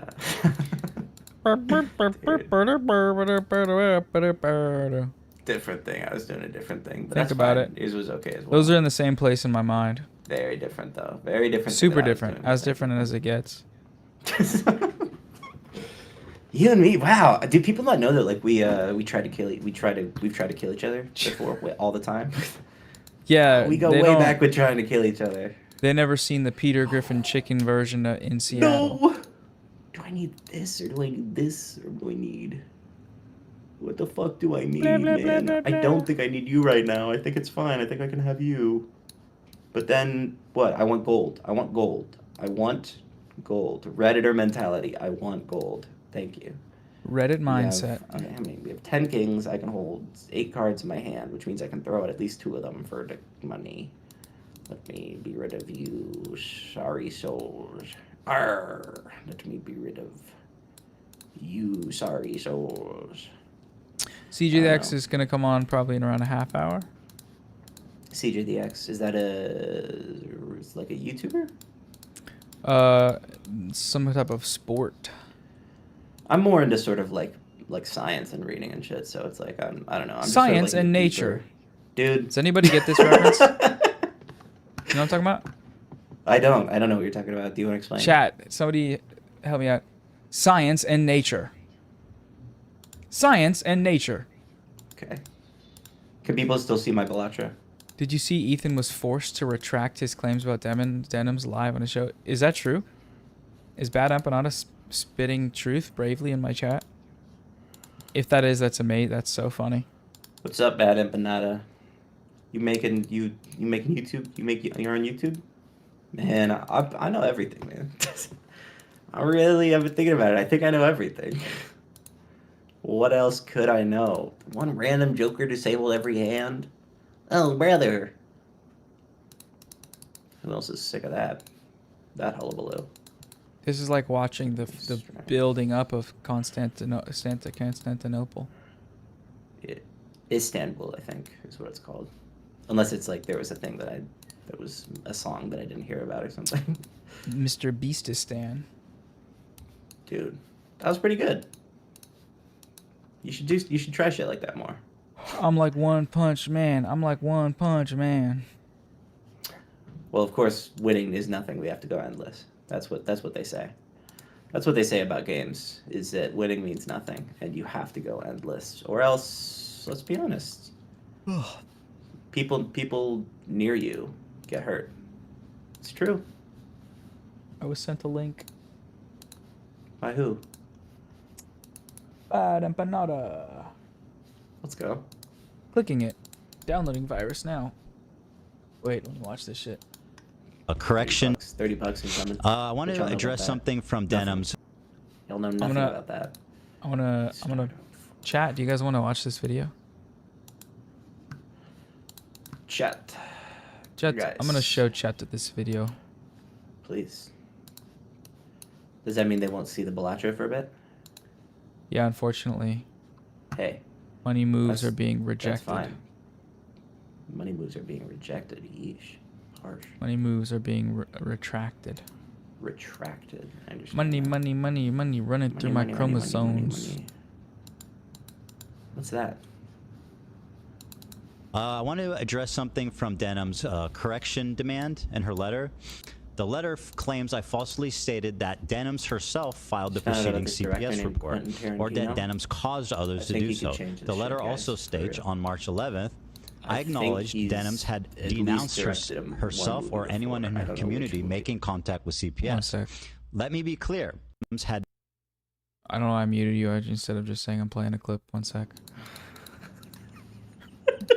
Just in front of the screen. Shut the fuck up. Streaming is so fun. All right, let's see. Let's see this shit.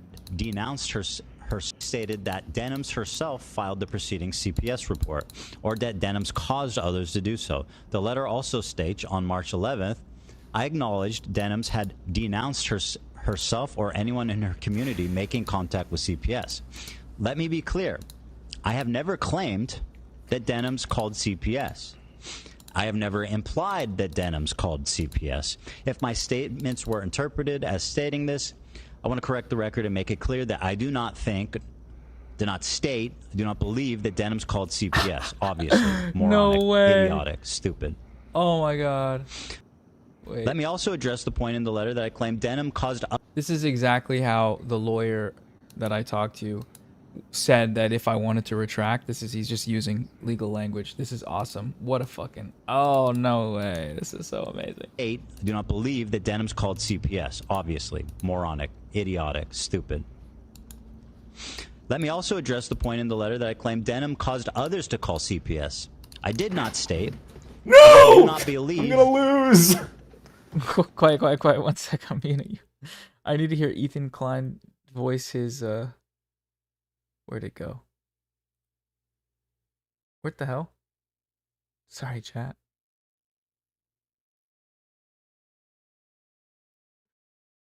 Oh my god, what the fuck?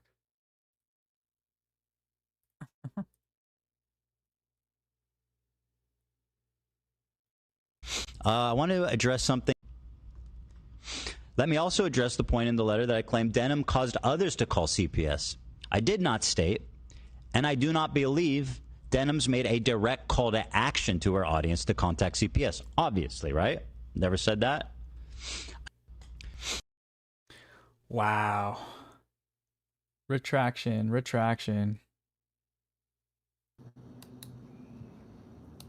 I mean, that's just amazing. You just caught him in a fallacy.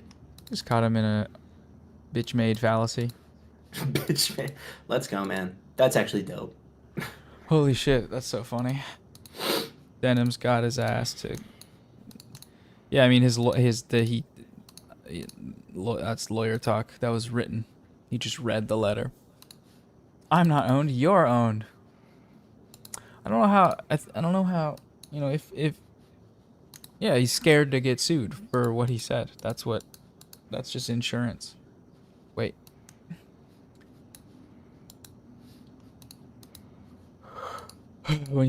His lawyer must be begging him to stop the shit if he got him to say that. I mean, yeah.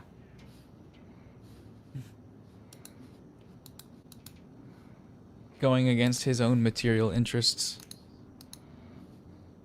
He really cares about him. Already there's a Hasanabi Productions video about it.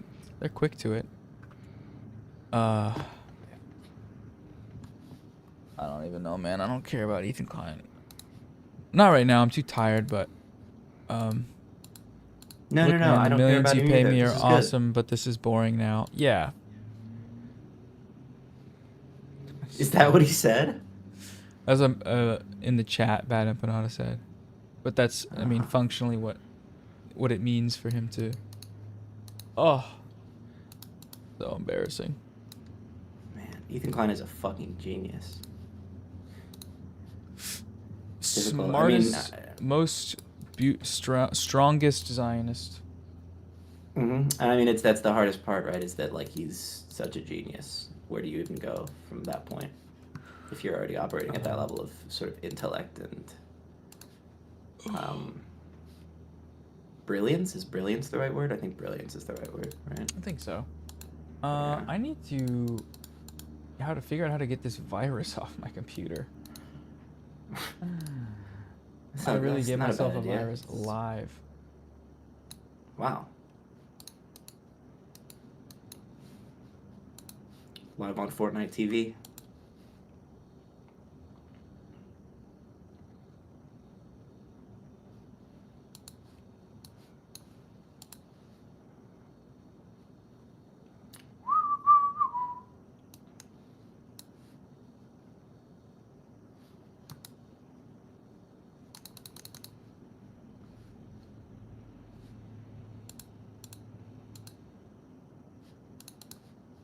What? I should wipe my drive? Do I need to? React to Bluey. Don't Wait, react to Bluey. shit. That's all he wants. He just wants a reaction, man. Don't give it. This is so messy, dude. Wait. Here we go.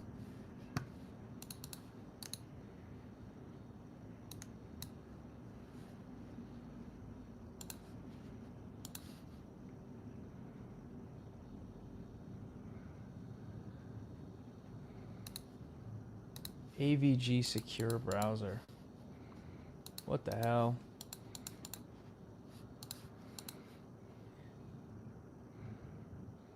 Okay, I found it. I don't think it's a virus or anything.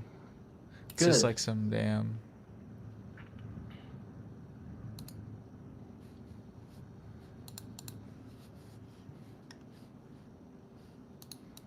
What the hell? I don't know. I don't know. I don't know anything, and I don't know.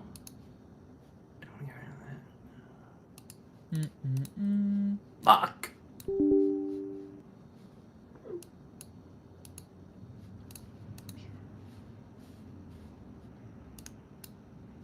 Yes.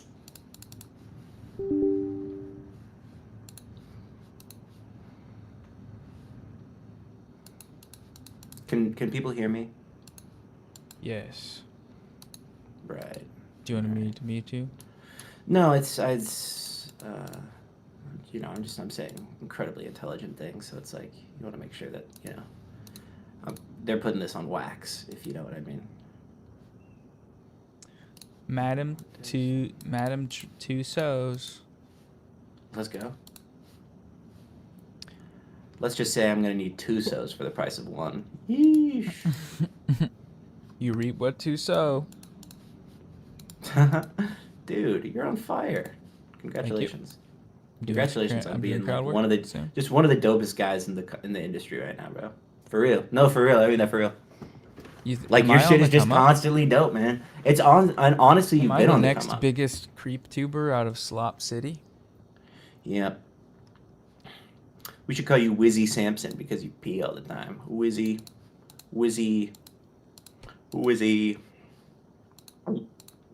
Yes! I'm fine. Nothing. Okay, I solved the virus problem.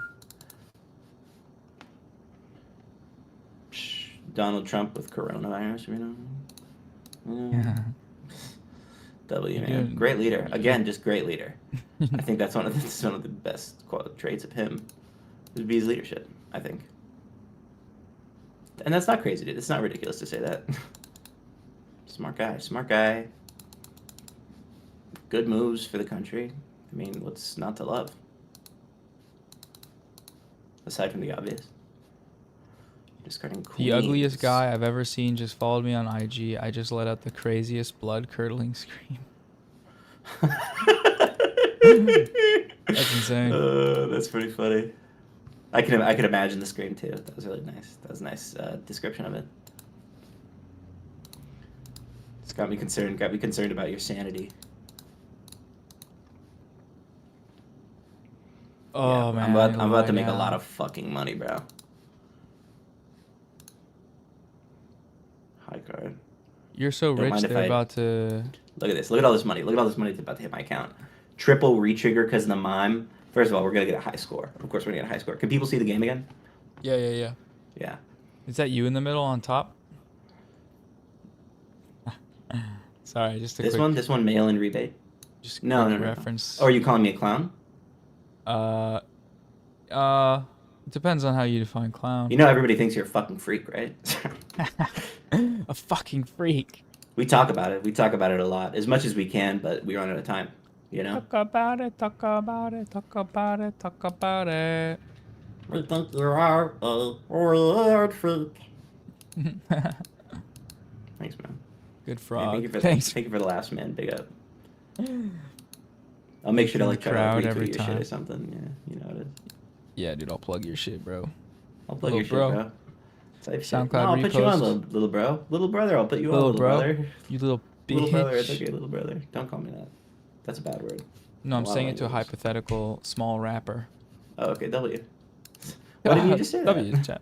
W. Yeah. Well, guys, I just You were a overreacting, small sorry, rapper it's at W. once. And then you grew up.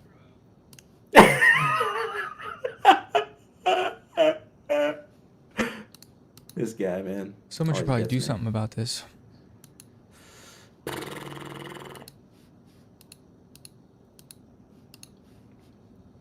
What do you think about fart inflation?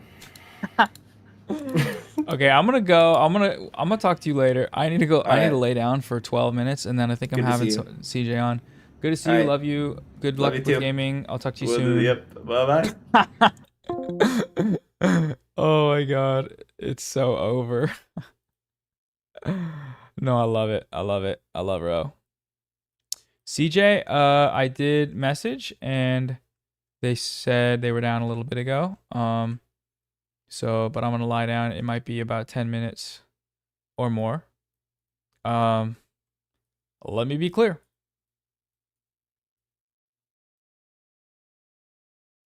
Nah, Ro's the GOAT. We love Ro on this show. Can't believe I got a virus while live.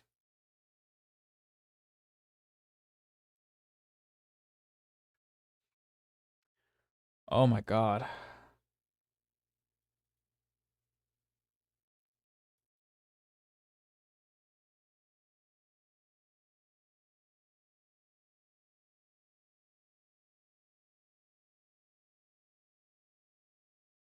I can't handle this, dude.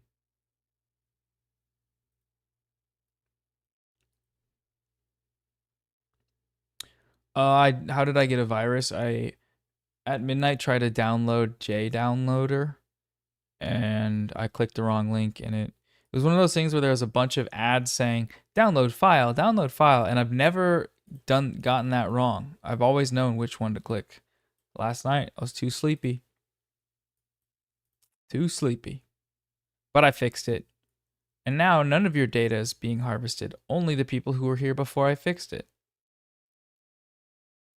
Nah, all of our shit's being harvested. Today's been another doozy, folks.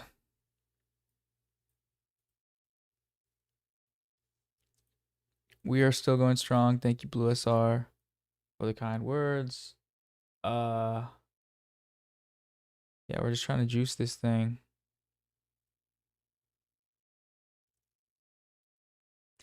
Yeah, JDownloader is great. I love JDownloader. It's just the website itself had a bunch of the download link had a bunch of crap all over it. I should drink some water. Shoot.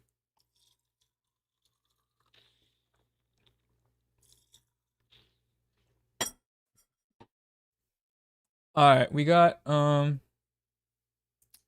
Siege of the X. Oh wait, coming on. I had them slated for 4:30. Rose Gaming and brain rest period for me extended that. So I'm gonna go lay down. I did message Westside Tyler back, and I think he's gonna come on sometime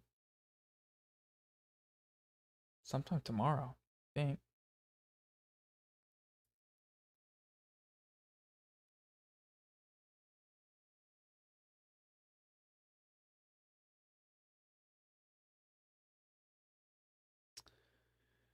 Any word for do not worry? Yes, I got in contact with them on Instagram.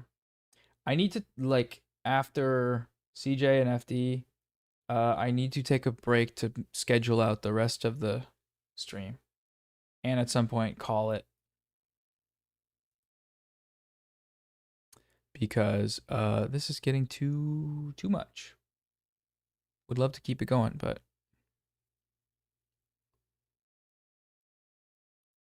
I haven't talked to the people in my life. I talked to RM Brown earlier. Check the VOD. It was really fun. He's really funny. And we have about 7 hours until we have to restart the stream. So we got time, bruh. We got time, gamers. Month-long stream. I could pull it off. If my roommate was back to bring me more delicious treats. Ugh. I need to upload the Hasan BadEmpanada debate so I can make money.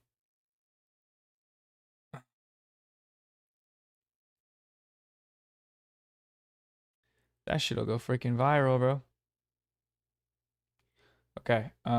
Putting on the BRB screen, going to lay down. You'll see me when you see me. How about this one though? Wait.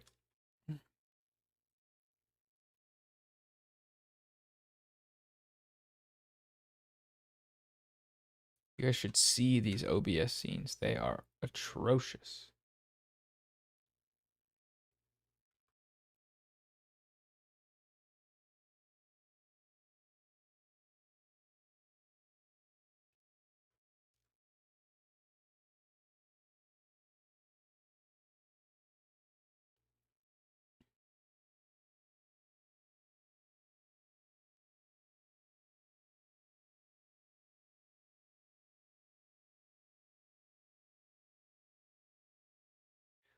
Guest announcements. Y'all ready for this?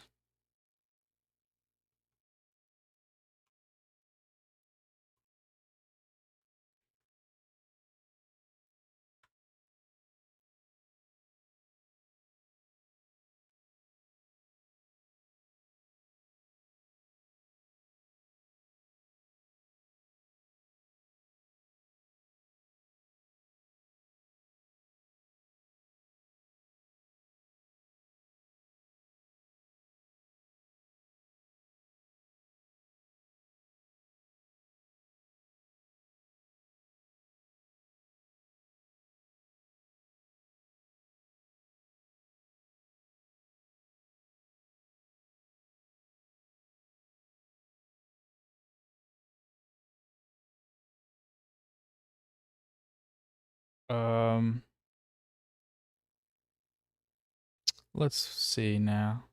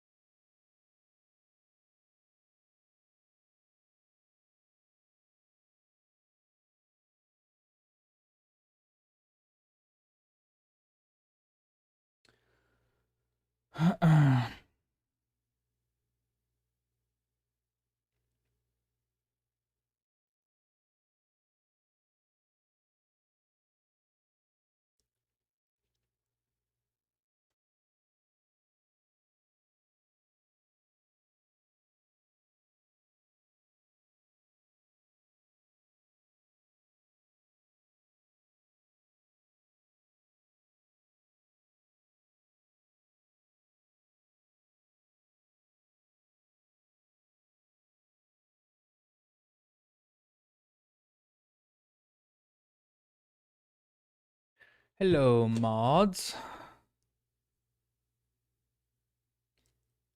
Hello, mods. Who's Pam? Who the hell is Pam? Get this crap out of there. Holy crap out of there.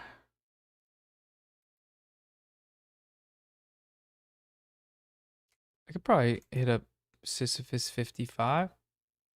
Mod sees him. Yeah, we're Tyler, Westside Tyler got back to me. But we're just figuring out this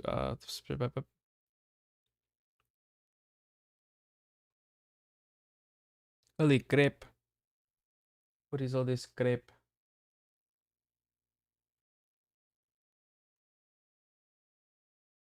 Okay, I'm gonna go lie down. Be right back. Cat black would be awesome. Cavernacle would be awesome too. Everybody get the word out. Go on Twitter and say, we have $1 billion in the Unrwa fundraiser, but we need more. Should I leave this screen open or should I do this?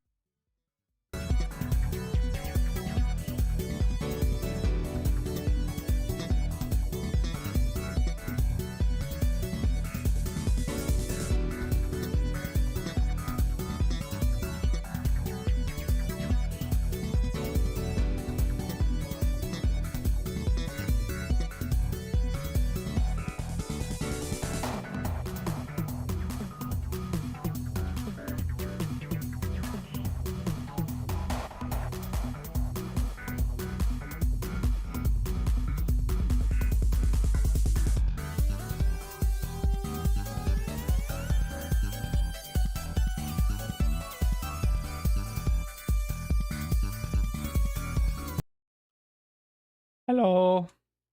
Goodbye.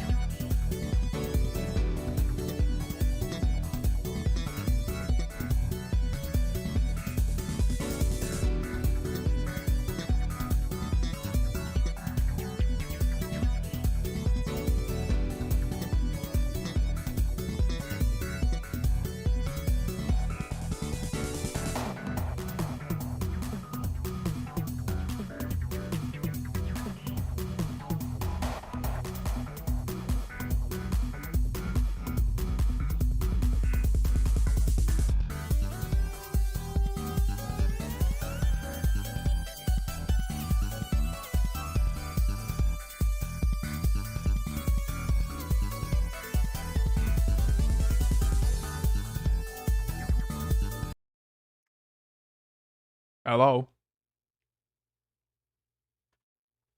Hello, YouTube. What is going on, you guys? Today we're doing a After Effects tutorial. All right, we got CJ coming on in a moment. Finishing my salad from this morning. You know the vibes.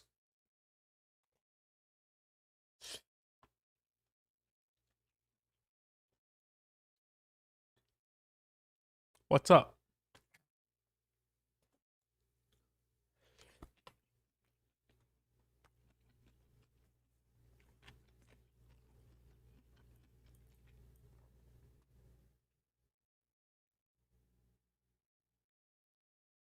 Hi, kitty.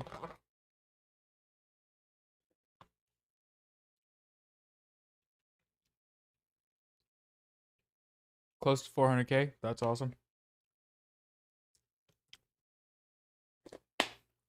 Tomorrow is going to be the last day of stream. Official.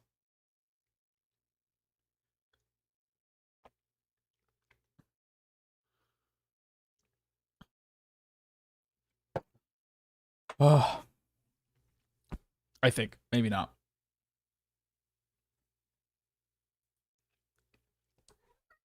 Hi, baby. There you go. Yeah. Sit in the sunshine.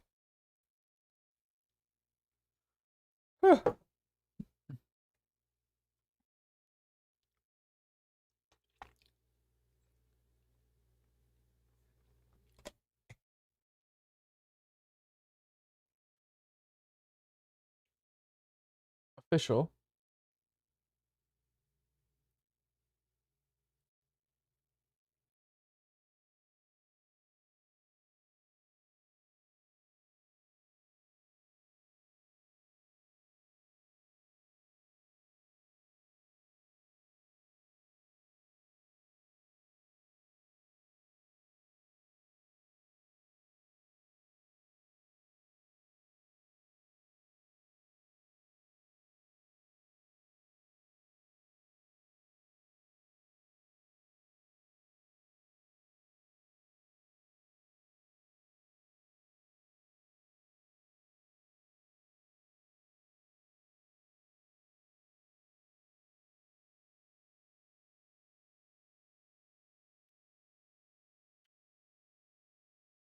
She's always mogging.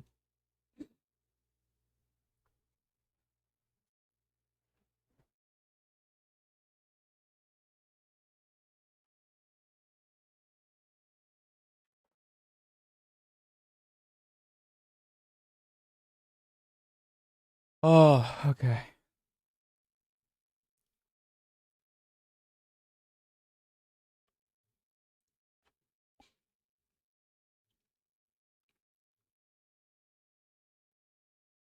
Ethan made beeper jokes about denims on his podcast.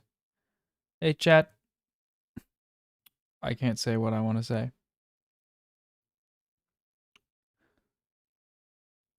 That's fucking insane, though. I haven't seen it.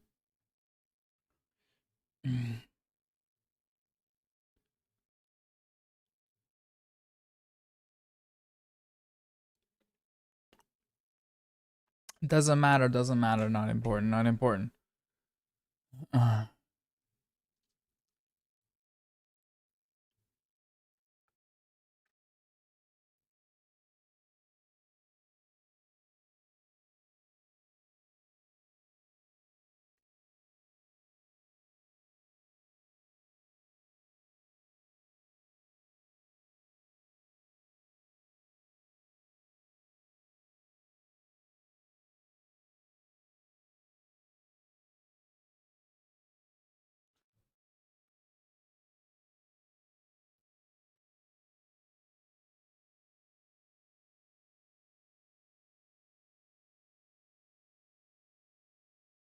We're gonna have to do all the challenges tomorrow, I guess.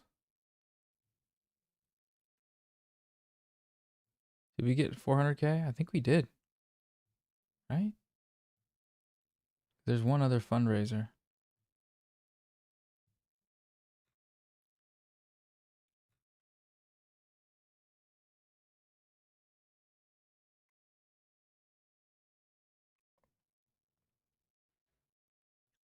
I do need to win a Fortnite game still.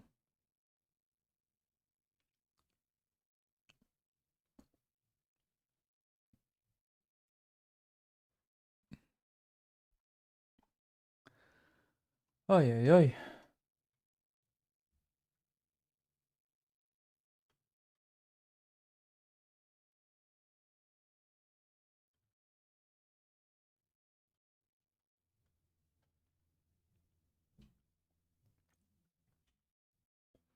I would play while we wait, but CJ should be on any minute here.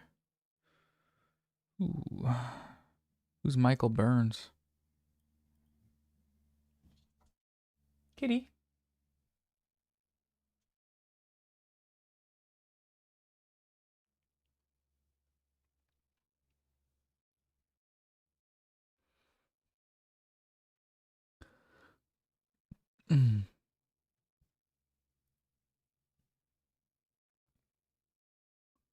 My local time is 5:47 p.m. We're running about an hour behind with CJ, which is my fault. Westside Tyler, sometime midday, I think. I'm not sure.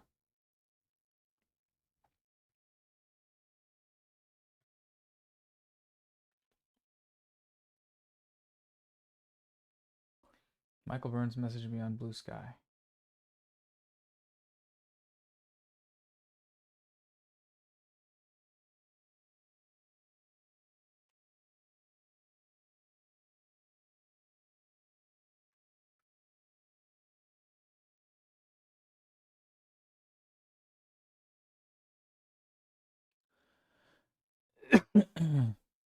The Big Joel.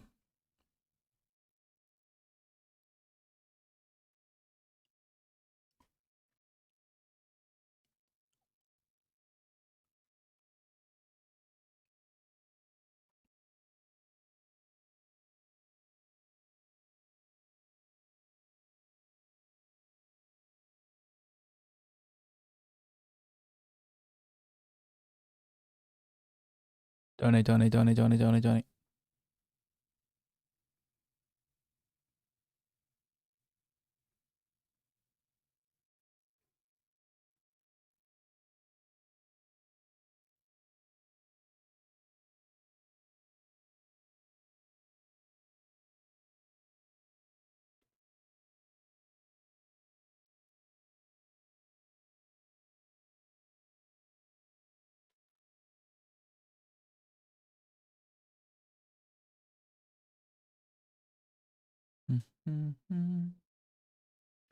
Da, da, da, da. All right, CJ is here.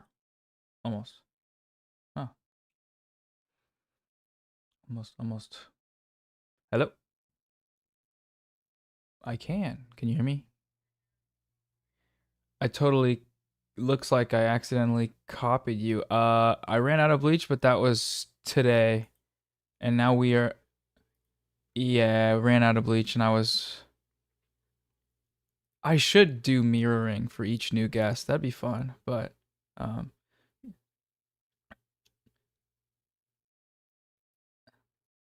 yeah, let's like a Nathan Fielder kind of thing. I thought you had like one streak. So fully pure, yeah. Oh yeah.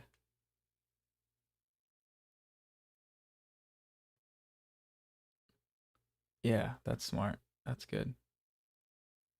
It's been great. Oh wait, you're muted. Sorry. 1 second. For the chat. Yes, you're back They now. didn't hear any of that great They didn't banter. hear any of that all those horrible things you said. So unfortunately, for the best. Oh man, Saving it was for chat. It was all about Noah looking like me with the hair and stuff. Yeah. Yeah, that's actually hilarious. That like just opening up the stream, it's like we do look the same. It's like yeah. many ways. I was saying it would be really a good alarming component of the stream if every guest you had on you just had mirrored them perfectly, because this is a little weird for me. But I'm trusting you when you said that it was just you did it because it was part of the stuff and it wasn't about me. If I really wanted to go in, I could just copy everything you say as you say it. Oh, yeah. Yeah. I was waiting for you to start talking. How is the stream going? How are you doing? Has it been like days? Like Saturday afternoon is when I started. Yeah. So what is it? Monday. So Saturday, Sunday, Monday. Yeah. You're feeling good about it? Did I see it's like $350,000? It's closer to 400 because there's 2 YouTube things that we like, the donations things. Yeah.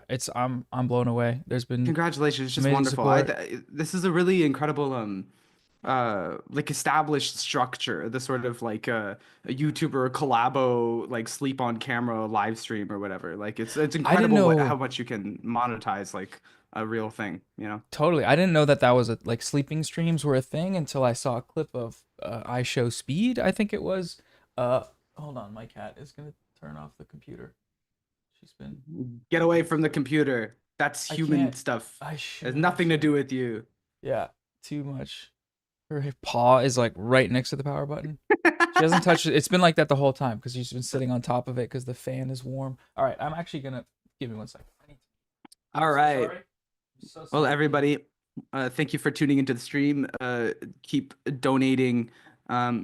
It's a beautiful thing when we can take the attention whirlpools that we have online and funnel them into real world action where there is a need. And this is wonderful stuff, and I'm glad that it's happening. I'm happy to be here. So thanks for joining me. I can't see the chat, thank God, because it's so inhuman to be able to see the chat. It's not right. It's against God. I've been staring at them the whole time, and it's ruined me from the inside. Yeah, it's really bad. Yeah, Yeah, no, I hadn't known that this was a thing, and I just learned about it, and then I was like really worried.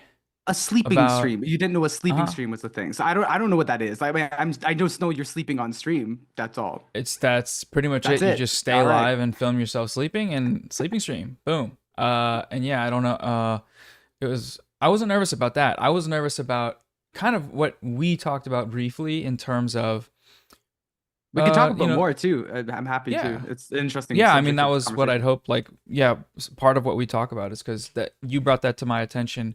And I was familiar with probably only 1 or 2 previous of these types of streams, and as far from what I remember, it was like someone went live and then just we're playing a game, and then they started having people call in, and that was just that, and then it ended, and they raised a bunch of money, and I didn't know. I guess it makes sense that there's possibly, usually, sometimes, often maybe drama involved with like associations or whatever, and I appreciated the document you sent me, but I was like, I don't know if I didn't even, because I announced it Saturday at 4. I don't know if I can even get this out. And hopefully, if I just start bringing people on and people will be normal about it. And I mean, so far I haven't seen any discourse about that's been too crazy. Especially the big boogeyman is BadEmpanada, right? And he and Hasan last night talked for a while, and it seemed to go well. And I'm normalizing the evil tanky for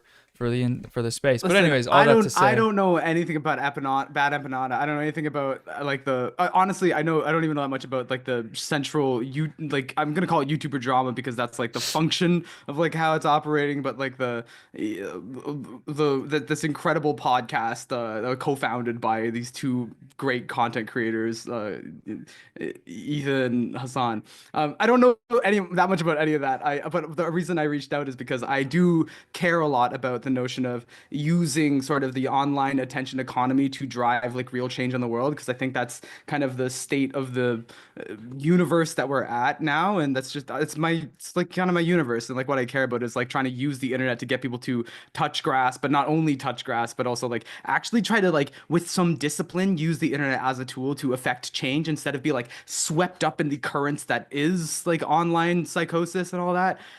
So the document that I sent you is like not much of anything, but like what I care about is the fact that these streams do exist and they've extreme for a while. They've existed for a while. They're kind of an established form that people recognize and people flock to, and they actually raise hundreds of thousands of dollars in this wide grassroots like just incredibly wide way, an effective way for actual real world causes. Like it actually changes things. And so I enjoyed when I saw your video that you were like, okay, so I've been involved in this sort of like toxic sludge sort of back and forth, like hall of mirrors experience, which is unpleasant, but like obviously the most moral thing to do is to try to do something actually effective, harnessing that sort of, you know, attention that comes from the drama clicks and to like do something real. And so the thing that I messaged you about was just like the forewarning, which is that a lot of people that honestly, like again, like behind the scenes access as, you know, video essay people that have the ear of people, is that these things collapse because drama, basically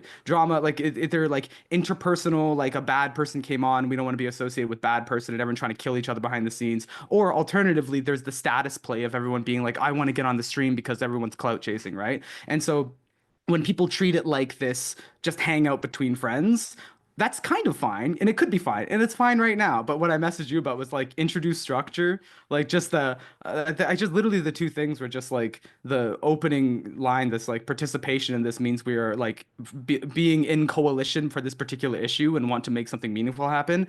And participation doesn't mean you naturally endorse everybody else and everything. It's not just a friend hang, you know what I mean? It's like we're part of like a political coalition at present, like doing something pragmatic and immediate, and that's the main point. And then the flip side was the notion of like a organizational form that people can fill out, like who do you want to be on with, who do you want to be not on with, just some sort of systematizing, like acting like adults kind of thing. And anyways, you need a whole person helping organize to manage all that shit though, like the sort of form intakes or a whole thing. And so like if it's going well, it's going well, it's totally fine. It's just something I care about, you know? No, I appreciated that because if I had someone here helping me do this, it would have made it quite a bit easier. But also, yeah, no shit. I know, my roommate was out of town, so fuck him. But fuck him. Fuck Noah's roommate for just I don't know, like the lost my train of thought. Give me a second. It's okay. Right. Yeah, like this issue is so dire, so important, so serious, so so far removed from anything anyone has been talking about on the internet in any of the spaces, whether they're political or not, that it feels, I'm like honestly repulsed at the way that this entire ecosystem has taken this issue and bastardized it into all these strange places that are so, it's crystallized to me how inhuman this entire system is, and how, I mean, it's stuff that, I mean, we talked about it like last year where you were saying the same thing, and just seeing it unfold in front of our eyes, in front of my eyes, over the last, like, I guess 6 months or so, and then having the recent back and forth where I'm like, okay, I did this thing and now it's immediately turned into something that is so immaterial and so stupid and so petty that I can't do that. And I don't know, I think a lot of people feel that, but also at the same time, like Creators for Palestine, for example, it was this big group of people, there was a Discord, there was people organizing things, and it immediately turned into the type of thing you're talking about of like clicky stuff or like, fun, whatever, like, I would say individual cancellations. Like I think that's one of the big things, just interpersonal like fighting. And the problem is like in this space, in this kind of rudderless like open space where it's all happening in one big hangar chamber and it's all happening under the sort of logic of likes and views and all that. Like it's really hard to distinguish between like, wait, am I fighting for like some grand social moral issue right now, or is this my personal stuff getting really mixed up in it? And like, am I damaging my social moral cause for the sake of my personal stuff? And it's really, really thin line, because in like a big drama like this, that's like highly politicized, and it's also between like personal grudges, and it's based on this kind of content mill, it's getting like a ton of traction. It's like, you actually can't tell the difference. They're measured by the same view count. So like, there's no adults in the room. It's like, that's how I feel. There's no like sort of social principle that people are adopting. And like, it's just like effortless to conflate like a intensely moral thing with like just a personal thing, and like a personal thing with a massive socio-political thing. And like, it's really hard to understand where you are. But that's again why, like, racing 400 fucking $1,000 for like an unambiguously necessary and good cause. I'm like, okay, well, that's sanity giving. That's something to hold on to. And so that's why, I like like this kind of thing, and I want it to succeed. You know what I mean? I'm against things that make it not succeed. Yeah, 100%. It just feels like the way that I'm not an organizer. I've never really done very much Now you like, are, brother. Holy political shit. work, but this to me has been a very clear example that if you just have this thing you want to do, and this sounds a little bootstraps, but like if you have a goal and all you have to do is like hit people up that are at least signaling that they have wanted to support this thing, and whether they do or not, it doesn't matter, because the fact that they're coming on will benefit the cause, will bring more eyes to it and bring more donations. And from there, like, it really, like, there's some sort of scheduling stuff involved, but it's very clear, it's very simple and clear what needs to happen. And I don't know, I think for a lot of people it's like, there's content brain, there's thinking about your views and opinions and political like arguments as some form of your identity, because those are the things that you're rewarded for having online, whether that's good or bad, and then, or whether those politics are good or bad, I guess, in terms of whether I disagree with them or not. But then Sure. it like, I think some people are coming out of that. Some people, I guess, maybe were never in it as strongly, but I think all of us feel it to some extent. And this issue of like the Gaza genocide is, if you aren't crystallized towards one common goal with that issue, then I don't know if it'll ever happen. And fuck you, like, we don't need to pay attention to that. We just need to find the people that are willing to work towards this thing and just connect on a level that's not purely. I am now following this person back on YouTube because they got enough YouTube subscribers, because that's why we're both connected in any way. It's because of some numbers on social media rather than, genuine, I don't know, a genuine single goal. And I don't know, it's like, people, if you just, I forget where I'm going. No, with that, it's but you're so. good. Listen, you're handsome, you're eloquent, and you keep your train of thought very have perfect impressively hair for now. somebody as blatantly ADHD and fucked in the mind as you are. No, like, I think the one thing you said is particularly notable, is the notion of like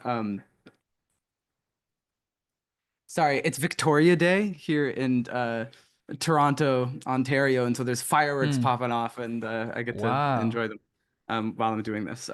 But the one thing you said is like the almost like it not even mattering whether or not like the people that are on the stream and causing the stream to have success are like sort of these ideological like accomplices or whatever. I think that's the thing that like I think as part of like the research I've been doing and what I've been like working on and talking about, and like videos that are coming, and like the public speaking I've been doing is centering on is kind of re-understanding like the notion of society, and like what does it mean to participate in society or participate in something social. And this kind of tracks on to the political. It's like it doesn't like so for the sake of like for example, like say this pragmatic, this social thing you are doing, right? And I think this is organizing, and you shouldn't diminish the fact that you are doing that, and you also maybe shouldn't diminish like the kind of bootstrappy nature of it, because I think that it's also bad to make kind of organizing the sort of esoteric like validity card of like ultra communist actual leftism that happens in some corner somewhere.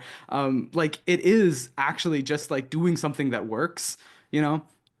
Um, and doing something that works again is not the same as hanging out with a bunch of people that agree with you and make you feel really good about yourself. It's doing something that works, and that's where it ends, right? And so, like, you know, I think people have talked about like a lot, like how the especially these days, right? Like in like a lot of the I don't know, this era of discourse and stuff, like the notion of like trying to build some sort of effective you know, I guess it's like I'm amongst like very lefty people, so I can just use very lefty language and all that. You know? But genuinely, like sort of like revolutionary action, communitarian action, like actual effective action. If you're trying to build class consciousness, you are having to accept that you're going to be growing and building a coalition that includes a bunch of people you don't fucking agree with, and it could include like sort of like you know, criminals and people you like personally hate and shit. But if you are united in terms of your class interest, those are your political allies, because it's not supposed to be like I'm fighting for my friends. It's supposed to be that like I'm fighting for this political cause, and that can't change based off of like your comfort zone of like being around a bunch of cool people or a bunch of people that make you feel like good about yourself or whatever. Like you, if you're politically aligned with people, you're politically aligned with them, and so when you're taking political action, you're not actually participating in a popularity club or your like sort of personal life like hangout. It's like no, you're trying to make something happen. Like that's what matters about it, right? I don't know. It makes Is me kind the of emotional, to be honest. Oh no, I mean it should honestly, like it should for more people, and the fact that it doesn't is kind of a part of the problem, because it's I heard this thing in a podcast.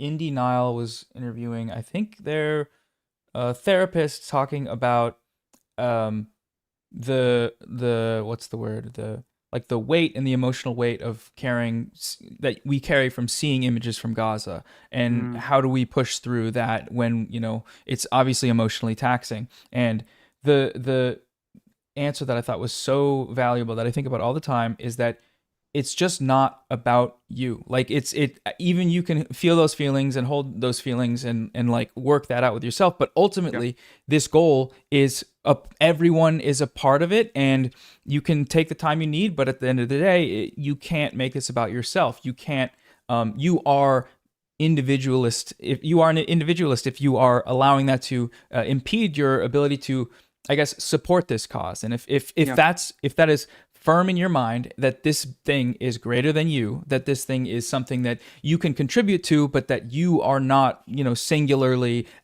one singular actor in the world trying to do something for you, or trying to do something and thinking about yourself while you're doing it, then once that's clear, then it becomes very simple. I don't know. There's a no, there's a it's feeling true. of And simplicity. also, and I think also the like sort of like flogging yourself sort of thing is like that's not productive. Like that's not Mhm. doing anything. You know what I mean? Like killing yourself for being fortunate. Like really, I think honestly, and this is like the you know, the piece that I've done that will be available soon. Sorry, I just very disinterested in like plugging myself in this circumstance. But like some of the research I've been doing was on gift economies, like Lewis Hyde's work on gift economies.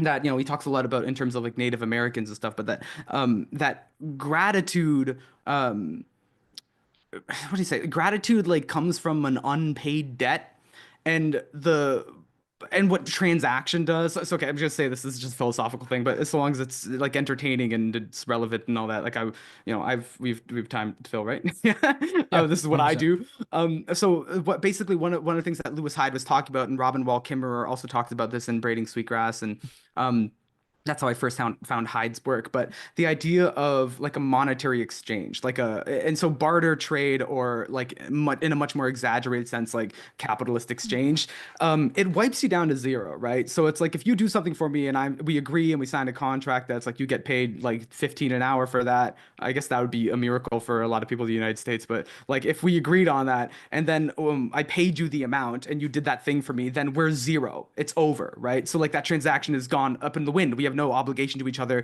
no further relationship. We can walk away. It's fair, you know? And so we kind of like erase this sense of like debt and motion. And so what he's talking about is within a gift economy, is a place where it's like, I do this thing for you, and we haven't signed a contract or reduced this like labor to a definition or to a monetary value, and I've done it for you, and we haven't agreed upon how you're going to repay me. What that's done is it creates like an unpaid debt in you. So you've been given a gift, so now you have the space and the discomfort of gratitude. You actually have to sit in that, and what that does is it ultimately, like, the proper function of being given the gift is like you have to pass it on. And so in a lot of like gift economies that like have this sort of gift giving ritual and social practice that everyone adheres to, be that sort of like religious or cultural, when you're given a gift, you don't necessarily have to repay the person, and definitely not in kind or in like the same proportion. You just need to keep the gift moving. And so, anyways, this is a lot of what I'm saying here is that like I really do think like when you're witnessing the tragedies that are occurring around the globe, obviously particularly in Palestine right now, you should be filled with like a gratitude that compels you to give. You know what I mean?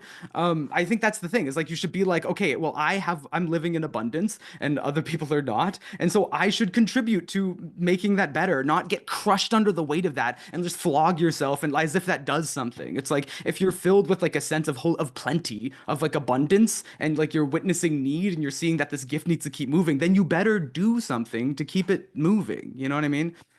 Anyways, I just think yeah, we say this is not about you. I think that's the thing, right? It's like it's not I that, and that's probably like probably one of the biggest, like, widest messages of all of my work that I'm trying to like disseminate philosophically when I say, like, we are on the side of art. You know what I mean? It really is like art's not about you, and that's what that sentence is supposed to try to do, is de-psychologize your participation in art to make it less about just like, do I like this, do I not like this, and try to like, participate in something bigger than you as like a positive additive thing, not as something that you're crushed under, but like you get to rise up into, and like it's inspiring actually to realize that there's things in the world that require your contribution, that require movement.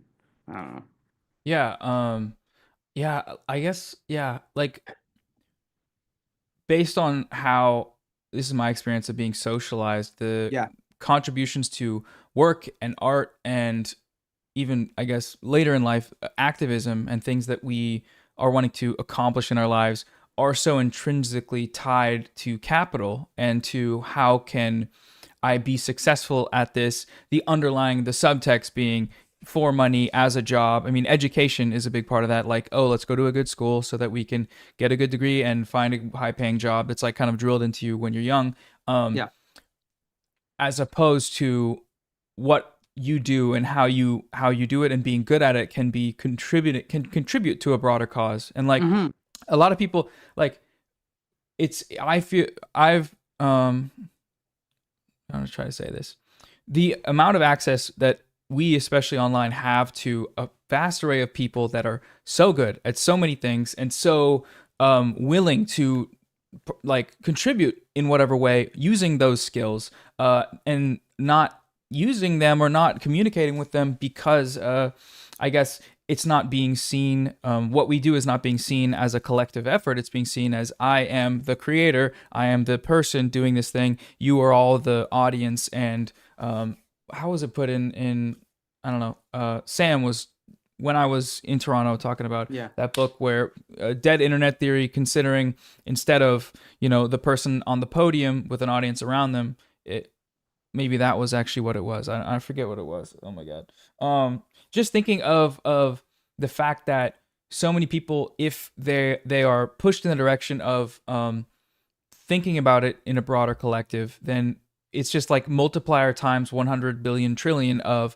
what can be accomplished and what good can be done. And the people that are contributing to that, if they are, whether they're doing it for the right reasons or not, are working towards the same goal, and that will create more genuine solidarity from these people, just because they'll see how it's effective. I mean, this fundraiser, for example, it's like people will see this and say, oh, that's material. That's something that goes well beyond any sort of content creator beef, anything we could talk about, even though I still see comments from motherfuckers that are like, oh, the H3 guy did a fundraiser on the same day. He's trying to like fucking derail what you're doing. Down to, like, you just want to play with action figures. You're like, you're waiting for the opportunity that it can makes transform this social cause into me playing with action figures that kind of represent different moral characters that win or lose. I don't know.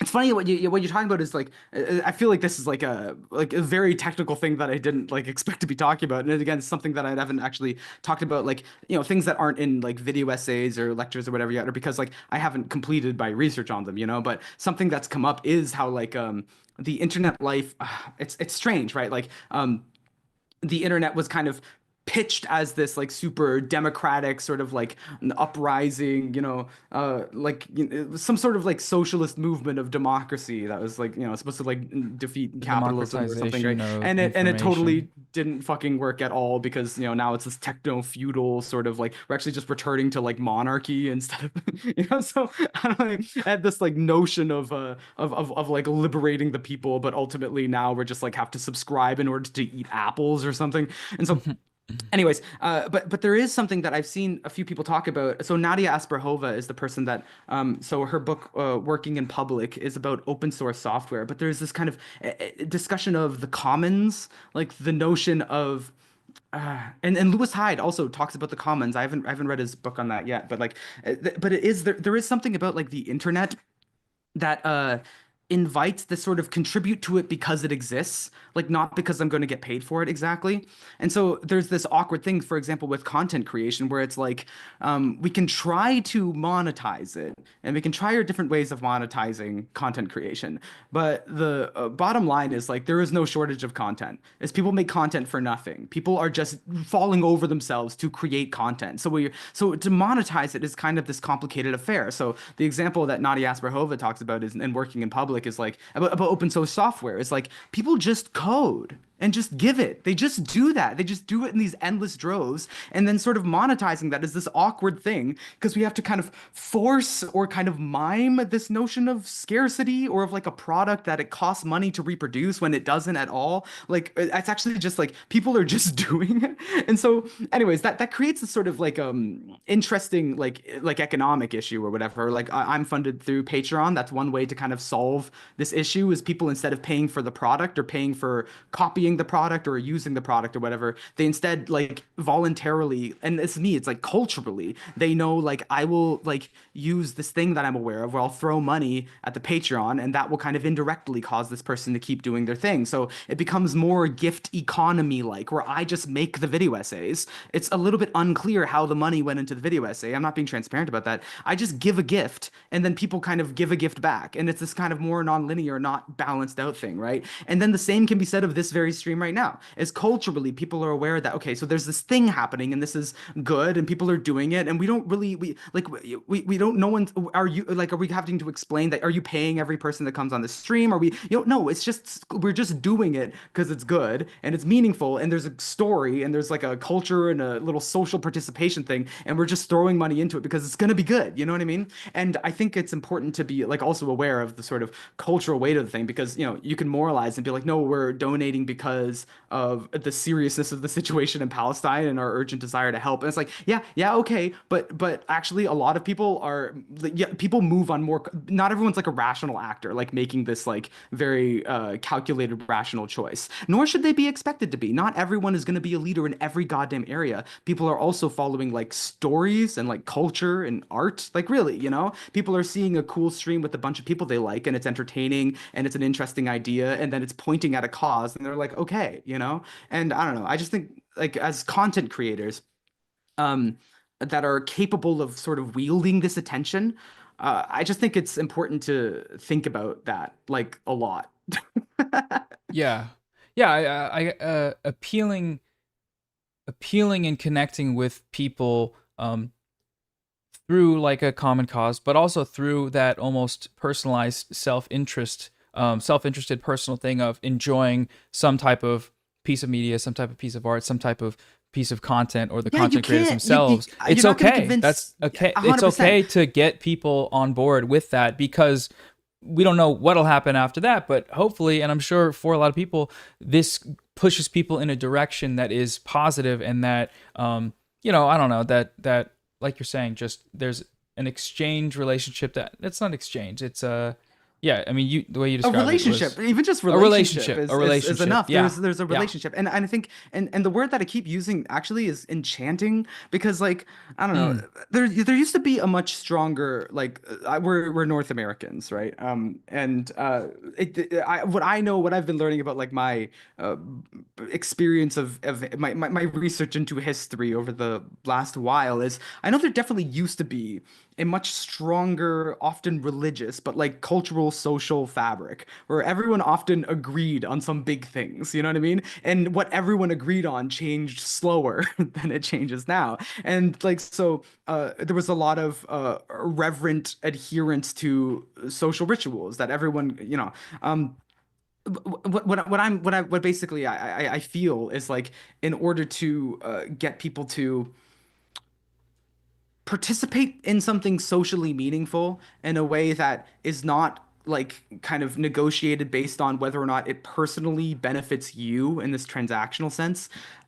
It doesn't work to be like sacrifice and flog yourself because you should feel bad for having a bunch, and like you got to feel bad and do stuff for people that are like this moralizing doesn't work. It actually the ways that it tends to work is by this sort of enchantment, and I think of that as like an artistic and a cultural project is not for making people like feel shamed sufficiently that they then work together to accomplish something great, but to like inspire them. And inspiration is like make you feel excited to be part of something bigger than you, to like give people a place to go, and like a beautiful story, like to link up this sort of aesthetic project with this moral project. I don't know, it's like all hands on deck, you know what I mean? It's not just mm, rational argument, and it's not even just moral argument. You also need to like create a beautiful thing that works and people like engaging with. And liking again is not just like I like it because it makes me feel good or because like you're tricking them or lying to them. It's like no, people like being part of things that are meaningful and things that work, and things that like make sense.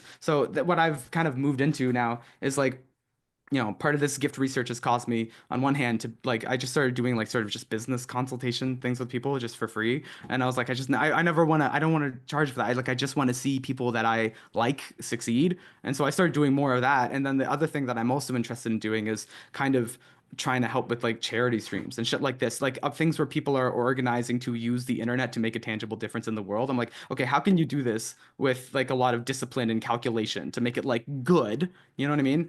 And like thought out in a way that we can do it again and again and it keeps working. mm.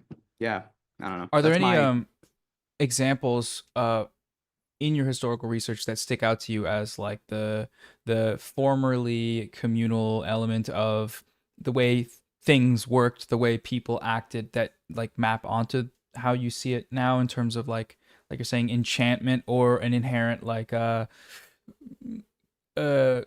what's the word, connection and communal drive and action for not just some moral sense of like this is the correct thing to do regardless of how it makes you feel, versus like this is just something that feels good and this is just something that I enjoy and we all enjoy and that's a good thing. Like is there any in your research, I guess, anything that maps on well to, I guess, something like well, one this or fairly simple thing is I think like the notion of like the left parties and again in North America being more labor focused into turning into whatever they are now. mm, Like um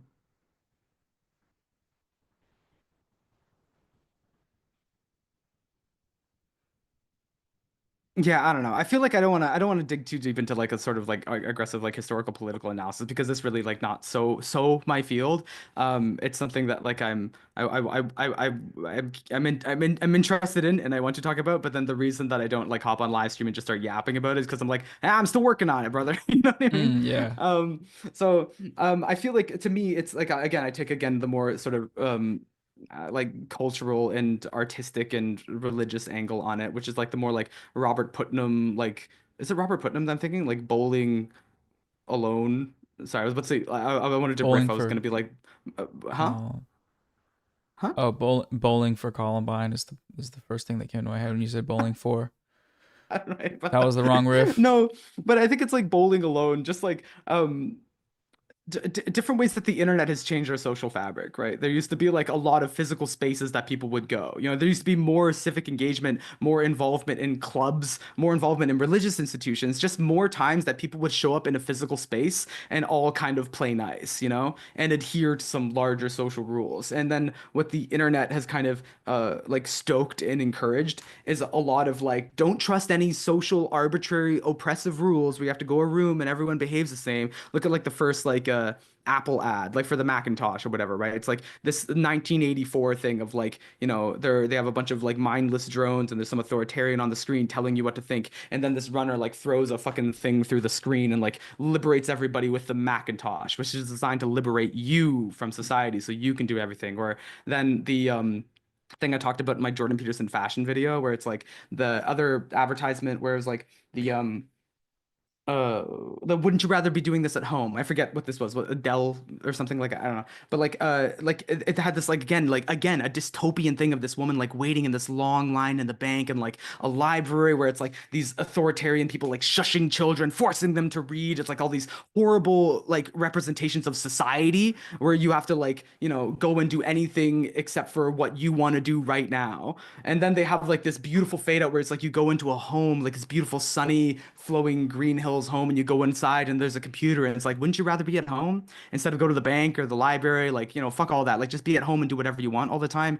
This has been the large libertarian thrust of the like Silicon Valley technological industry forever. And then in my what someone drew from my community drew to my attention recently was this other ad. I think it was just in the last year, but Apple did again, where they have literally on a hydraulic press, just like arcade consoles and like a piano and like a what's it called, the thing that plays the music, like the phone, the something phone, you know what I'm talking about. But like just a gramophone, yeah, like just a bunch of like kind of treasured and beloved objects that were like these mediating technologies, and that you know we associate with like kind of classic art forms, just like guitars and just like everything. And they put it in a hydraulic press and they just crush all of these things and they destroy it all to joyous music, and it lifts up and it's just an iPad, and it's just like, you don't need it. Like we fixed it. So you don't need mediation. You don't need friction between you, the individual, and what you desire.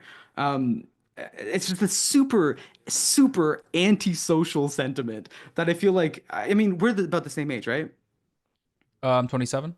Yeah, same. Yeah. So like we like I grew up with this. Like I grew up with this. I grew up with like I had to go outside when I was much younger to play. And I had to go with my friends, and sometimes I would get bullied and we had to sort shit out. Like I had to go in my neighborhood and play. And then I grew up through this period where I no longer needed to go outside to play. Like this happened like in my lifetime as I started being able to become cultured and socialized, not by going outside and being around people or in situations or like, you know, joining a club or becoming part of like a musical or whatever. Like I could just sit on my phone and become encultured, you know, I could, or what felt like becoming socialized. But what I feel like is this kind of pervasive sentiment and pathology online is this kind of nonstop, like, I don't know, like pornographic exhibition of like what you want and the self, you know, and this sort of like, again, this hatred of anything and everything that sort of makes you be dishonest for even a second.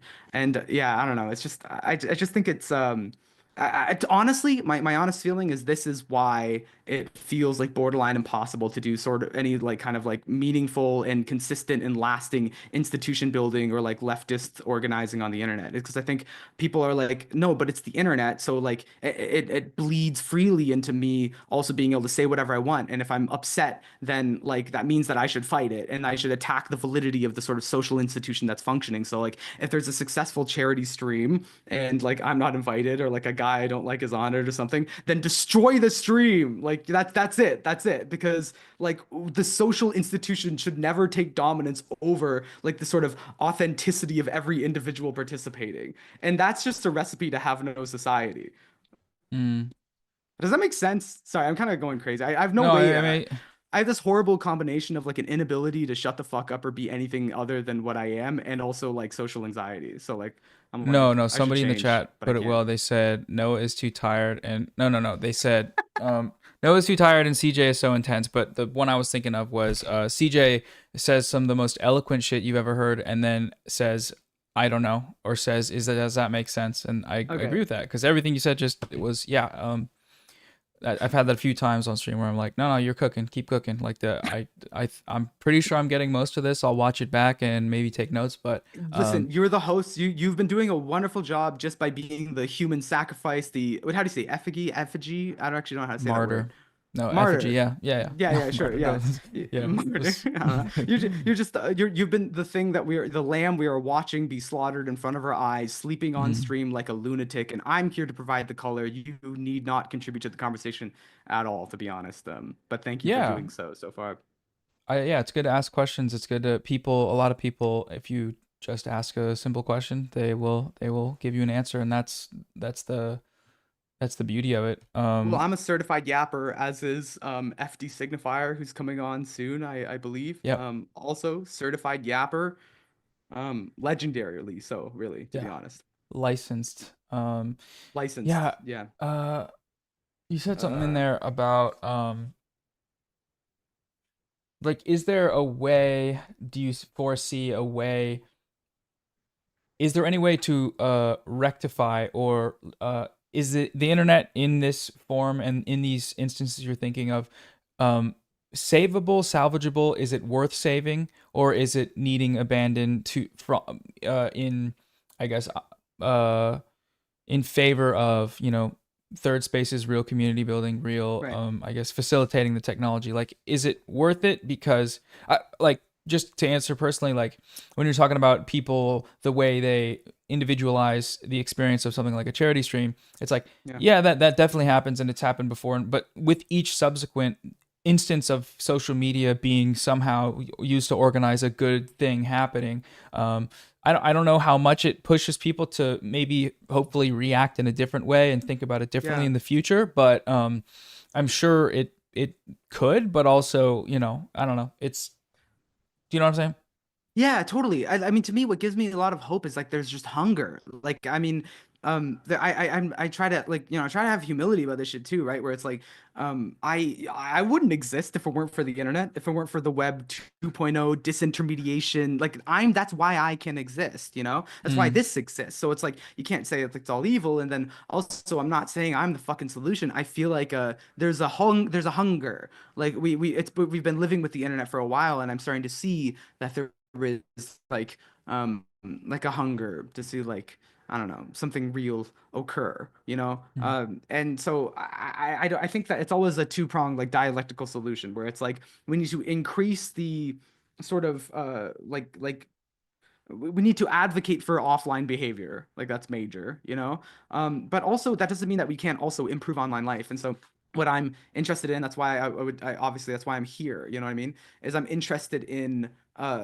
concentrated efforts to use the internet to get off the internet in some major sense. And so for me, like, I think again it comes down to I'm not trying to walk around just like scolding audience members for clicking on things that are like, designed in a laboratory by the most powerful people in the universe to get you to click on it, like, obviously. To me, I think it takes some sort of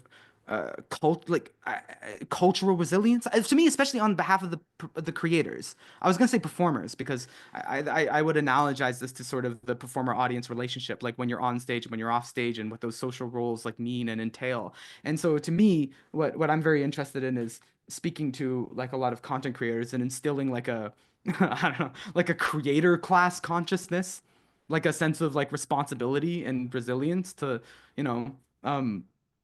look out for each other and like discuss like communally, like how should we behave and what should we do, what like larger principles should we try to adhere to, instead of like having this shrug off thing that everyone has, which is like, I'm just an entertainer. I'm just an entertainer. At the end of the day, I'm just a silly guy. I'm just a silly guy. It's like, no, you're not. You if you can raise $400,000 for like a real world humanitarian crisis, you're not just some guy. Like, you can do stuff. We could probably do more stuff if we organized, And this is organization. I would reiterate again. I think this is like organization. Like, what if we could do this regularly without it exploding? Like, people are too afraid because they don't have. They're like, we're all kind of children that haven't like talked together in like a private closed door room, safe space where we can actually like express ourselves. You know what I mean? Everything is half performed to the internet, half about me getting mine, or just like trying to, win my personal sort of status, ambition, moral plight. I don't know, fuck, you know what I mean? Yeah, Uh, I know when I was in Toronto, there was everyone I was around. There was kind of, it seemed like, a conscious effort to push away from the internet and more into real life, in person, communal sessions of, like, third spaces or whatever you want to, however you want to Yeah. describe it. I know you're when I talked to you last, you would describe yourself more as, like, not an introvert, but someone just kind of like, as a artist, more solitary or more Yeah, reclusive. I definitely can like hide away in my. I was on. It's again. It's like my mother's in town. Some of her. I don't know if you can see, but like some of her shit's in this room. But like I Mm, was spending time with loved ones today, and like we went on we went on like a couple of walks, and then like it was offered to go on like a third like journey to like get some stuff to make like a kind of cocktail or something, and I was like, a third walk.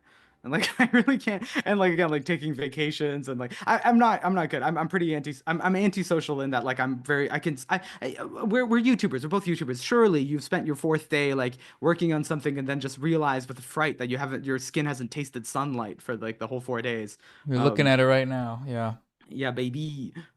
So yeah, I definitely am more like predisposed to be able to sit and work on something. I like being inside. I like where all my things are, you know. Yeah. And so But to I me wanted to that's ask, like, yeah. what forces are able to drive you, I guess, out of that temporarily in order to pursue the things you're talking about with Right.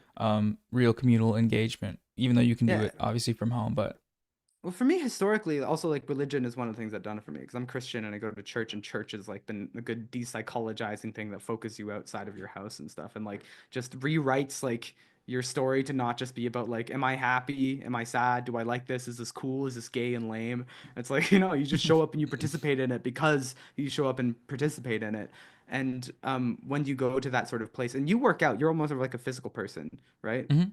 Yeah. Yeah, so I don't play sports or anything like that, but that's a place where that's another place where it's like it's de-psychologized, and you go there and like you participate in something because you participate in it, and it's shocking. Like, and for me, I have just really some really close relationships that are very meaningful to me, and I yeah, sorry, I'm just getting in my head because I haven't been watering them as well as I should have lately because I have a big, this has been a big business year for me. It was a massive investment, like doing touring and just music and a whole like plan, like with Mm. risk and everything, which is in itself actually it's been very meaning giving because it's not about whether I feel like it. It's like there's a plan, you got to do it, be an adult, and that feels good. It does the same thing, but like I had in the midst of this year there was one day I remember where I was working on stuff and I was mad because I had like a friend coming over and they said they moved it up earlier, and I knew I was like, I don't have enough time to work. I don't have time. Like I have to do this stuff.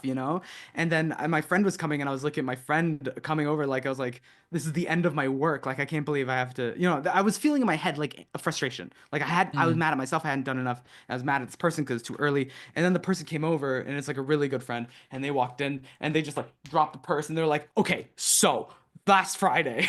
They just had tea like crazy, and there was a big shock at how like it was so about like how I felt about this, and then like this my friend being such an intimate friend that it didn't matter how I felt. Like if they sensed any of that, they didn't give a shit. They were like, "Here's what's happening now," and like it's so crazy how fast you transform, like how enchanting reality and people are, and how society is like enchanting. Um, even me, like even I have basically a rule, like a close to a rule of not really collaborating with like people on YouTube basically ever. Um, because I don't trust motherfuckers to be honest. But Mm. like, and because I keep like learning, I'm like, you don't need that, and the more effective thing is to build something that works. And like for me, my life is it's independent. My dream, my life path is clearly to build something independently and just keep working my own muscle and not try to be part of things that I don't even like believe in or people that I don't know and whatever. Anyways, but I'm saying all that. But then like again, I see your stream and I have all these feelings and I'm like, I want to help. You know what I mean? Like having like being part of like like seeing shit in the world is good for you. It makes it not Yeah. about you. Anyway, so that was a long way, I guess, to say like church and like my close personal Mm. friendships, and then I think also like clarifying like maybe I don't know like what I believe and what I want to see in the world. So then like I see like a charity stream and I have no compunctions really. Well, whatever about like what am I afraid of getting sucked up into like a performing social status or like being a moral sort of avatar through which my audience can feel like they're good people, because I distrust all of that, you know. I'm like, you know what, I know what I care about is I care about talking about this sort of thing. This matters a lot to me, and so that makes life a lot easier when you know what you're passionate about and you know something about it, and so you can just like go to work and making sure it succeeds and weather the discomfort and the confusion in the midst. I don't know. I love that story about the interaction with your friend where you're in your head, you're thinking these thoughts, this stuff is spiraling, and like you have this one. You're in your own mind essentially dealing with these thoughts, but then someone else, a human interaction means that an entirely different mind is now entering the fold, and you have no idea what could happen from that, but it'll immediately change your mind and connect your mind to somebody else's mind. It's like, oh wait, actually we're humans and I'm not the center of the universe, and this is great because whatever I was thinking about before, that can wait, because we're having a moment here. And I was really fucking scared to do this because I was like, I don't know what's gonna happen, I don't know how I need to present it, I don't know like if this is gonna work, or if people are gonna if people are going to derail it somehow. But then it was as simple as I don't remember who the first person I brought on was, but it was like, I'm going to check. I think it was, it was Tirrrb, my friend Tirrrb. Right. We Yeah. hopped on stream, we played some games. I started doing like challenges or whatever and fucking myself up, degrading myself up in front of the camera. And it was kind of like,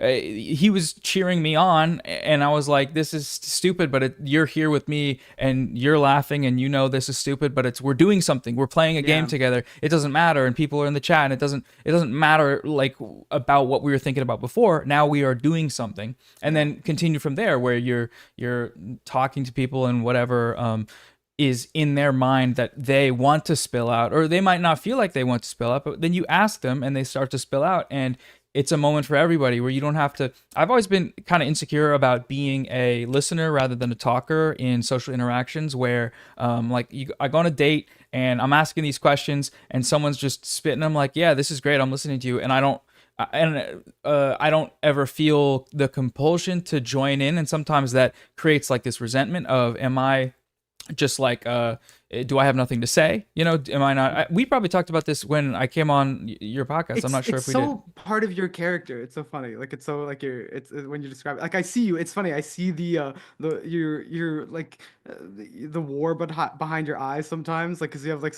a kind of passivity to you, and then there's this very large force that. Sorry, I'm to psychoanalyze you so intensely live, okay. But like there's also you did this it large last time. force You've done it inside 3 you. times, and I it's fun every time. But there's clearly a force inside of you that's trying to defeat this, and that's so funny because that's as notable part of you as the sort of maybe instinct or the intuitive way that you roll socially is the part of you that's like, oh, I gotta change, I gotta be better, I gotta be more this thing. It's honestly, it's cute. Can't lie. It's yeah. Clearly works. Hey, like you got an audience. People like watching this neurosis play out, and like I think I think a lot of that stuff like kind of tones the charisma that comes out of a person. Like that's what makes it kind of what it is. Anyway, sorry, that was way too intense. But you want to say something? No, you're good. You're good. just that when people are doing that, talking, and you're asking questions, a lot of times what they're also doing in doing that is inviting you to do the same, and that's the subconscious understanding where.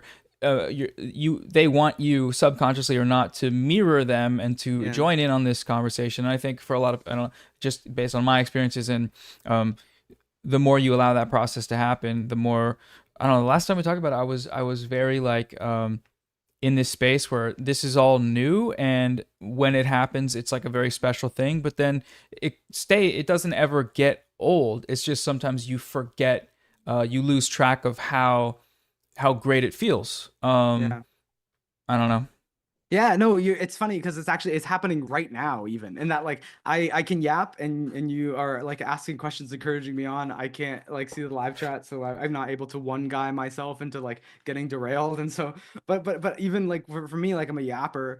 Obviously, I have a lot of thoughts and a lot to do, especially when I show up to do something like this. I'm like, well, my job is to yap, so don't even hold yourself back. People want to hear the stuff or whatever, but like I like when people like stop me and like say stuff. Like I like it, I enjoyed that. Sorry to get like so meta and like atomistic, but it is true. I for me, like sometimes people will misunderstand me as like just wanting to hear the sound of my own voice and wanting everyone to shut up so I can talk. which might be true when we're trying to get something done, and I can just see everyone fucking it up. But really, like what I really like strong people. I like hearing a lot about people, and I love when people like want to say a lot back to Mm. me. You know what I mean? And guide the thing. And like oh, I wish I could remember the thing. That it was something about what you said right at the start that I wanted to react to. It's the oh yeah, that was it. It was that like sometimes what people talk about here is like meeting people where they're at. You know, when they talk about persuasion and like political persuasion, you know, sometimes they talk about like, inviting people in and meeting them where they're at. And that's one thing that I think is just this is not necessarily related to that, kind of very emotional thing, but like I do think it's interesting. I said it on, and here's more funny things, right? I said it on Bridges, the podcast that previously was Destiny's and no longer is, and then I got a little You bit went on involved with. Bridges? Yeah, on the new Bridges, because again, like in this like spirit of like seeing like an opportunity where things could be a little like I saw when Destiny left Bridges, and I saw Not So Erudite was continuing it, and I was like, well, I like that person. Frankly, Mm. like actually I met that person when she was in Toronto, and like everybody I meet is always like, man, if it weren't for like Destiny, I'd like this person. And so I saw this opportunity where I'm like, hey, this doesn't have to be the death of a thing. And so I went on Bridges. I went and she flew me down. I did like a couple episodes with her, and we might do more in August actually, because I'm just like, I don't know, I just want to see this person put their best foot forward. You know what I mean? Mm. But like again, in the spirit of like having rooms where people can speak to each other, um, whatever. It's just like a decent enough mission statement in IP or whatever. But what the fuck was I saying? What There was was it something about about? What was it about? this Like her, thing. that experience of talking to her, or go with that. No, yeah, I don't know. She's good at talking. She listens. Mm. She's a good listener. She's independently interesting. And I realized that the reason I started watching Bridges, like a Destiny podcast, was ultimately really it was basically like this person and how they toned this person again, right? Mm. And this isn't again like this isn't about personal fandom or anything like at all. It's like that I attracted to the idea of a very powerful and popular content creator creating an institution that was a room where different people with like a center left like and then like kind of focus, but then like on sides on either side of it, like a room where people could speak like and disagree and shit. Like it's institution building. So that's what interested me about like sort of seeing that whatever Destiny was trying to do there. And then I realized watching it, I was like, oh, this kind of exists because of the co-host influence. And that was that person. And then I met that person and I was like, oh, that proves true. And like basically, if this person had their way, I think that we would have another room. Like to me, like, people talk about like, oh, who's the left Joe Rogan? And I'm like, you don't need a left Joe Rogan, you need a leftist podcast circuit. You need like an actual like room where people can have different kinds of conversations and disagree with each other and debate within like the safe enough space that not everyone's trying to murder each other, but like you can actually have debate and build something, and build community and have like a flowing of ideas instead of I don't know what exists, like what tweets, like Reddit threads. So anyways, I don't know, whatever. That's what attracted me to the point. Is what I was saying on that was there was some discussion about how do you even talk to these people, like some of that, you know what I mean, about like let's basically like a Trump like um fanatic, like loyalist of some kind, and like how do you Mm. even talk, how do you reason with these people? And so there's we'll either fight them or shame them or like meet them where they're at or whatever. I think the thing is like you don't even have to meet them where they're at, like because like what you said, right? Like my sorry, I got again like spooked, but it's the fireworks for Victoria Day. That's great. um Mm. you don't even have to meet them where they're at, because like my friend didn't meet me where I'm at. You know what I mean? Like me, like kind of losing myself and letting go of whatever resentment and personal individual self-obsession thing. It actually wasn't about being convinced out of it or persuaded or met. It was actually just about someone else walking in like, I got something better. That's just kind of, you know what I mean? Which is Mm. that thing that like art and the religion for me also like does so beautifully. It's just it doesn't actually like rationally persuade you to a different position. It kind of like etch-a-sketch shakes you and just like throws you down like this like I don't know, beautiful like mouse trap maze or something. And you're just like you just kind of and then you're somewhere way more meaningful and you're grateful for it. Yeah. I don't know. I feel like that's the focus of a lot of like my art and shit I care about. It's just like slapping people in the face and they're like they come to and they forget who they were and they're better for it. I don't know. Mm. Yeah. We're both Yeah, I doing guess. that thing. We keep saying I don't know at the end of sentences. Like Yeah. maybe I don't know. Maybe I don't know. Nobody has to listen to this. You guys hate me. Yeah. I don't know. Yeah. Guys, make a poll for what we should talk about next. Make Leave a poll comment to let me know if I we are got good if people or not. anything. Yeah, tell me if you think that I should be a different thing than what I am, and I'll be it. I'll do it for you. Yeah. Meeting people where they're at. That concept. I don't know. That's Do you want to keep I having think deep conversations, or do you want to fuck around a little bit? Oh, we can. I'm cool with whatever. I was just the last thing I wanted to say is like Yeah, please do. People just aren't a lot of times aren't rational, and that's okay to appeal Yeah. to that lack of rationality.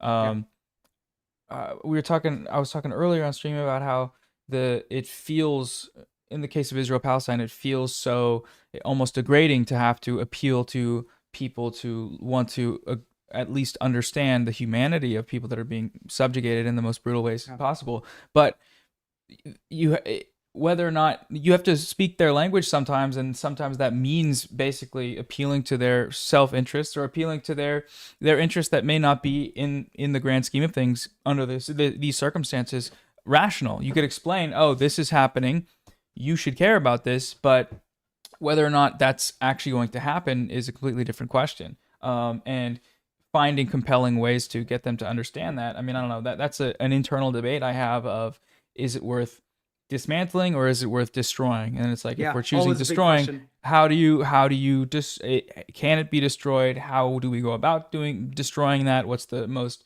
crystallized way? And I mostly, when it comes to Zionists, lean towards destroyed, and that's okay. Not destroyed in the marketplace of ideas, like invaded and militarily, Yeah. do like that. And that's just a personal feeling, but also when it comes to, talking to someone in real life, it's like, it seems self-evident, and it should be self-evident, but there's a lot of forces that create people that, some people actively lie, or other people have convinced themselves of dishonest structures because they don't know they're dishonest, or they're being propagandized or whatever. But it's that lack of rationality that you can also, I guess, make an emotional appeal to sometimes. But I have trouble doing that now. But I think I talk about this also on like those podcasts, but like much less eloquently than I am right about to. But like that is the eternal tension, right? Is destroy or persuade, like engage with or annihilate or something. And yeah, I mean I have that like too. Like, and I feel that like most like um how do I say, like poignantly about, sorry, maybe I shouldn't even like identify the specific thing or whatever, but like that is the eternal struggle. And I do feel like in our world today I'm encountering more like with my like very optimistic universalist Christian heart or something, like I'm encountering more people that I'm finding I'm like, I think you might just be my enemy. Like I think we might be at a time in history where there are enemies and you must overcome them. And like and of course you're always at that point in history, like there is that exists, you know what I mean? I think one must hold on to it a little loosely ultimately, because again it can be like degenerative, like when you're interested in sort of like uh I don't know, like I think of this is my personal like political opinion or whatever, but I think of this when I think of leftist people decrying any sort of powerful like center left liberal party as like essentially fundamentally not worth engaging with, beyond saving, burn it down or whatever, because that seems to me like basically just a death wish and a kind of defeatist like glorification of your own martyrdom or whatever, because those are your marks. Like everyone that votes liberal, like your whole goal of course is to move the majority of your population farther left, right? So those are the people you're persuading. So what are you destroying? Most of the people that are alive? It doesn't make any goddamn sense to me. So I think I tend to go like, no, it's persuade, enchant. But yeah, no, the enemies come about. But I think the at a certain point, that persuasion and enchantment doesn't work, and you have to turn the other way, and you have to, even the destruction doesn't have to be the people themselves, it can be the structures of the party, thing. right? And I think that's the bigger thing, right? Is that like the what is your enemy, right? And thinking it's like these individual actors that believe these ways, like I don't know, it's just like very unconvincing to me, because it's like you underestimate how irrational people are, and I don't say that as a degrading thing at all. But you underestimate how much it's like everyone's rallying behind this leader right now that believes this thing, and that's like hegemonic, and that's the thing that you're fighting against, is this idea. But this idea can be defeated, and then all these people that you thought were your enemies will very, very suddenly be like, wait, they just go along with the new story, you know? And that's not even a pessimistic take. I think that's like, because the way I would kind of maybe put a period at the end of that sentence is like the idea that like, oh, is it degrading to speak their language, as you said, to like try to enchant people in these irrational ways to do things? And it's like, well, what makes you think that how much you care about Palestine is a rational thing? Like, what does rationality mean in that sense, right? I do think it is irrational. It's passion, because even morality is passion. You know what I mean? These convictions are somewhat irrational. Irrationality is not a dirty word. That's like human value is a little bit irrational. You know what I mean? Caring about people like, like suffering less rather than more is a bit of an irrational like assertion to make. You know what I mean?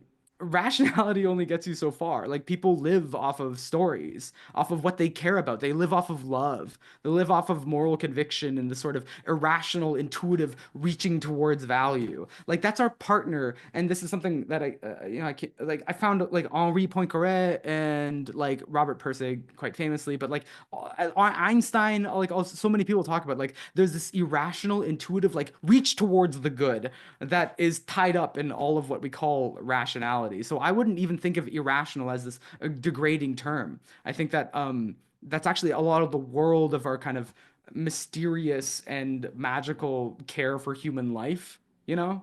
Like, just like our love for what is good, is I don't think we actually necessarily come to what is good and what is beautiful through rational calculations.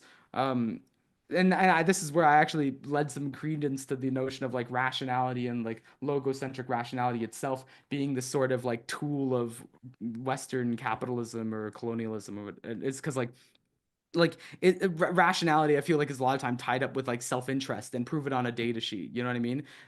Rationality like kind of often will hinder people from doing what's right or what's beautiful. And like rationality can be used to convince people not to do things that are uncomfortable and necessary and beautiful.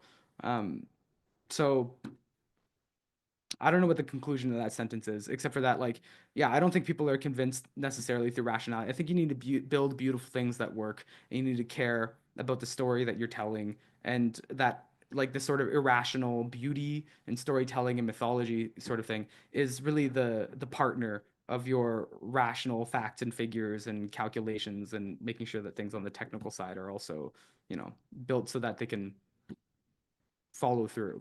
Because if you convince everybody, it'd be a beautiful thing to, donate money for humanitarian aid in Gaza, but then you are not like competent enough to build this actual infrastructure to manage the money, then what's the point? So Right. yeah, you need both. You need to have your love and your passion and your spirit, as well as the technical expertise and facts and figures. The like rationality is looking at something like, or irrationality is looking at something like the amount of money that is funded to Israel versus the amount of money we're raising here, and saying this is nothing, right? But rationally, immediate self-interest, immediate connection is that you have money to spare, and if 100,000 people all use their money to spare, something will be done with that. Obviously, direct material aid, and that's a rational calculation you are making, even though it might not come about, with perfectly like, this is what we're going to do, and this is how we're going to do it, and this is, just like in the face of such, heavily skewed odds, you have to say like, this isn't going to save the world, but this is all we can do right now, and if we can do this and influence other people to join in, then that's I guess the just the best thing you can do. I don't know. To me, like meaning and true beauty, I think is transjective, which I don't really love the term just because I don't think it's a pretty enough term. But like I think like beauty and meaning, the really real, the capital R Lacanian real or something, is really it traverses the dichotomy between like rational and irrational or subjective and objective. It like ties both up in this beautiful bow that can only be called like, I don't know, right or like, you know, goodness. Be like it's I don't know, it's transcendent, it's inspiring. To me it was I have a quote about it. What was beauty is the dissolution of the need for the distinction between subjective and objective. I don't know, something like Say that. that again. Sorry, if you can't. Beauty is the I think it was like beauty is the dissolution of the need for distinction. It's like, but you know, what I mean, but between like, is this rational or irrational? I think like true beauty is when you're like, it's both. It's neither. Fuck, I don't even care anymore. It's just so obvious, you know. Everyone drop what they're doing, go that direction. It's like real experience before you have to get conceptual, you know. Which and real experience happens before the concept. So There's maybe a that's a church. philosophical thing, but There's a church on the corner of the block that I just moved to. I've been thinking about going for the last month since I've been here with my roommate, and we keep sleeping in too far, and then we miscalculated the hour for the Easter service. But should we go? where do you live? Not in a like, should we? No, where do you live? I'm curious. California. California. I think that if people ask me this all the goddamn time, if you're interested in church, yeah, sure, go. Like, see what you think. I think the thing I encourage people, like, because I have a ton in my community is a lot of, because I'm transparently whatever I am. So I have a lot of ex-Christians or like current Christians or burned, you know, like whatever the fuck, curious people. And so they ask me, it's like, should I seek Jesus? I'm like, my maybe some advice is like, how would you go read that book and pray to that God? Because built into this religion is you can't do it incorrectly. So like, how would you try it out and then just like, but do it with fresh eyes? I think the big thing for me is like, read the Gospels and see what you think of this motherfucker instead of like letting someone else tell you what you think of this, what you should think of this motherfucker, right? Because yeah, there's you can easily just see it's literary, it's mythology shit that built the society that you stand upon, and it's interesting as shit, and there's a lot of different ways that you can interpret it. So if you just don't let other people tell you how to interpret it, I say just go see how you feel. Like that's where I turn to a very individualist argument on this front. Is I'm like just because there's so much sort of social conditioning of how people interpret religion and church and stuff that I think it's more like push it the other direction where I'm like you should just read it without an agenda, without thinking this is the word of God or this lends you a direction. Like just see what you think because you know read the Book of Acts. Tell me it's like What's that?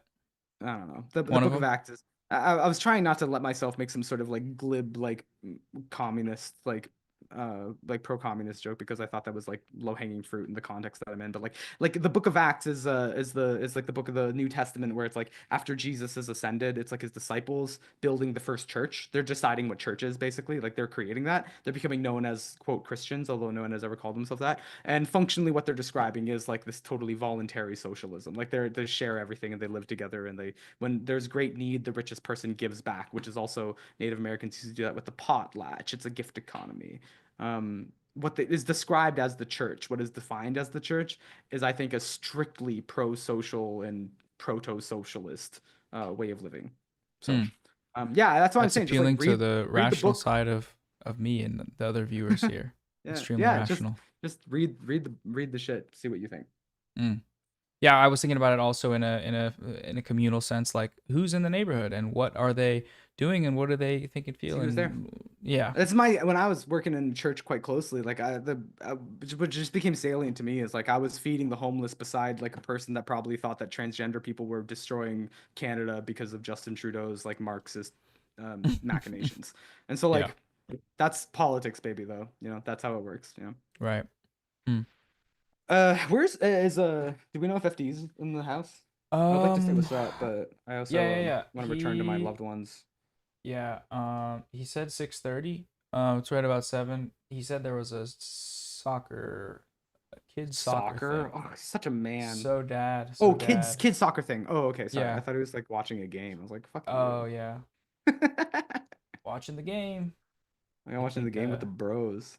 More of a father figure. Why does he have to be a good dad? Yeah, come on. Like, Commit to the to the camera. I'm on my podcast. Yeah. You guys did a interview recently or a call? Did you hang Yeah, out? it was on Bridges. Oh, okay. That was the see. This is why, like, I kind of respect this person, right? This was ballsy as shit. This was like I was there, so like It I was could the pull three of FD. you? Yeah, I was in Yeah. Atlanta, and I'd never met up with Feek before, and so yeah, we recorded an episode, and then she dropped it as the first fucking episode after Destiny left, and the Wow. Destiny fans fucking hated it. It was crazy. It was am I allowed to say, can I say the F slur like for gay people because of the way I look? I don't Okay, know. I won't even do I it. don't. I No, won't do go it. I for won't do say it. whatever you want, but I was just I saying condemn. it was yeah, for real, right? It was, but it was just the first time for me that I ever been on a podcast where like everyone was hating on the leftist person, but no one was calling me the F slur, even though I was in my little like skirt or whatever I wear like most of the time. And I was like, I was like, this is a new experience for me. Like they hate FD so bad, but they're okay with the queers. And I was like, I guess that's the like Destiny Riz, the Destiny community Riz or whatever. That's how it functions, baby. They hate Yeah. the leftist is way worse than the queer person, like by a lot. Anyways, yeah, we did it was actually a really good episode and I liked it a lot. It was fun. I thought it was fun. Yeah. Yeah, shout out to Feek. Yeah, no, he did it for me, so you know, whatever. Send me the smoke or whatever. I'm more I also think again this pro-social attitude is if you're interested in sort of like a online or not yeah, but like let's say an online left thing functioning, then different people can have different roles. It's not everybody needs to behave the exact goddamn same. I speak to more like center right, center left, and then left people, and then you know, Feek will speak, you know, less to that cohort. But then like, you know, that's the whole function. Not everyone needs to be everything. Different people kind of serve different functions, right? So we talk about the destroy versus the transform or the persuade. It's like, well, you actually that's why like in real life you have closed door meetings and you have like these more open meetings. You have these different kind of like barricades, different rooms of access so that you can do different things in different rooms because that's how you do a thing that works. Not everyone doing the same thing in the same room at all times. That's techno-feudal libertarian capitalist logic that came out of like Mark Zuckerberg and shit. Like that's what that is. That's not the same as even anarchy. Like even if you read like anarchist organizing documents, those are about different people fully filling different roles in different rooms, right? So anyway, so I'm just saying shout out to FD. Like sorry for any smoke that I ever bring you because of association with me like that. Oh no, no. He was You on can that. tell him yourself. Even like Destiny fans hating him. They were like, "This is so disrespectful." And like, I'm like, "Dog, like Feek is there because I asked him to be. Like, this is not shade. It's just I wanted to hang out with my friend. Like, I fucking. It's the first time I met him. We've known each other for like 5 years. Oh my god. He's here. I'm sending him the link, and he's gonna join in and bring him on. I'll apologize to him in person. We can say hello and do exactly that. And thanks for doing what you're doing, Noah. And this, you know, again, the past, I don't know how long I've been out here. Has it been an hour? Longer? Just about, I think. Yeah, maybe okay. a little longer. So whatever happened the last hour is very much CJ the X talking. It's not redound to Noah Sampson's personal beliefs, but we are united on the front of this particular mission right here. How much money have we raised? Since you've been here, I don't know, chat, what's going on? I think we got raided by Hasan as well, so it's 347, and then there's a YouTube donation as well, probably like $5,000 to $6,000, I would assume, maybe more, maybe less. Wow, holy shit! Well, I'm gonna take that as a personal compliment. That is about me. I am worth that amount of money, and that's what this is all about. We're sending you the contract was that we sent it to you. Yeah, it all goes to me. Actually, it turns out. Yeah. No. I think I saw some of that. Like, I assume this to be misinformation. Like, so this money is obviously going towards the charity, right? This? Yeah. I saw I think I saw somewhere, like, I went online for a second. I saw people, like, talking about how, like, you're keeping all of this shit or whatever the fuck. I don't know. It was conditional or something. Wait, what? I saw the video. I know. No, okay. I know it's fucked up, right? But it's crazy. Everybody. Hey, what's Y'all up, hear me? Hey, we can hear you. What's going on? It's CJ the X and Noah the X. Clearly, what is happening? Noah, we are mirrored. What is happening? I ran out of Bleach. I was gonna do both sides, and then I ran out of Bleach, and that's the honest truth. You are not beating that was the this morning. Accusations from here on out. This is such an e-boy. This is a different. Yeah, I had the mullet, and now I have this. This is like, I guess, from coffee shop to flea market, but same fuckboy, something like that. Something like that. CJ, I heard you trying to apologize for the meanness of the Bridges people. It's fine. It was, you know me, I eat, especially from that particular community, I eat that shit up. That is I wouldn't have invited you anywhere that I didn't think that you would not give a fuck about, obviously. But like, but I was just talking to like Nasser Erudite afterwards, right? Where it's like you or like her getting smoke for like you being on Bridges, and I'm like, he's on Bridges because I wanted to hang out with my friend in Atlanta. It's because of my ass. Like this, obviously, that's the only reason this exists. Yes, wow. Is she gonna release the one I did with what's his name? Because she's just gonna table that until until the smoke clears. For completely technical reasons, Bridges will be on hold maybe until August. So that's just unfortunate. So yeah, it might not see the light of day, but it's not because like she decided so, basically. Yeah, well, I take solace in knowing that my episode is the most watched episode. That's what I'm saying. That's what I'm saying. This is why I always gotta call these motherfuckers. I feel like everybody on the internet. Sorry, I was about to gas myself up a little bit, but it's like people are so easily mind fucked. Where it's like, oh, everyone hates the episode. I'm like, girl, that has 30,000 views. No, it's like it's going great. It's going great. All right, you get hate watches or watches. This is a big bang. It's a good thing. You got to be willing to endure a little bit of that shit. Like this is a good episode. I know it is. You got to ignore comment section sometimes. They're lying to you. Yeah, the comment sections are full of shit. We all should know this by now. They're full of they're full of gaslighters, people that clearly know how to do your job better than you. As they click on every video you watch and tell you how much they hate the video. Not to mention also the flip side is like in that circumstance, it's like when like Destiny left the show, we're doing a new branch. There's no thing you can do that a bunch of Destiny fans aren't going to be like, I hate this. They're going to pretend there's some logical reason, but the only reason is like, I hate this because it's not the thing that it was. So the best possible reason to do a new thing. So it's like the way so this is another thing is like when you're getting hate, it's like, but is it the right hate? Is it actually hate from the people that are exactly the people you do not want and could never get? Like that's actually good hate. Like that's there's no metric for that on YouTube. Judge me by my enemies. Yeah. You know I'm good for wrestling analogies, and it's like it's heat versus go away heat. And you want real heat because real heat means people are engaged and invested in what you're doing. And then go away heat is people that just click off the video and don't watch and don't engage at all. And you know, you get that like whenever I make a football video, right? But like when I do something substantive, even if it's people in the comment section telling me how much they hate what I said, they were listening. And it only takes you know, certain people I do like shoo away. Like my new favorite thing to do with hate comments is to look and see how many times this person's commented on the video on like my channel. I love that they give that to us now. And so like I'll get people and they're like, you know, FD's doing his pandering feminist shit again. And I'll look, it's like, and I'll type under it, you commented 38 times on my channel since 2023. Thank you for your support. You know, and you have the option to mute them, but you never take that. You don't take that. No, I never take that. My comment section is a little uncurated, and so you know, yeah, so it's all good. I'm waiting to see, you know, I'm working on this Beyonce video, and I'm freaking out about it because I don't know what. How about an exclusive? One guys want to get an exclusive look at the trailer for my Beyonce video, yes. Noah Sampson live stream exclusive. Yeah. Hold on for a second. We've had a lot of Do I gotta click a link or something? What's going on? No, I'm about to I can just share the screen. All right, sick. I will need to adjust the stream OBS, but yeah, you can share the thing.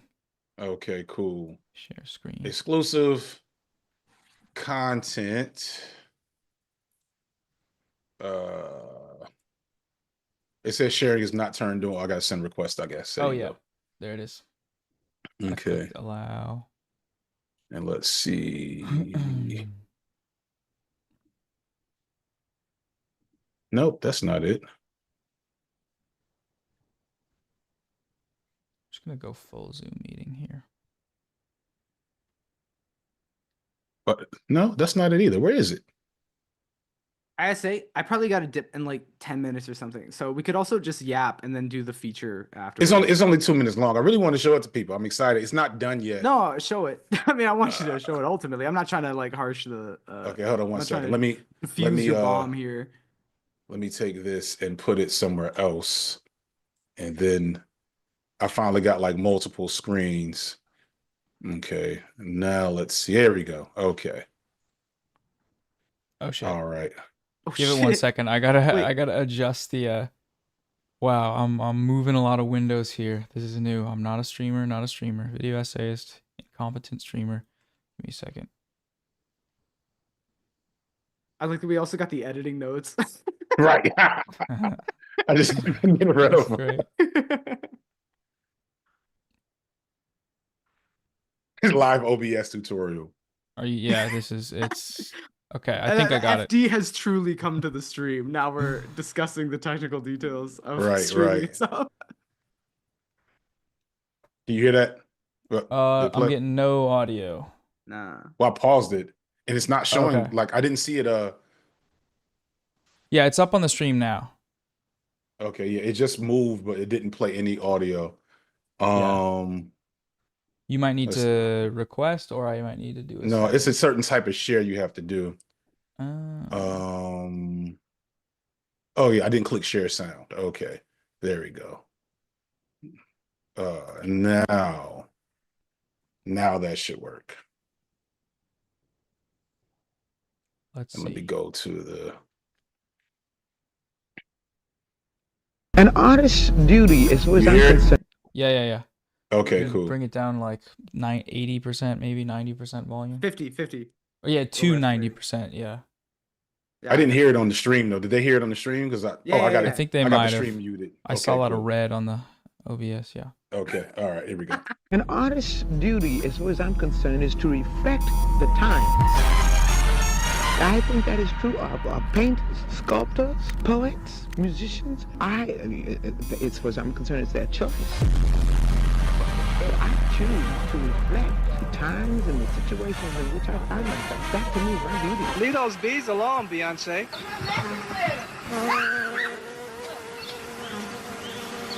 When everything is so desperate, when every day is a matter of survival, I don't think you can help but be involved. Young people, black and white, know this. That's why they're so involved in politics. We will shape and mold this country, or it will not be molded and shaped at all anymore. So I don't think you have a choice. How can you be an artist and not reflect the time? That to me is the definition of life. To accept this award. The Lemonade album was just so monumental. Beyonce, it was so monumental. Well, not Hollywood, and I thought it was really outrageous that she used it as a platform to attack police officers. Beyonce is this country's best propagandist right now. Shout out to Beyonce for being the best propagandist there ever was. Beyonce's music is not that good. Beyonce can't even dance. She can't even really sing. Why is she performing at football? Keep sports. Beyonce's not the next Michael Jackson. Beyonce. At the end of the day, you don't like Beyonce because you're a racist. And the Grammy goes to Cowboy Carter.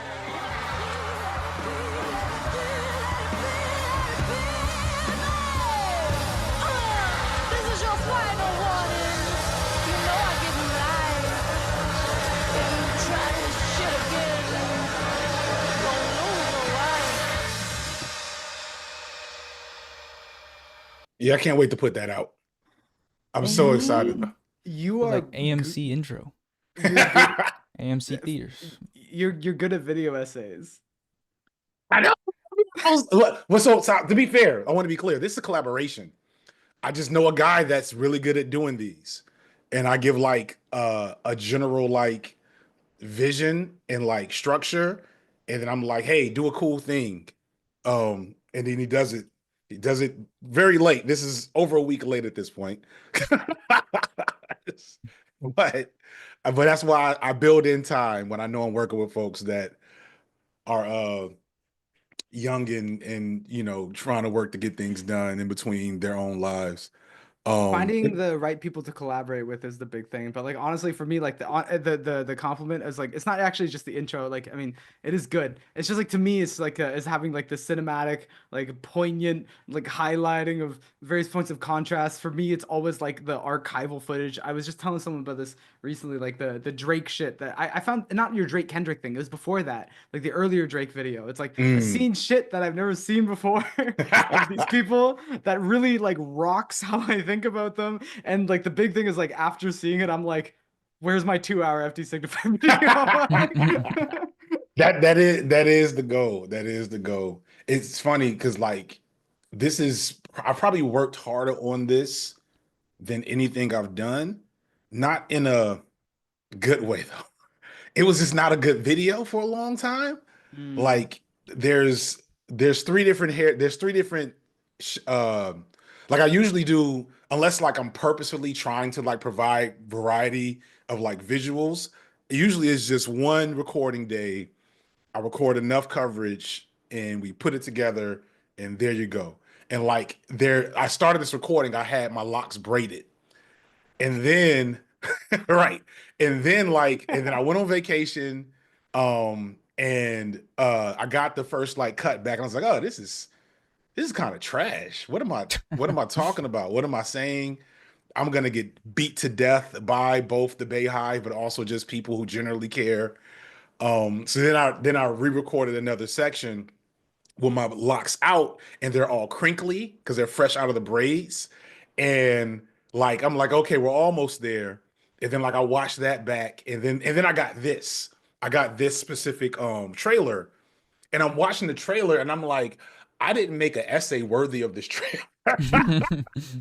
Gotta go back to work. I haven't made an essay worthy of this trailer yet, and I would be mad if I saw this trailer and then watched the essay I made. I'm like, this is just mid shit you did. Like, no, so then I went back and recorded again, and now my locks are straight. So like you'll be able to see, like you'll be able to see the hair move to different spots. It's gonna aesthetically be fine. But like people watching will know, like this is literally between late March and mid-May, all these recordings. And I had another recording that I just left out altogether. It was like, this is just poorly done and trash. Yeah. And so like, but I think it's because this is more out of my wheelhouse than usual. Is a Beyonce video. And I kind of try to make some jokes about like, who wants to hear a straight man's opinion about Beyonce? Where I make sports analogies. And so we'll see. We'll see. My audience is only 30% women. So this could be a lot of effort for little response, but it'll be a good FD, experience. I think unfortunately for you, this will be seen. That is the other fear. When it hits TikTok, who TikTok is a big co-star in this video, how much discourse will this elicit? This is part of, again, sort of creative responsibility. One must think not only about, doing a good job and your audience, you also have to think about like kind of like playing the wide audience, you know what I mean? So it's like sometimes like even if you're not even worried about talking to TikTok, you got to think about, okay, well, what's TikTok going to do and what's going to happen as a result of that? Because that's part of your work as this kind of feedback loop creator. And so I try, for what I do, I try to be very kind of TikTok, like I'm TikTok, what is it? Like I got TikTok bug spray on. Like I don't think I don't work well on TikTok. Unfortunately, you work quite well in TikTok, and the discourse will continue on there, and it will find its way back. There's a whole like 30-minute TikTok section. Well, no, there's about 45 minutes worth of TikTok discussion. There's like a whole 20-minute TikTok section, and then another 25-minute. Here's what happened to Beyonce on TikTok. Oh man, you mentioned yes, I am wearing a Tool shirt. Scott Hansen. I am a big Tool fan. As my beyond hip hop, I also have a metal side that I'm waiting to debut in a video one day. But go ahead. No, it's just iconic shit. I forget what I was going to say. How's the video? I know Ghibli took you out recently. Did you get that back up yet? Did you Gooply snipe my ass? Yeah, no, it's fine. I talked to some. Sorry. You said Gooply. Gooply, yeah. Scooply, what is it? Is it Ghibli or Ghibli?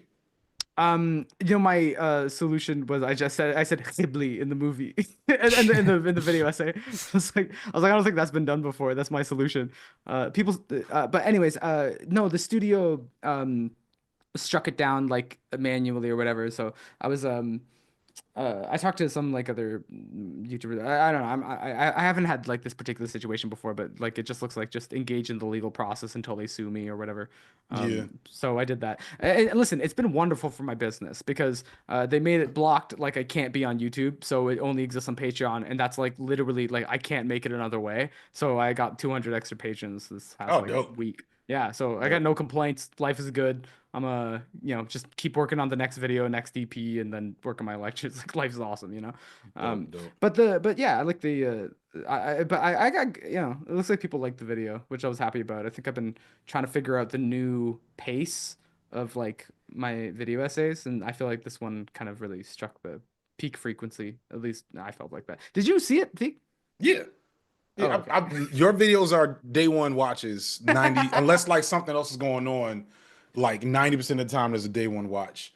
Thank you very like much. I'm late because I spent we left, my kid had soccer tryouts today, and I found out the last minute they were going to go on until 9 o'clock, and then there's always like helicopter parent drama that I'm not above, about like whose kids should have more opportunity to soccer. And there's the whole conversation I was having. Like literally, I'm sitting there I was sitting in my living room talking to my wife about like why my kid didn't get why should we email the coaches? Because like literally, my son scored 4 goals today, and I could tell the coach did not see a single one of them. And I was just so pissed because it's like a weird farm system and a bunch of other stuff. So I'm like sitting there debating, like, but like it's a very inner city liberal space, and I don't know who knows me, but I know that I wouldn't necessarily be received easily by every specific parent group. So I'm like contemplating like how to like weighing out like causing a fuss, whatever, and then and I something hit me. I was like, why did I not want to have this conversation tonight? Oh, I need to be on, and so I literally just sprinted up in the middle of a freaking important conversation with my wife. Said, I gotta go live on YouTube. Can I ask you something? Like, so like from the perspective of a parent, how do you balance this out? Like this sort of, I think I started to allude towards it in like this video, and I want to talk about it more, but I want to talk about like, just something that I cut from the video was this feeling that I had, this kind of, I've been researching a bit on like status and how status like informs culture, and then these gift economies and societies and like religious kind of ways that things like work. One thing that I kind of stumbled upon that I didn't include in the video is that contribution might on some level be like that might be what being part of a community is. Like that might be what being part of a culture is. Like that might actually be almost the end of it. When I think about like even the notion of so I rap, and like if I do a hip hop show, if like people come out to the show, then it's like, okay, by coming out, you've contributed, like you're part of it, you've given something. And by like showing up and paying some dues and like sacrificing something to make the thing happen, you've signaled your membership. And then like I think about the rappers that are like, I don't know, like G-Eazy versus like, I don't know, fucking someone else or whatever. like have you contributed to the culture or not? And the contribution is kind of like a signal of belonging in some way, shape, or form, and not like success and like victory and numeric sort of like whatever, but just contribution. It makes me wonder sometimes, like you talk about like, so your kid got 4 goals, and that is kind of a sign that they should be invested in, that they should be part of the thing, right? Like I'm doing it and I'm here and I'm doing it and I'm willing to conform to, like I want to be part of it. Like you're signaling I want to be part of it. And the fact that you've contributed a lot is like, well, you deserve like maybe more attention, more space, like, like, and this is a different way of thinking rather than this transactional, like, like I got the patent, so I own it. It's like I'm a major figure in this culture, so I'm significant. Like, this is just a locus to center around. This is me thinking about culture, trying to detach from market dynamics or whatever. But I do wonder, like in terms of your child, like how much do you think about this sort of participation trophy shit, where it's like this is true. I think it is true. Where it's like it's necessary probably for there to be a filtration process of like, is your kid good at soccer or do they even care about soccer? And I need to figure that out before like I try to pull them into this ecosystem, because part of the culture is a little bit of a filtration process. It can't be all everything or else it's nothing. You know what I mean? Yeah. Hip hop has guarded its blackness, for example. It's something I found in some of the whatever the fuck. And that's important. That matters. That makes it what it is, right? And so I do wonder, like, in terms of your children, how do you deal with their like, you're good at this, so do this, and you're bad at this, so don't do this, and everyone deserves to do this. Like, how do you pick those fights and encouragements or whatever? I I'm just honest, you know. Um I I'm just honest, and I pray my kids' talent. I pray that they're good at something so I can champion them in that way. Because I don't want to, especially because there's also the intersection of like uh being essentially black petite bourgeois, right? And that in Atlanta, the black petite bourgeoisie capital of the world. Um, you probably saw a little bit while you were here, right? Atlanta's unique. Oh, and I forgot, Noah was here for a second too. I don't know how much of the city you saw, but like Atlanta, it can be like a culture shock to people coming outside the city, because the city's not like, it's not, the city itself especially is not New York or like any real metropolis. Um, but you can tell there's some flair there. There's a lot of gloss, a lot of faking it till you make it, and a lot of the people involved in that activity are black. And my son lives especially since YouTube. I want to always be clear to people, YouTube did not bring me out of poverty. Chat. I want to make sure I understand this, because every once in a while that pops up, and I just want to make me clear, because I respect that actual out the mud story. YouTube did not pull me out of poverty, but it did change our lives financially, right? Where the level of privilege and access that they have increased. The fact that we're on this soccer team and not the low or down there free soccer team on the south side, that we were on before YouTube versus this one now, that's $1,000 a year. That wasn't money I was going to spend pre Bo Burnham video. So I'm balancing raising children of relative privilege with the fact that they're never going to operate in the world with that level of privilege that's in front of them. Does that make sense? Like they're witnessing privilege around in some of their peers that it seems like they also belong to, but I'm making it very clear to them on a regular basis. No, not really. Seems like it right now. Trust me, it won't last. And my son, I've been giving him, my oldest is very receptive and easy to get. My youngest is so aloof that I don't think he knows enough, because I think he listens to his brother. So his brother's kind of giving him all the black nationalist talking points. But he's not quite getting it from me, but it's fine because I'm doing a good job with the oldest. And like, so my oldest told me today, like, he made me proud. He's like, yeah, some kid was doing like finger guns at me from on my team. And I was just looked at him. He said, I'm blacker than you. And he's like, no, you're not. Don't talk to me like that. And I was like, I've taught you well. This is at 11, right? And so like, so all that, and because of stuff like that, I don't gas them up too tough. I don't do a lot of participation trophy stuff. Yeah.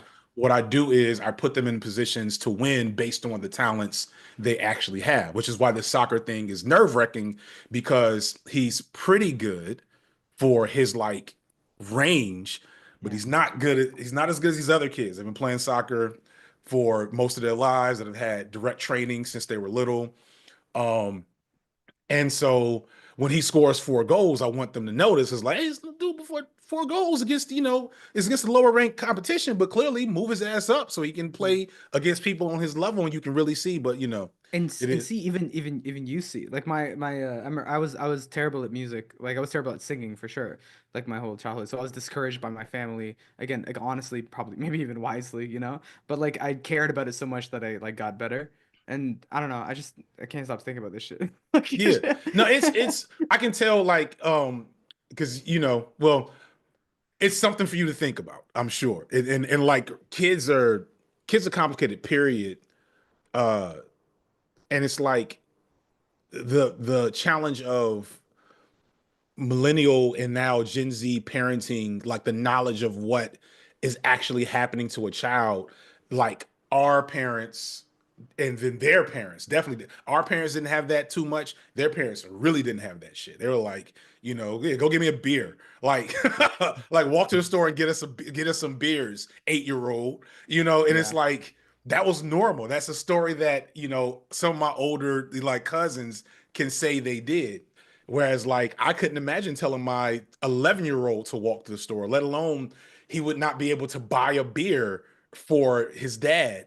You know what I'm saying? And so, like, you're constantly negotiating, but there's a level of grit and resilience that is useful that I don't want to eliminate that I see in previous generations, especially considering the version of capitalism my kids are getting versus the version of capitalism my parents got. My parents got that. You got a college degree, cool. You're an engineer now. It's like it's a liberal arts degree. It's perfectly fine. Here's a 3-bedroom, 2-bathroom house for $20,000 in the neighborhood with good schools. Like that's the boomers got to enjoy that. I think that's exactly the thing that's like that haunts me, right? Is like this notion of like I love the freedom. I love the freedom that I grew up with and that I want my kids to grow up with, the cultural freedom, the access to information, be what you want to be and like do it. Like I want that, right? I don't want them to be locked in sort of the toxic cycles of our ancestors or whatever, but I also am realizing the sort of like decadent individualism where it's like it's Yeah. actually good to have friction. It's good to have Yeah. mentorship. It's good to be like, oh, I'm good at this, so I'm gonna do this. Yeah. It's good to have the information, and I just think a lot about how to balance that in terms of like It's parenting tough. and It is tough because me and my wife don't argue much, but when we clash, it's usually because I am trying to put our kids, especially since they're boys, and like regardless of your personal opinions on gender politics, Mhm. the reality of the world they're entering into is going to require certain baseline understanding and like a performability for masculinity from them. And so like, I'm not like, telling them not to cry and then like punching them in the chest and shit. I'm not doing ridiculous stuff like that. But it's like, no, like let this fail happen. Let this coach yell at him. You know what I'm saying? Let him cry it out, and let him learn that he can be resilient on his own. Let them learn that they can get up after falling and scraping a knee, that they'll actually be okay without our immediate like response to every like pain and feeling of negative feeling. They need to engage with that. And I found that it works. I never forget, like I knew I was you're always nervous as a parent, but specifically when you're like trying progressive parenting stuff and you're not necessarily surrounded by progressive parents, Yeah. you kind of wonder like, am I setting, especially with little black boys, am I setting them up for failure? Are they going to be soft? Is like all these things that I hear about, are they valid? Because I don't know. Like I know what I've read. I read all the Yeah. bell hooks. I read all the Audre Lorde. I read all the Foucault. I read all this shit. But like I didn't experience that personally. No, that And gets I primal. That gets primal when you have a kid and you're like, you have there's a where you got to take care of them, and you're Right. like, okay, so I know what's cute in my brain, but now I'm just like feeling Right. an urge to do what my dad did to make sure this thing doesn't die. Oh my you know? God, And then like fighting- and then you like teach him like you're like I love you, and you're like, fuck, did I just make my kid a pussy? Fuck, what do I do? You know? Like yeah, it's Yeah. real. Shit gets Like- really real really quick. The amount of times I hear my dad talking through me, and I didn't grow up like not knowing my dad, but I didn't grow up with my dad. But like I'll just hear this motherfucker as I'm talking to my son, like like this ghost that just erupts out of me sometimes, and I have to like judge as to whether that was like a good thing or a bad thing after it happens. I've gotten better at evaluating when it comes out. But like the great story is right after COVID, or maybe right before COVID. I'm not sure.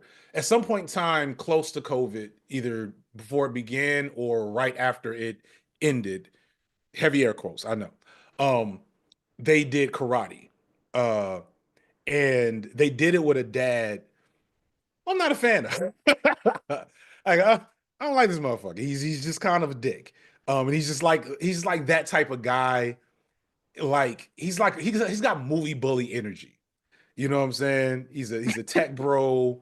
He's like Karate Kid antagonist. Yeah, like energy. no, for real. Like it felt Karate Kid adjacent. Like in terms of like every time I've seen him, he just kind of just doesn't have energy I rock with. So I usually keep my distance. And he is a no crying type of father, right? And like his son is like sweet. And I've known his son since he was a baby. Very sweet little boy. I don't know how that's working out in the household, but very sweet little boy.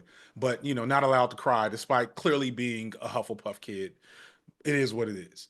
And so we're doing karate and they're doing karate, and I'm watching all the karate for 3 months or however long this little session is that we paid for. And at the end of it, they got to break the boards. And I'm letting them know, hey, you guys have to break the boards. That is your task today. That you want the belt. Do you want the belt? Yes. Okay. Well, you got to break the board. And I didn't say much else except for saying you could do it. You can do it. And I let my youngest go first because I knew my youngest is my youngest just has spicy. He's spicy brained like his dad. So I knew my youngest was not about to think about it. If he wanted this belt, he was about to break this board. And they put the board in front of him. Pow! First try. It's like, got it, whatever. And I knew if my youngest did it first, there's no way my oldest is gonna let himself be outclassed. Yeah, he's not gonna. He's like, I'm not gonna let this happen. He's more normal. He's nervous about the idea of punching a piece of wood, right? Even though it's like, like break wood for Karate Kid stuff, but it's still like a thing to do it. It's also the possible, like it's seeing that it's possible is also the other thing. It's like if you psych yourself out, like knowing that you can learn even to do something is like its own thing you have to learn sometimes. Like, is this possible? And you see someone about 3 inches shorter than you do it, you're like, all right. Oh, okay, it's clearly possible. Anyway, so both of them first try excellent. Bully energy dad son gets up there and breaks the fuck down. And it was one of those moments like, ooh, I'm happy that wasn't my son.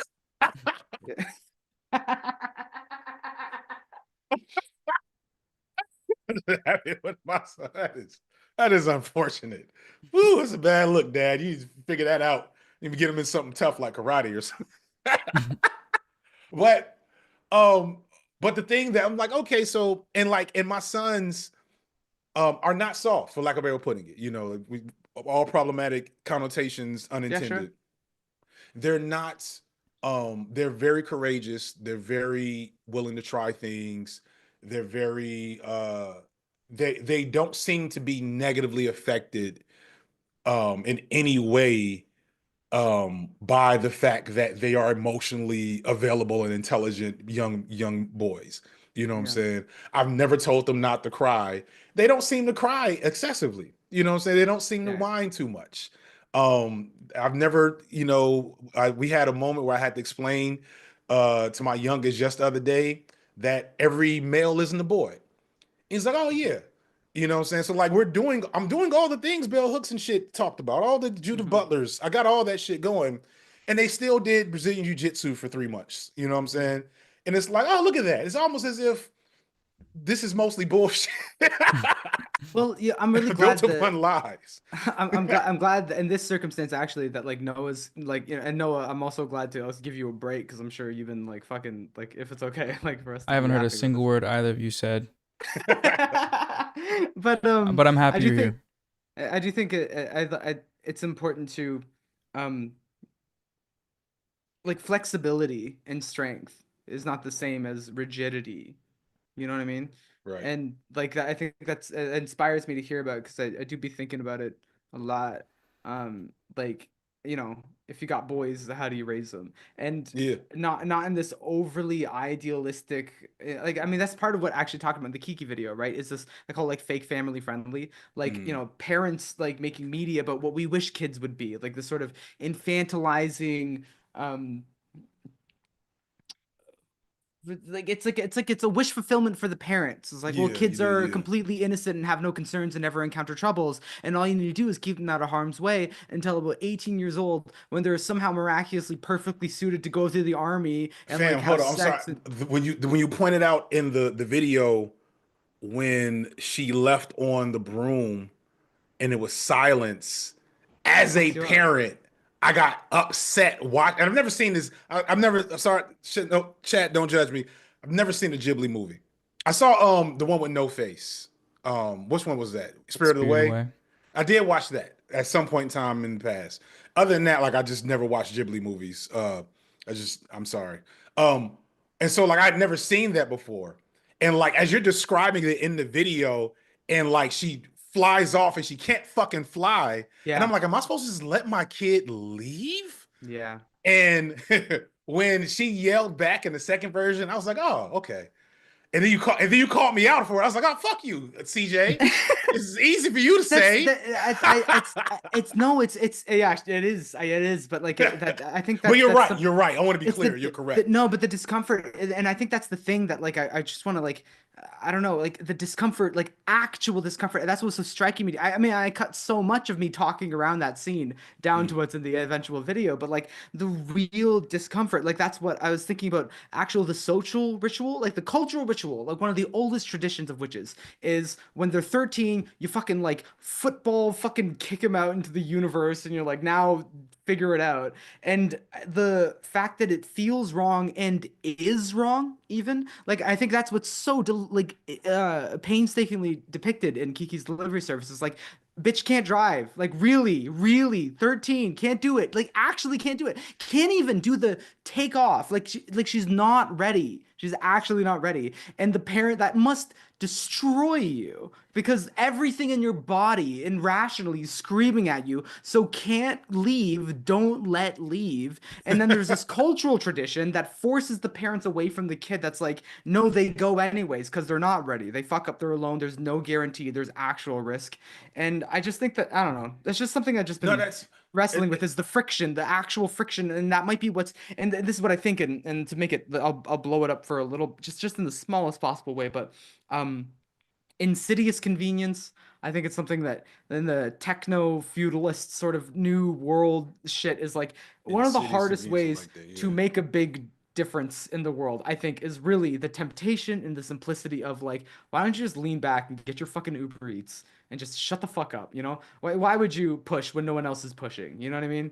And I just think this friction, I just fuck, the parental to kid thing is the hardest version of it. It's the scariest version of it. But I came upon it in the get the kids off their phone research, actually, is and Height has done this, and people might sometimes have disagreements with the way that Height does this information, but it appears blatantly true, frankly. It's like, you know, when I was a kid, and all of us, but you especially, Fig, right? It's like you go out and you play with your friends, and you got to experience a lot of discomforts and trials and stuff, things that were, you know, hard and real, and you remember fondly. And that's much less of that now. And one of the hardest things about getting like a 7-year-old off a smartphone is the parents that want to let go of knowing that their kid got to school safe. It's like, that's, you really can't convince a parent to willingly have less awareness of if their kid's okay or not. Yeah. But I just can't get this discomfort is the necessary thing out of my head. Like, that's how to And so what's interesting to add to that is, and something I talk with, you know, being a parent of a 10, 11, and a 9-year-old, is there's going to be a class divide coming with probably the alphas who are like, my children are Gen Alpha. There's probably a coming class divide between parents who essentially could afford to create less technologically addicted children based on that's already true. Sorry, I didn't mean Yeah. to interrupt you. No, but no, children it are probably just is. crazy.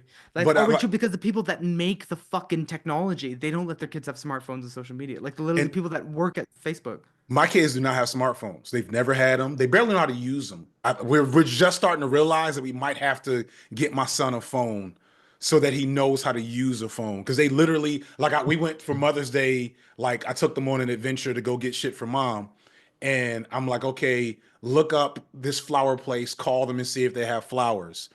And they were like, Dad, what the fuck are you talking about? Okay, can I, Like- and let me because I actually have to go because someone Right. I saw No, it's I fine. opened up the chat for a second and they said that I had to leave 10 minutes ago, 45 minutes ago, and that's true. And my mother's in the other room, and you said Mother's Day, and I want to die right now. I gotta go spend time with my loved ones. But I do want to say just as my final thing though, like even just what you just said, like this is. Listen, I was at Feek's house like a couple months. I don't know. Was it a couple months ago? I don't know how Yeah, long. I feel like it was I'm losing track before. of all time. Is it before we went to? It was right No, after we it came was- back from Europe. So like yeah. mid-April. Yeah.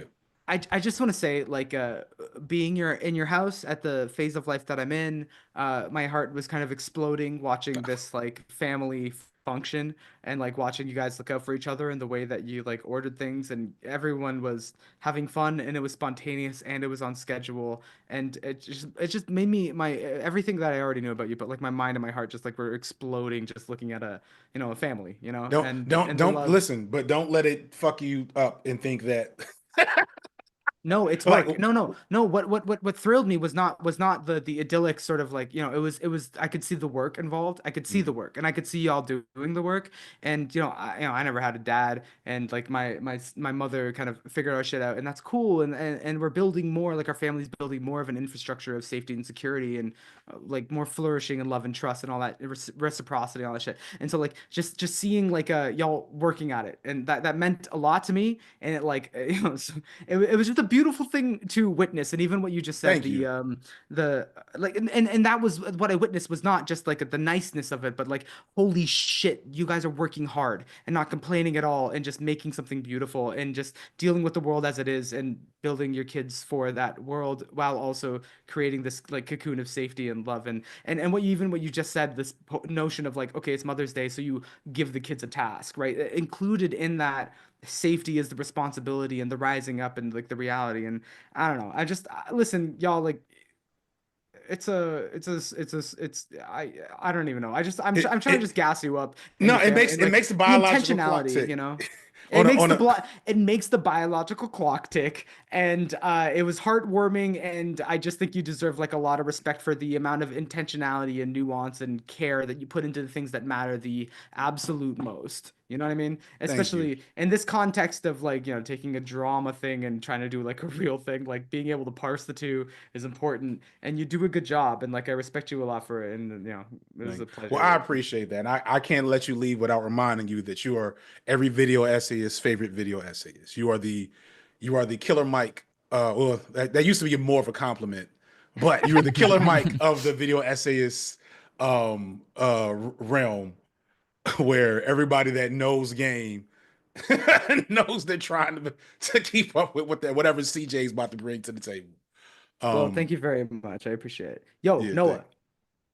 Hey. How you doing? Sleepy. But But I'm letting you guys cook. No, we appreciate it. We appreciate Start it. a podcast. I say. Yeah, it always goes well with us. So I texted Vika. I was like, I just saw that he was on, and it coincided with what I could do. And I was like, sorry, I'm not trying to stream snipe you. If you want me not to be on with you, just tell me. You can do solo. Like I'm not trying to stalk you, but I do know that it goes well when we're on together generally. So we have great energy. I think it's a brain. It's a brain and it's a history too. It's the same thing. Yeah, it's a history now. We It's a started history at now. the same time, and it On the same time. Like that's one of my favorite pieces of lore. Is literally we both had the same idea for our first video.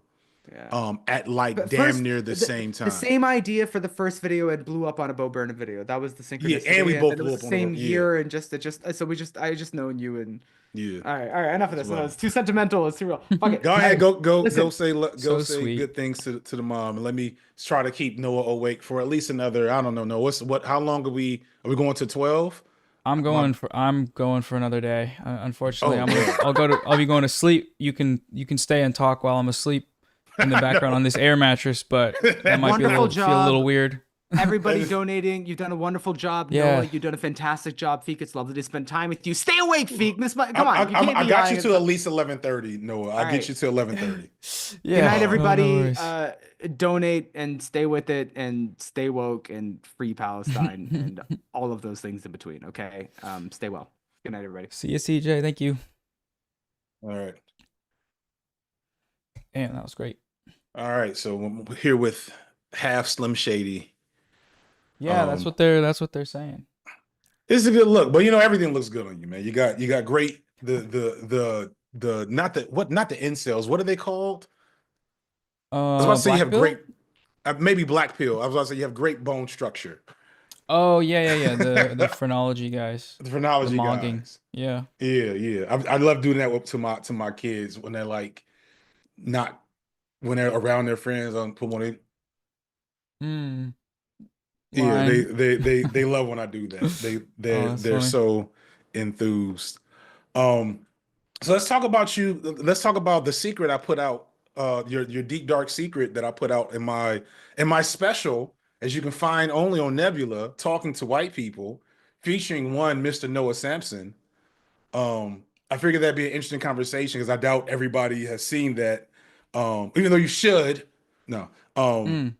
And I'm trying to get more things out of it, but I thought it'd be an interesting talk because that's one of the main responses that I've seen, like at least in my section, is like the surprise of your specific. Is this okay? First off, as I'm like walking into it while you're half asleep. No, you're good. I'm you're good. So about your blood. blood quantum. Let's talk about ethnicity. Yeah, no, go for it. I'm waking up, so it goes in phases. Cool. But yeah. So if you don't know, if you didn't watch the video, it's a short kind of like mini essay documentary type thing I'm trying to make happen. Is Noah's in it, and I intuited this a while back because I am a white people whisperer. I've been studying y'all. I know more about y'all than I know about than y'all know about yourselves. That Noah was not white, that Noah was secretly spicy white. This also features Hasan, by the way. And Joel was in here earlier. Joel's also in it. Joel, are you still here or did you leave? Anyway, and so so Noah, you are 1/4 Thai? Yes, a quarter Thai. My grandpa's Thai guy. Yes. And that was a really interesting conversation because like I had whenever I do this bigger, I have like this game in my head where if there's like a white FD does white people phrenology. Good one. In the chat, somebody said that. I have this game in my head where I'm gonna rank everybody's whiteness in terms of like how white are you really? And you are the lowest. You lost. You were the least white person in like my preliminary version of the video. Out of all the people I interviewed, that includes Hasan. That included the winner was actually an Italian woman who ironically looked the least white out of all of you. But you were the least white in spirit, which is a compliment. You win by losing that contest. It's not for lack of trying though. I tried to explain that my entire life and experience is white. I am white. I don't know why we're going through the historical records to denounce it, but I am white, which makes me the purest ally because I have no material stake in it. But I still lost, so I'll take that, I guess. Yeah. Well, it was mostly because of like what I thought was interesting for real, all jokes aside, was your specific engagement with your quarter ethnic status. Is the fact that you kind of was like, I should probably just leave that over there and not be overly because we made the joke that literally if you made the I'm actually Asian coming out as Wasian video, million views immediately. You start doing videos with Oli Sunvia and other random Asian tubers, and I called you Elliot saying that same day. right, I you're was right. You having call Elliot feelings. saying, and you and him do some weird fetish shit. Million views immediately, like immediately. And I'm saying that like jokingly, but in all seriousness, it would be an easy grift. And it's one that I think a lot of spicy white folks do. Not maybe too many, thankfully, but like there's a lot of people I think that they make their vague ethnicity just kind of a cash grab online. It happens more with I think like black biracial creators. There's something I've seen a lot on TikTok. It's like, I'm actually really black. And it's like a guy that looks like you, but he has a Right. hat on and he takes his hat off. He has nappy hair. It's like, okay, we got it, but like that's weird. Your content is weird, bro. And so like I just thought that was interesting. I think it was an interesting, like it was interesting to talk to you about how you arrived at that position versus how other people arrive at the position of, oh, I could get money off this. You know what I'm Yeah, saying? even outside of like a social media career, it's like the you talk to any white person and there's a possibility that they'll bring up the fact that technically they're somehow not white despite their experience being white. And yeah, I don't know, that's never really been something. When we talk though, I was like, that's never something I've considered or thought about. But also you're like, well, like when we're talking about, I'm like, my own Thai heritage is something I haven't actually really connected with because of the relationship that my grandpa had with my dad, which is that he left him and went back to Thailand when he was like 1 year old. So there was a kind of a more complex relationship with it that ended up being no relationship. And so when we talked about it, I remember thinking, yeah, there's probably reasons as to like wanting to distance myself from the idea of like reclaiming it as a tool or as a social sort of piece of social status among white people. But ultimately, like the relationship was severed, so it wasn't explored. And I was like, feeling conflicting about am I wrong to not want to explore that? Am I not?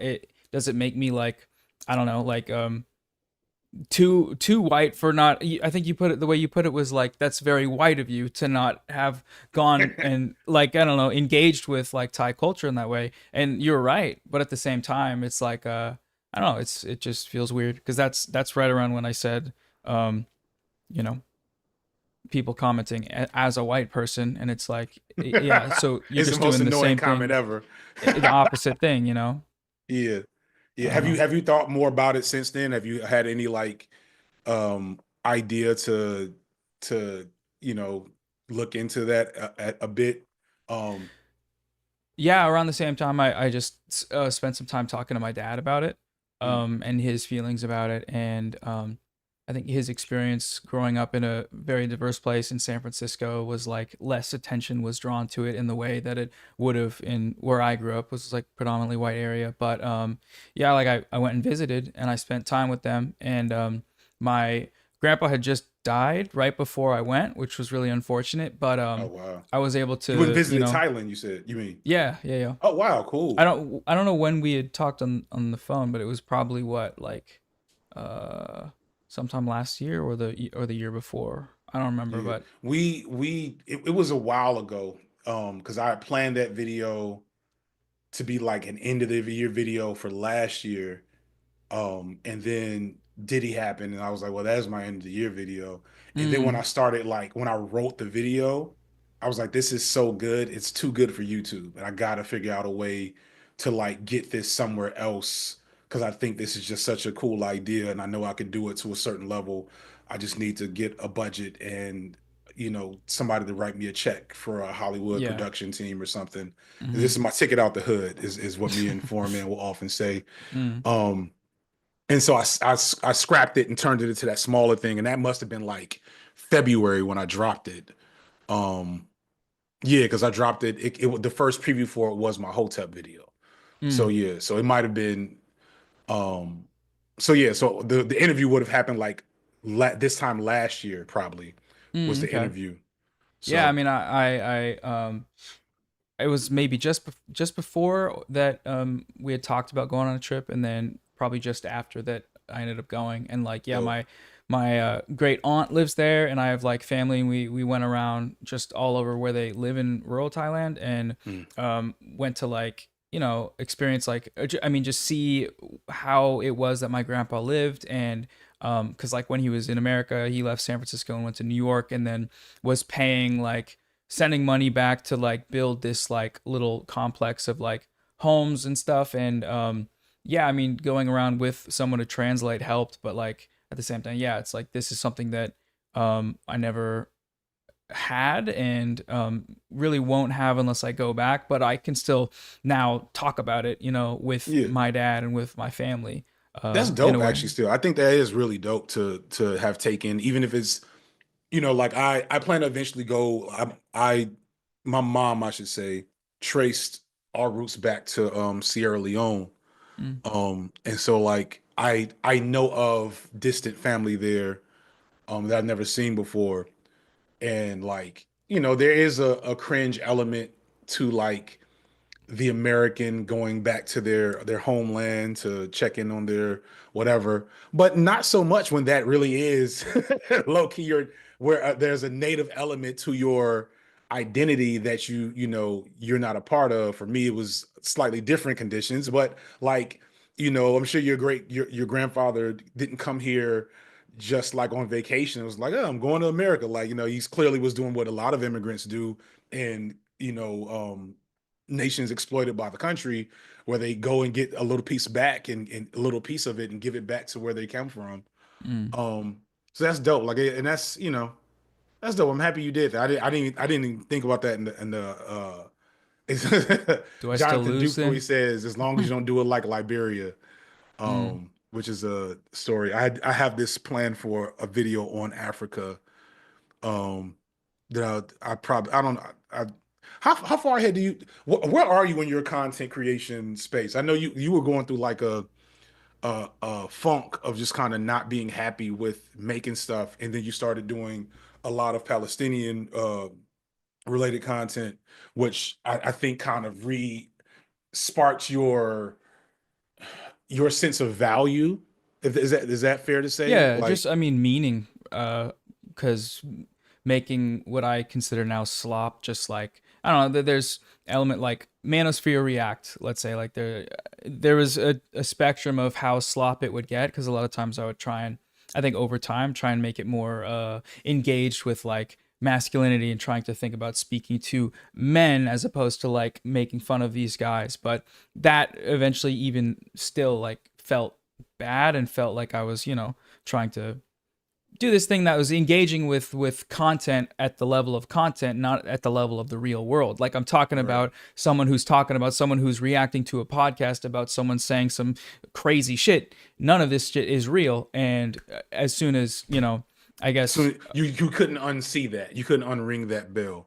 Right, yeah. And now, yeah, there's a seeing what's happened in Gaza and Palestine has galvanized a lot of people, especially young people, I think. And for me, it's been a journey of trying to I don't know, just see something that is so morally so morally moral clarity around what needs to be said about that, and the lack of how so few people are talking about it, that it doesn't even become like an issue. It's like, oh, whatever I was doing before, I want it to go away, because yeah, it's just immaterial, right? And I think I don't know, I still love a lot of the type of content. I don't watch it as much anymore, but the type of the content that's pure entertainment focused, and I still watch movies and listen to music and stuff. But in terms of what I'm engaged with, it just feels I don't know, it feels like I don't know if I can do it, and it brings meaning to me knowing that like the future, whatever contributions we make now, we don't know how the future will go, but we know, But you're trying to contributing to it. work towards something in whatever way we can. So Yeah.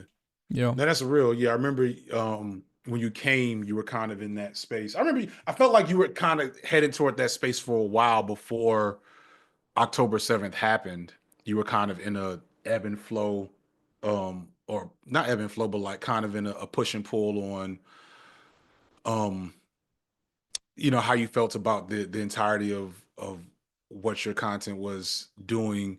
And there is that, like I kind of drew that line with reporting on Trump, like before he took office again. I even made a video that was like, look, I'm not gonna be doing regular Trump updates, just because I don't see a lot of use for it. And it also just makes me feel bad. Um, which is, there's enough of that already in a lot of our content. Um, and thankfully for me, like I had a lot of just different ideas for things I wanted to talk about that kind of kept me away from all the things, and I just kind of sprinkle stuff in. But like, I still learned a lot, especially like in terms of like I learned a lot from your first, Ethan video, right? Like I'm sure a lot of people did.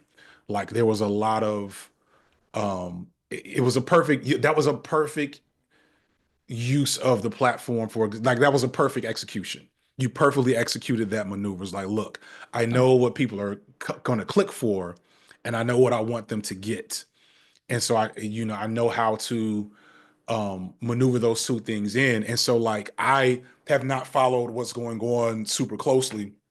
And I'm one of many people that really barely knew about, like, I knew enough about what was happening in Palestine to know who the good guys and the bad guys were, right?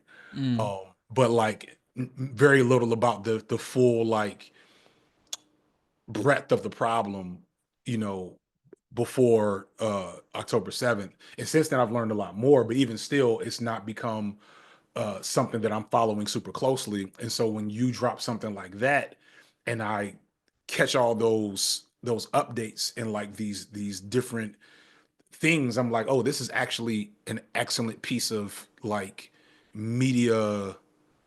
This is an excellent piece of media as a weapon. You know what I'm saying? That's interesting. I feel like a lot of the people that I'm around and that I follow, there's this kind of feeling that everyone knows what's going on and they've turned their backs on the people in Palestine.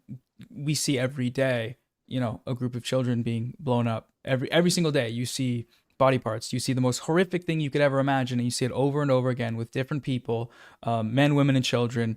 Such destruction, such horrific violence, and there's a feeling like, oh, everyone else, it must be seeing this, must be aware of how serious this issue and aware of how little the world is doing and how complacent everyone is, and how, I mean, how can you see this happen and be still view the world the same way? You just can't. But then, I mean, like you're saying, it's just a matter of a fact of social media that if you're not following, on the ground journalists, and if you're not following, because whatever liberal channel like that is, whatever's going on TV or in these mainstream outlets are just not talking about it. If they are talking about it, they're not talking about it in the right way. And yeah, I guess that's the push towards it, is like, people have the sense on the internet that everyone cares about Palestine and everyone is talking about it, but in the grand scheme of things, in comparison to the broader media ecosystem, it's really there's nothing. And yeah, like you're saying, like all of these facts that I presented to me were like, oh, things that, yeah, okay, this happened and this happened and this happened, but unless you're following it closely, you don't get any of that. And yeah, I don't know. I think I have my reservations about, using someone like Ethan as a springboard or as an example in this broader context. Because it's like, why do I have to talk about Ethan, some YouTuber, some guy who just does, shitty poo-poo videos like podcasts and just says whatever and is being silly, which is fine. But then why do I have to talk about that in order to say that killing kids is bad? It's say that they've been killing kids every single day and that the entire society pretty much doesn't give a fuck about that. It feels degrading, but it's also how the internet works, and that's how the world, I guess, of content works. So yeah, I don't know. It's I appreciate you saying that about the video, but I mean, one of my new mantras coming out of the election was everybody needs to put on their clown shoes, because we're just much further. I talked about it in I made 2 post-election like autopsy videos, and there's different things I tried to correct from the first one and the second one things I didn't correct that people were still mad at me about, but it is what it is. But one thing I really definitely stand behind, or one of the reasons why I arrived where I arrived, is because it's clear to me. I'm still, even though like I've become paradoxically a big figure in the online left as a creator, I am in a very different general space than most of the online left. You know, I'm older than everyone. I'll be 43 next month. You know what I'm saying?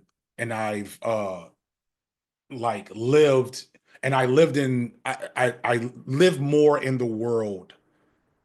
Does that make sense? Like I'm more in the actual world than Yeah. a lot of people that watch me and watch us. In Mm. that I've worked normal jobs before YouTube, and my kids go to a school with like kids who parents voted for Trump, you know, and I have a very group of friends, some of which who just learned to stop using transphobic slurs, you know what I'm saying, the Mm. last 5 years, you know. And so like I'm operating on a different, and I know that that's like, and I know that my environment is almost as good as it gets. You know what I'm saying? Like the progressive bubble that I've developed for myself through years of effort now is not good enough. But if that were like, if that were the worst it could be, the world would be a much better place. You know what I'm Mm. saying? Yeah. And so, and the thing I realized this well before. I realized this after, I think I talked about it. I don't know when I talked about. I just talked about this recently in something. But after I made "Fuck the Police," I started like recognizing that there was a disconnect between where we actually are as a political like movement and ideology, and think where we seem to think we are based on how we behave. Does Mm. that make sense? Yeah. Um The political confines of yeah. reality versus I guess the theory that we are exploring in terms of is the best way forward. You know, what is the ideal space? And how close we are to that. Mm. And the one thing that I realized, like, we're way like the paradoxical irony is the left, not just the online left, the general left of America is more powerful and significant today than probably it's been in the last 40, 50 years. Um, but the paradox is that's not saying much, Mm. you know? Still not doing shit. Right. Like we've gotten ourselves off the mat in the last decade, I would say. Mm. Right. Bernie Sanders has helped the American left come out of the fucking grave that it was in for 30, 40 years of COINTELPRO, counterinsurgency, McCarthyism, all those things. And we're dusting ourselves off. But like we're literally one foot out the grave. And we have to kind of operate with that in mind in terms of like, you know, yeah, there's a lot of people when like, you know, during the election, when I was like explaining to people in my friend circle what's happening in Palestine, it was shocking to them, like how bad it actually was. It was shocking to them. And that's the irony. It's like for the first time in history, well, not in history, but like modern history, most Americans are like, yeah, this is bad, which is not something like that was normal. I almost got fired from a job in 2000, from a teaching job for saying that in 2007. So here we are less than 20 years later, and I wouldn't get fired. Well, maybe I still would actually, but yeah, I mean, that still happens quite a bit, but right. More people do speak out, right? Right. If I got fired, I at least I'll be able to say something about it to more people versus like back then. It was like they were like, dude, why would you do that? You know, you're gonna get in trouble. Don't draw more attention to it. Yeah. Right. So that's amazing. I think what was your homeboy's name? That was from, I think he wasn't from Palestine. He was your Arabic homeboy that we did the podcast with. Sahil. Yeah, he's from Sahil. Pakistani, but Yeah, like he was like, yo, the fact that for the first time in 60, 70 years, this majority of people are against what's happening in Palestine is a net positive. But they still actually don't know. right. And I am a firm believer that if people actually did, if more people actually did know and understand, there would be more of a public response. But it's an attention economy. And the way to like crack that attention sphere is only through stuff like what you did before. You know what I'm saying? It's only through, in my opinion, the end thesis to this Beyonce video is like, you know, it's not, we shouldn't just end at whether or not we should or should critique Beyonce for being a billionaire, pop star, you know, hyper capitalist. Is actually, are we critiquing her well enough? Are we doing it in a way that's actually useful? Because like I could very easily make a Beyonce's bad and here, no shade to H-Bomb. But I could very easily make a Beyonce bad and here's why. But it's actually, I think, more valuable, especially for my skill set and the audience I'm in front of, to make a video like a meta video about Beyonce that hopefully gets people to shout out to Ugopnik, because I really like watching the video he made about fuck, I'm getting tired now. He made that video like explaining the online left a couple of years ago now. Oh, the pipeline? Yeah, like building the real leftist pipeline. Mm.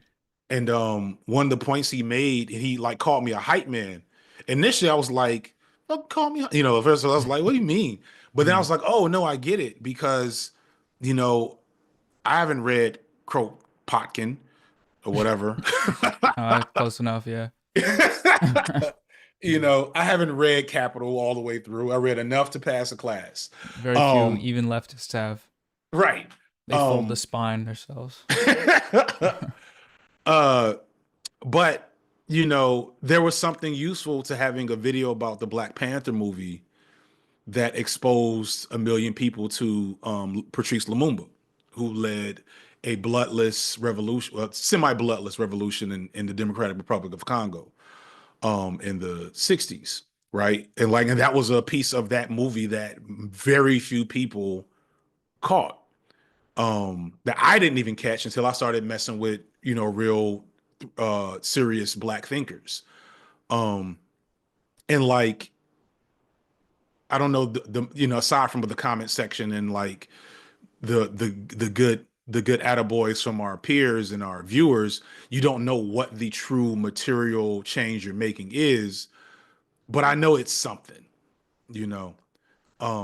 There's you can, you know, we can hate on ContraPoints gets a lot of hate, but this space exists because she made all those videos in 2017 and 18, you know. And so like she can be a shit lib to a lot of people, and I'm not gonna defend ContraPoints' politics specifically, but I will point out that there is an important role to play in that hype man role, you know. Yeah, and historically, like in terms of how the space has been shaped, I like that you bring that up, because it is often focused on ContraPoints or any, you know, older bread tubers as a like singularly what their actions are now and what they're saying now and how they're not left enough and how they have, you know, shit lib stuff.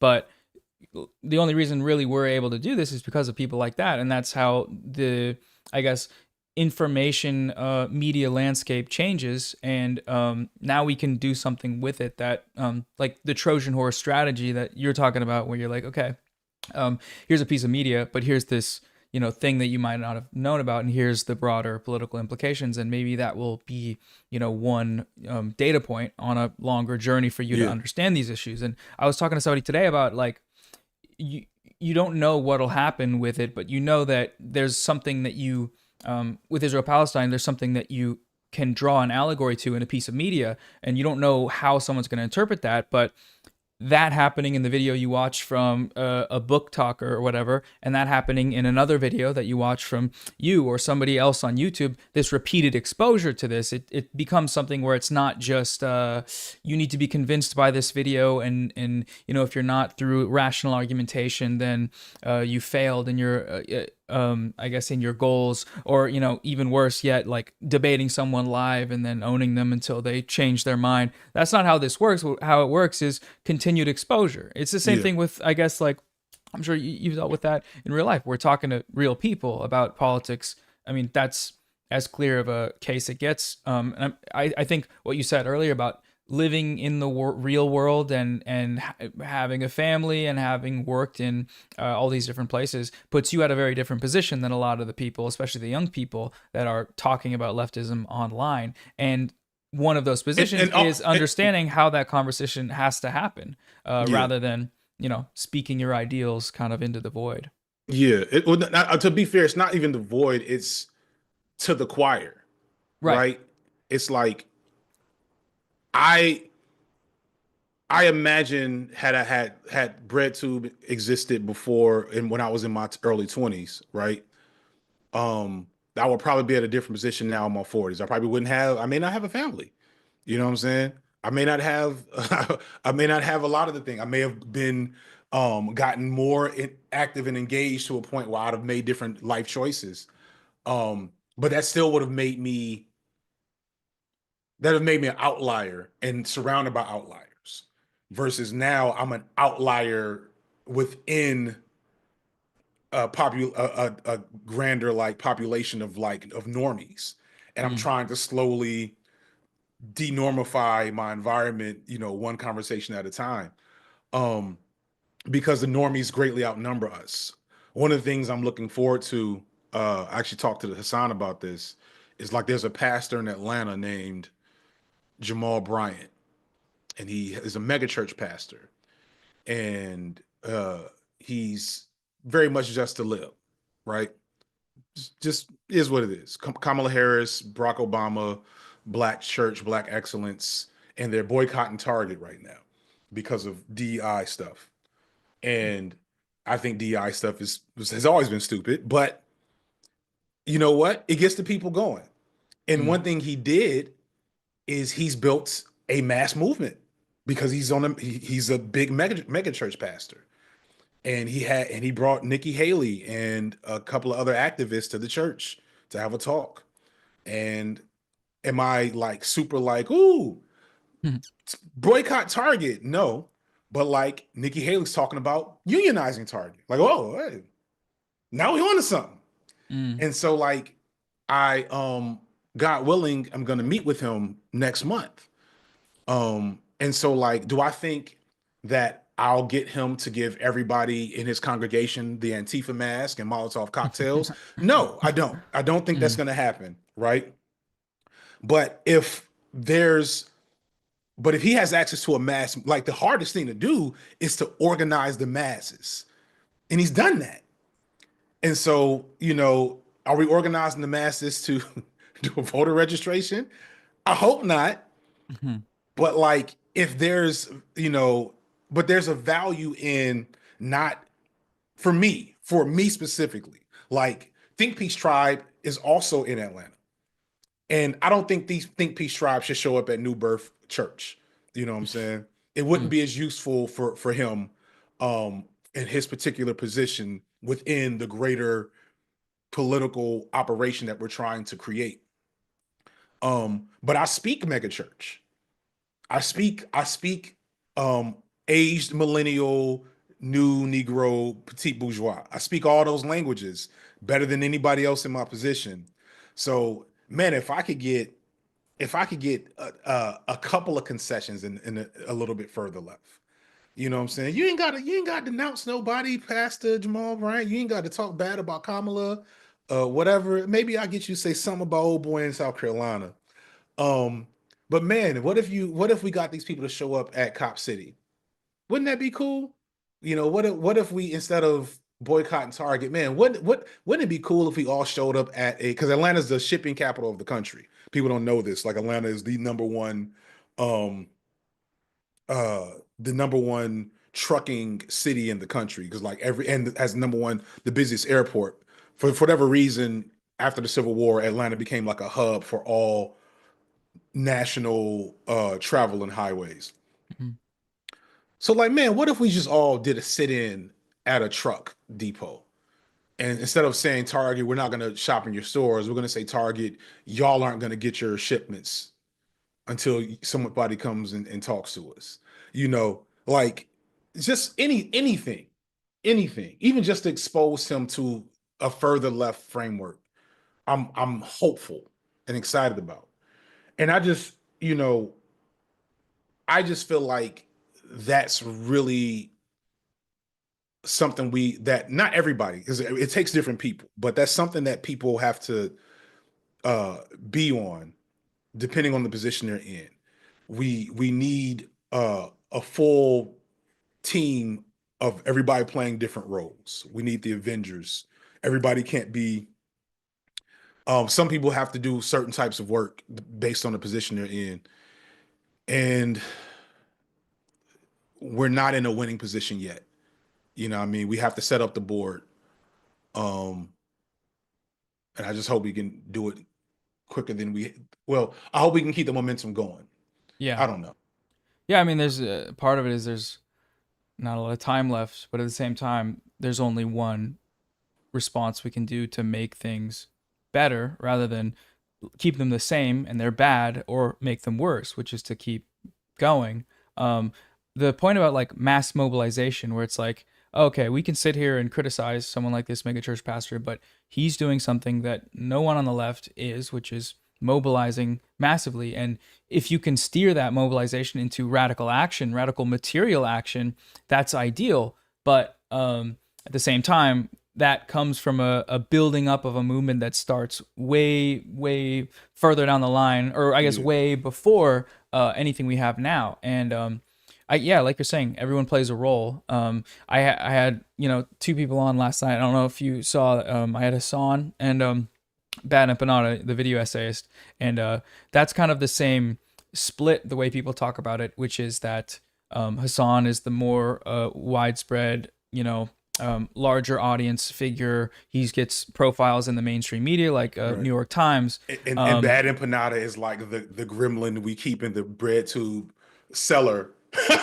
Yeah, he's the gremlin that's correct about almost basically everything. Like I don't see many bad takes from him, but I see he'll do some gremlin activities, and these positions aren't irreconcilable. And as we saw last night, like they were able to talk about the things that BadEmpanada made a video talking about how Hasan is, normalizing like liberal Zionism by talking to Bernie and AOC and not pushing them on Gaza. And when they ended up talking about it, they came to more of the same conclusion essentially. And that's a product of YouTube as a medium, making it so that the only way they can talk is by someone making a video and someone watching our stream and reacting, or maybe just not watching at all. And that's, I think, the problem with YouTube. And I'm glad they both came on because that was able to happen. But it's also one of those things where that push and pull is if it's expanded outwards into mass mobilization plus politics that are as principled as they get. And as I think, like when it comes to dealing with Palestine, the way people need to be doing it, but it's so far from the political framework, what's actually happening on the ground, that it there has to be some meeting in the middle of that, Yeah, and I think it doesn't even have to be. I don't like using the phrase "meeting in the middle" because more dialectical, maybe like shedding off the things that don't work and synthesizing on the things that do. Right. Yeah, and I also think it's the responsibility of people like Hasan, people like myself, who have built large platforms on this ethos, these politics, to persistently point further left than we are capable of going. And that's if I have one criticism of the greater breadtube community and the OGs and the bigger platforms, is that like, will I ever put BadEmpanada in one of my videos? No. Just being real. But will you ever hear me talk bad about BadEmpanada? Will I persistently adopt will I at times adopt a bad empanada talking point and maybe sanitize it for We all normie do. ears? Everybody We all does. do. Hasan does. You know, and we all know. I saw it in the BadEmpanada video yesterday, and I hear you saying it now, and Right. you're And right. so- but he was right first, and you won't Right. talk about it. You know, and so Yeah. my version of BadEmpanada is like, you know, no, that's not. Let me not do that because there are things there, but I don't want to get into all that.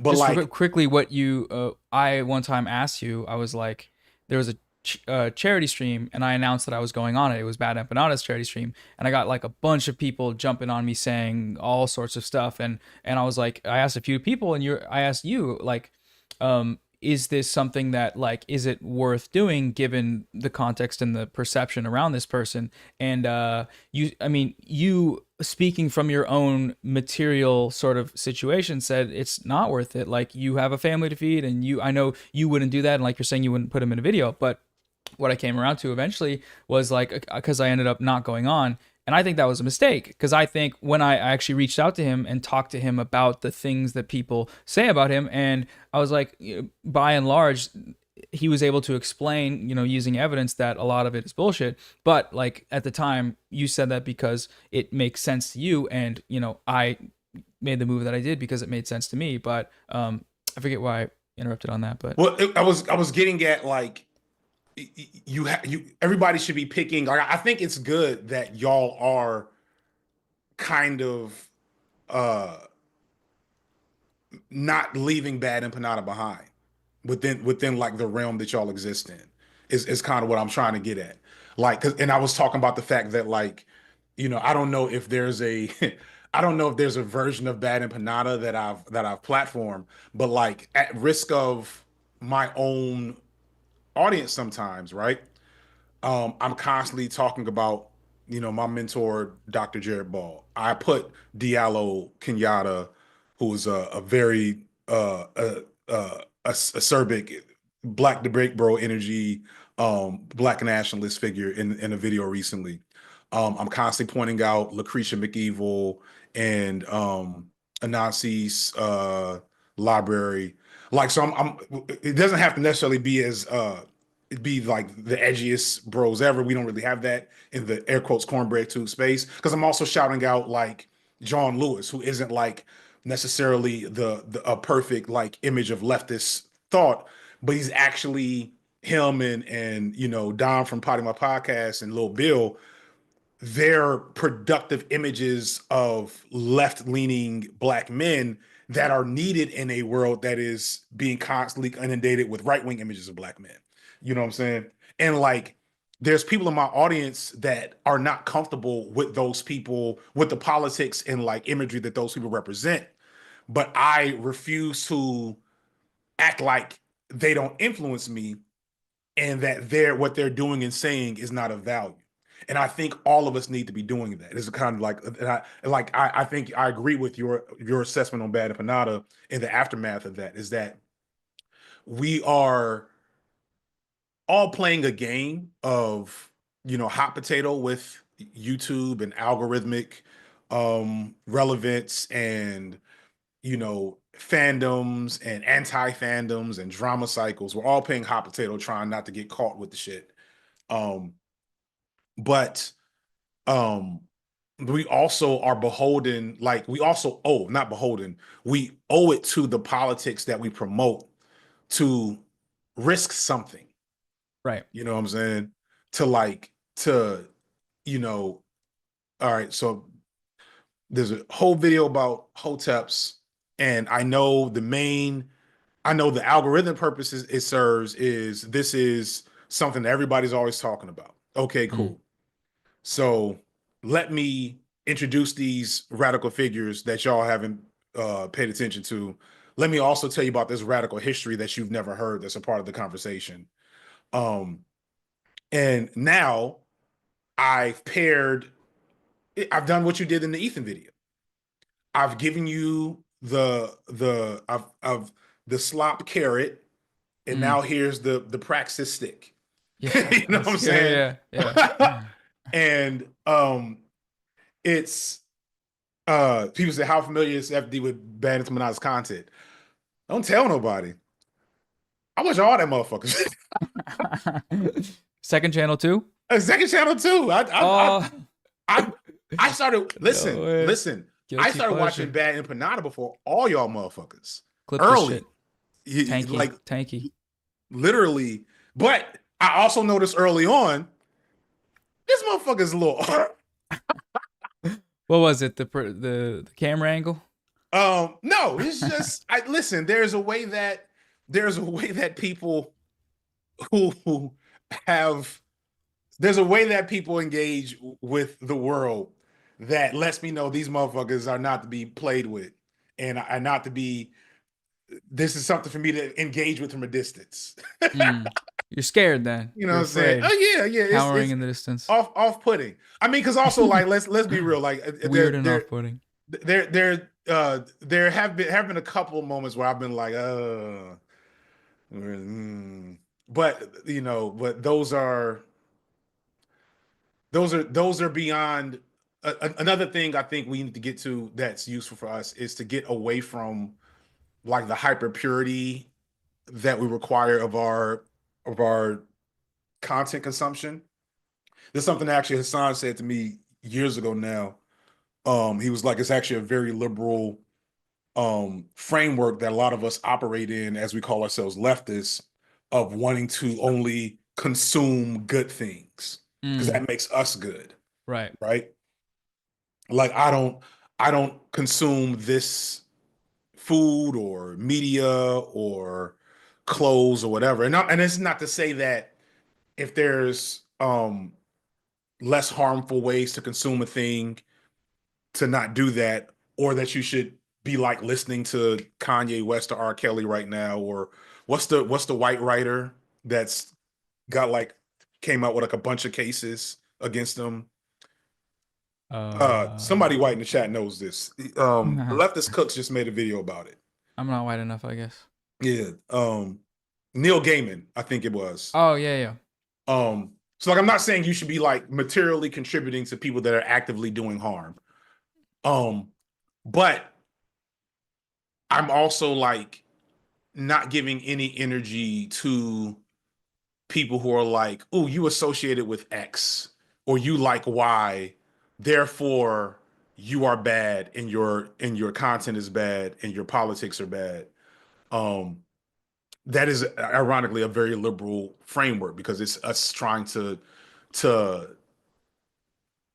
like manifest a sense of goodness and like a moral quality out of capitalist consumption. Yeah. I feel like I see it from the other direction a lot, like that, you know, fear of association applied to BadEmpanada. But either way it goes, it's still placing the, you know, the kayfabe, as you've talked about it, above the actual politics, far above it. And if we are to remain principled and actually really care about these issues, then we conclude by saying it's not about us, it's not about me, it's not about you, it's about what we're trying to do collectively, and that can only happen if we, I guess, stop, you know, leaning into this, like, I don't know, this kind of I guess purity politics is one to say it, but again, I do think like what's the word, shaving down the message until we can have some common ground about the things that are causing harm, even if it still appears to be leftist. I don't think there's harm in that necessarily. But like you said, like talking about that megachurch pastor, mass movements are needed soon. And there has to be some form of somewhere between Hasan and BadEmpanada where this kind of, you know, this like, you could call it purity politics, or you could call it capitulation to the system. But either way, it's we want to find something that's I forget where I was going with that. We're on hour 53 of streaming, so yeah. Have you slept yet? I've slept, but I've slept on stream, so I don't get great sleep because people are watching. Freaks me out. Well, when I have the blessing of maintaining baby sleep my entire life. When I am asleep, the nothing is happening. I need no melatonin, no gummies. When it's bedtime, the world Yeah. disappears until I wake up. You know, you might hear me, toss and turn. You might hear me fart, and I might have to have I wear a CPAP mask. But yeah, so So it's yeah, bedtime is what I'm hearing. no. You know what I'm thinking? Because I'm actually now up. Like I'm up like a motherfucker. But what I'll do is, what if I let you do whatever for 30 minutes while the chat watches me play Tekken? Oh shit. Yeah. I don't know sure. how that will work on this Zoom call. How would I do that? Are you playing on your computer? Yeah. Yeah, if you can screen share Tekken to Zoom, I think. Let me see. It's a great idea. So first let's move this over here. I need to go outside, drink a cup of water. Text my girl. Let's say, and if I put this over here, and I click share. All right. I have showered since this began. I showered today after I dyed my hair, and I showered the day before in the morning. So, take that. Oh, there we go. Can they see? Yeah. It's a little choppy, but... Hold up, I can't... Oh, there's Zoom. This is awesome. Can they hear? Can they see? Yeah, they can hear and see. Big guy in a suit. Probably should turn this down a little bit. It's a little loud.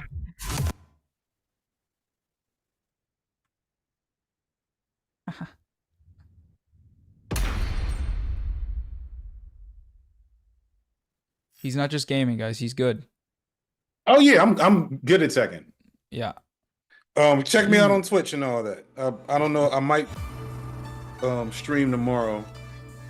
People popping in and seeing this screen. Oh, what the vaguely... It's you gaming in the corner. My screen. They're gonna be very confused. Wow, Noah's changed. Let's see. Bye, chat. Please donate. We don't have enough yet. It's, I think, over 440 total, probably. How's that sound, chat? It's probably even a little quiet. You could probably go up a little bit if you want.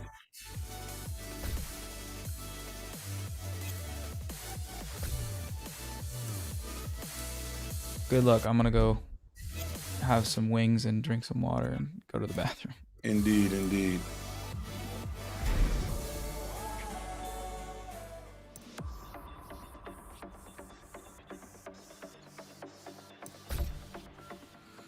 All right, chat. I'm gonna donate $50 for every match I win.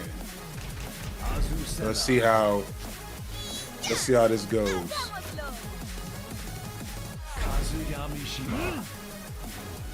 This is crazy. I gotta help Noah out. So I'm gonna try to go till around 12:30. I'm gonna see if I can survive. Playing this late is a bad decision for me. Just cause I'm good, but I'm also old.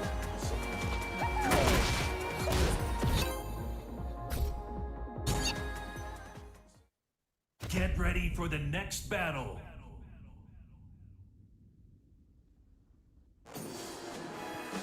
All right, I can't talk much when I'm actually playing because this is not an easy game.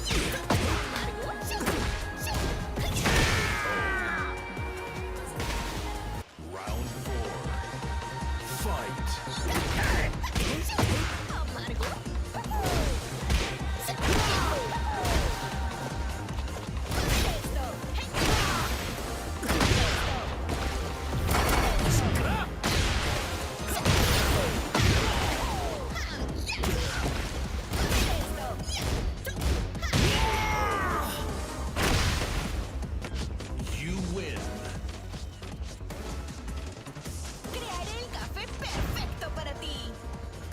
So I mean, how's this looking to y'all? It looks on the screen like this is incredibly Get choppy. ready for the next battle. Is this coming through okay for y'all? Is there a way I can make this better on the screen?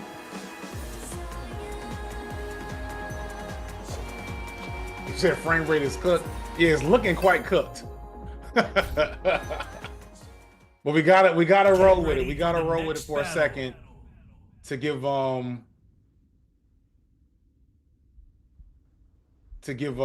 a second to eat these wings at least. Yeah, I don't know if it's it can be any better. I hate this character so much.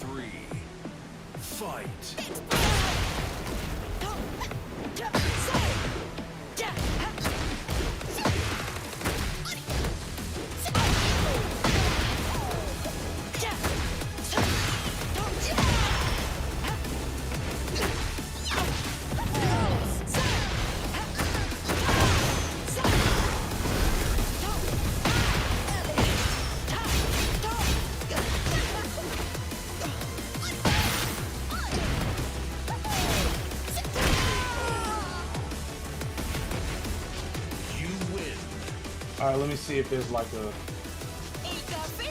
setting I can hit.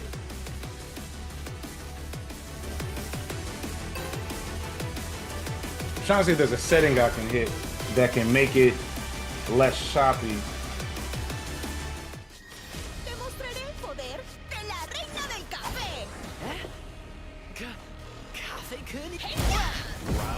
Doesn't seem like there is, unfortunately.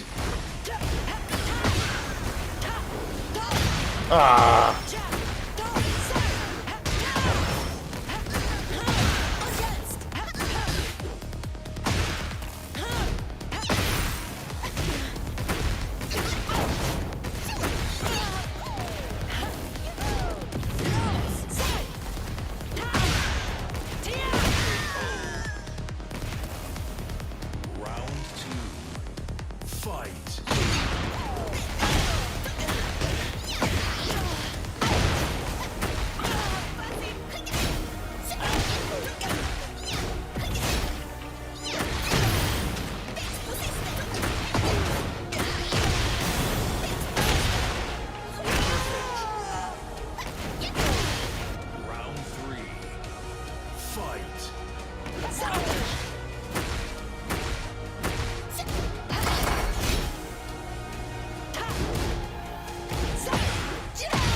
Oh, how did I let that hit me?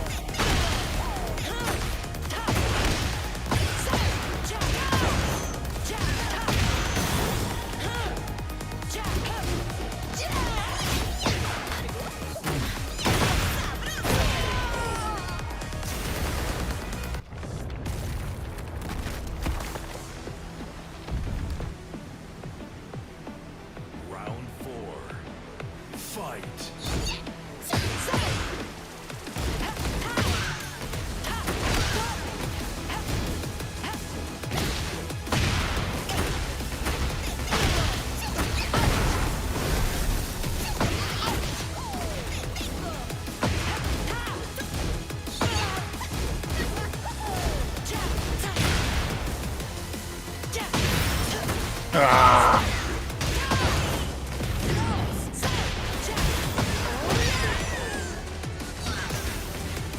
Final round. Fight.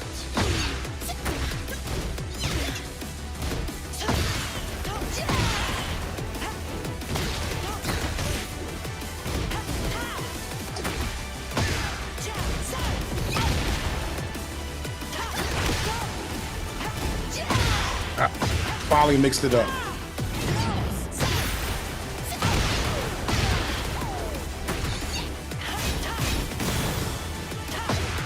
Ah. Got him. You win. That's 150 for the people.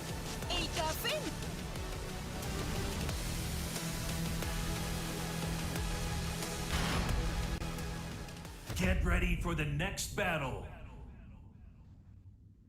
I mean, I'm sorry that it's choppy, y'all. I can't do nothing about it, unfortunately. What if I made the window smaller? Can I do that?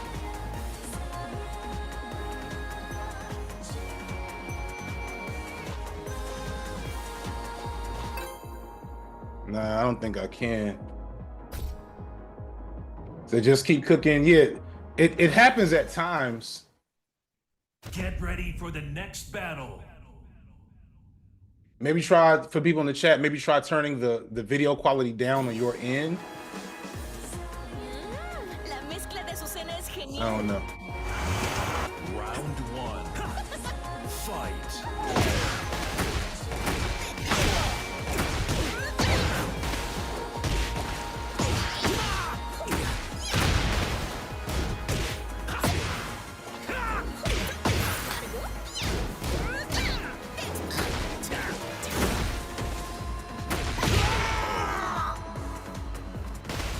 Round two. Fight. Ah.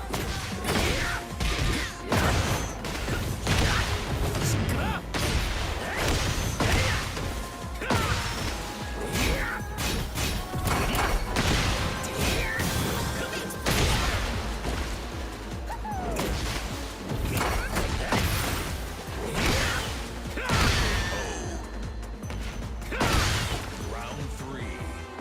Fight.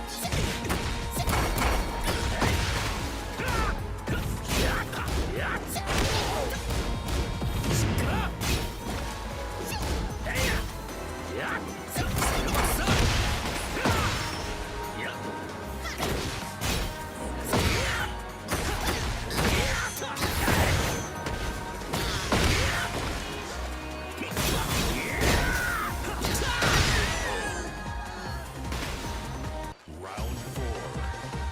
Fight.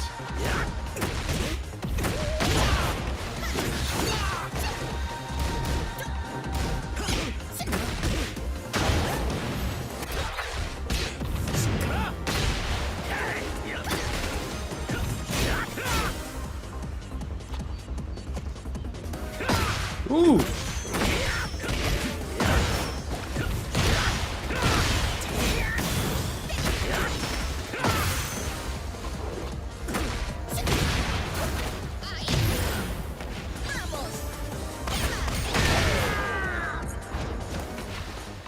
Final round. Fight. So basically, chat, what he's doing here is beating this guy's ass. And this game's pretty much about beating the other person's ass, and I should shut up.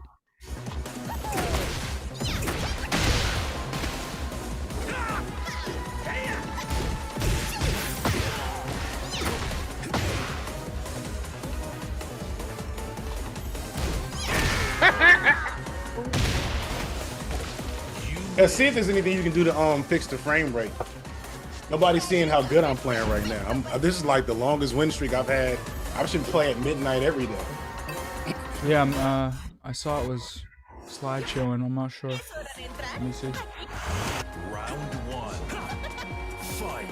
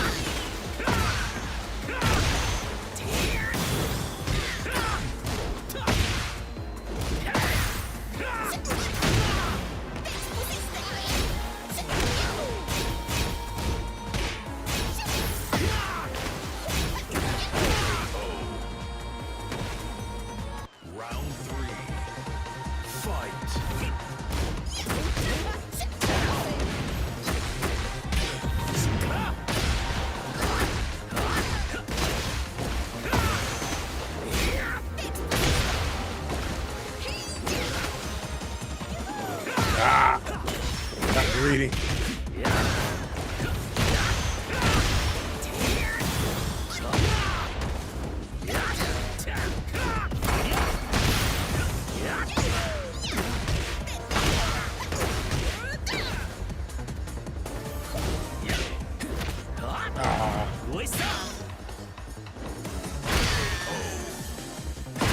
Watch his ass come back.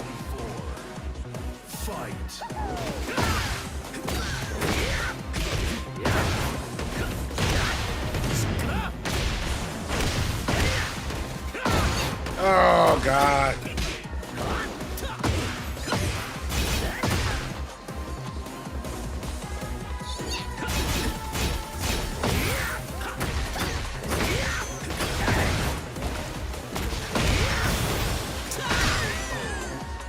Oh, Lord. Final round.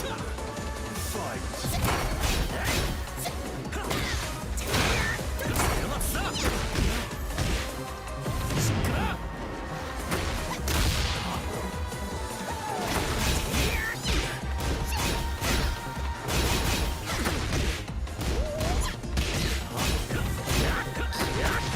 How did that hit me?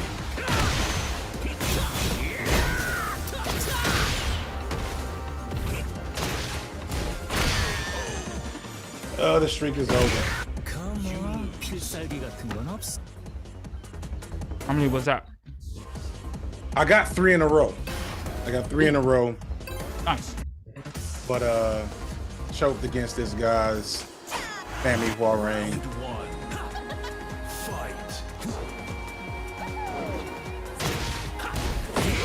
And I know what I'm doing wrong now, but I don't know how to fix it.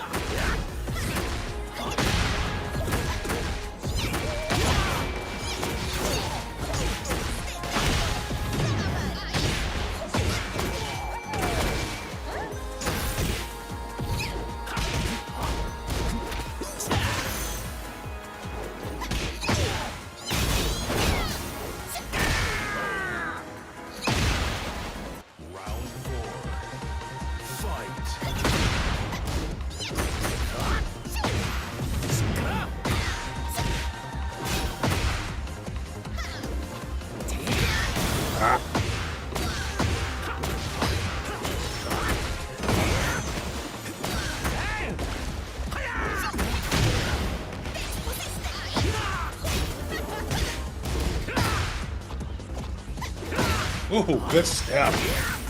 Can't even be mad at him at that one.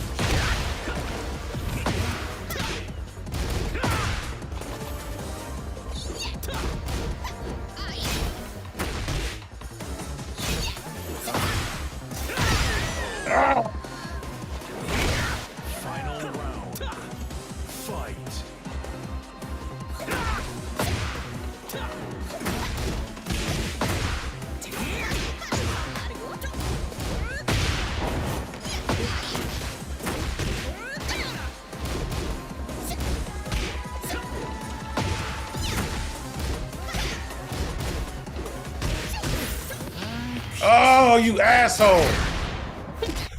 Oh!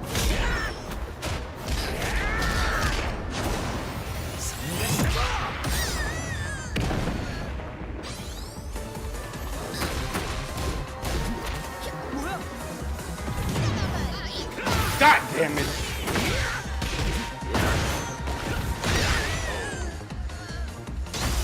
Oh, and he key charged on me. This motherfucker. All right, I gotta get one more after that.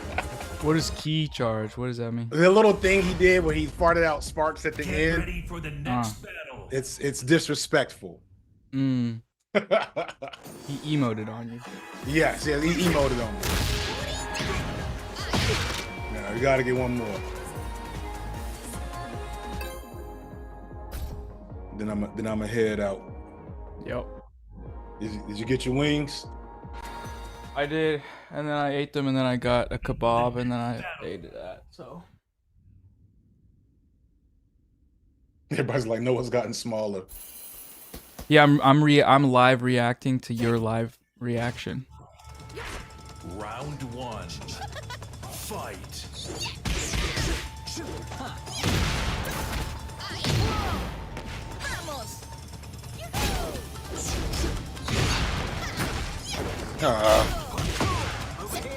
Oh, good call out there.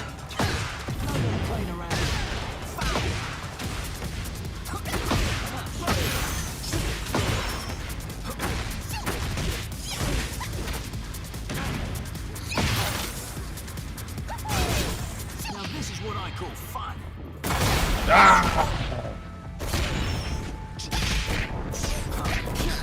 That's a knockout. I just realized he's Wolverine.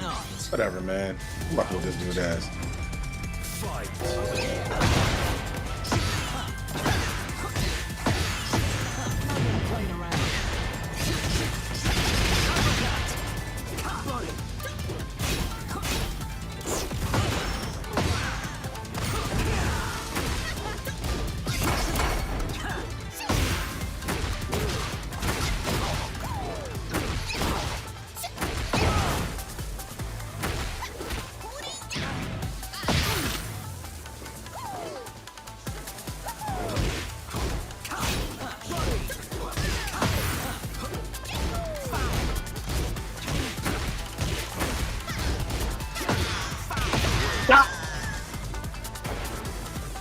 Round 3. Come on. Fight.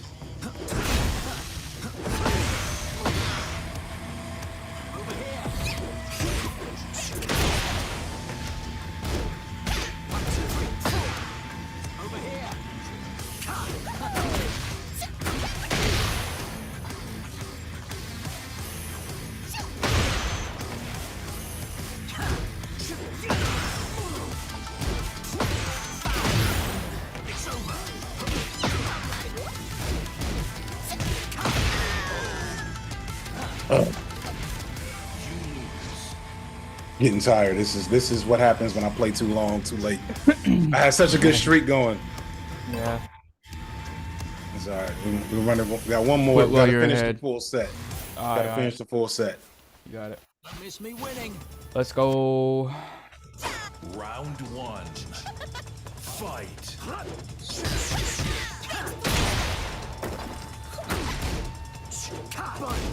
Over here. Playing around.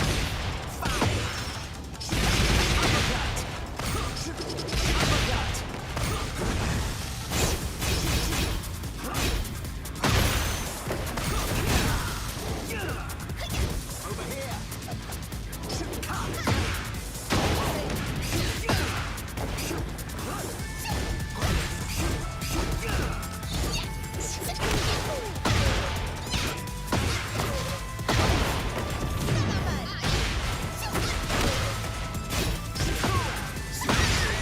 This dude stays blocking low, and I haven't adjusted. I need to adjust.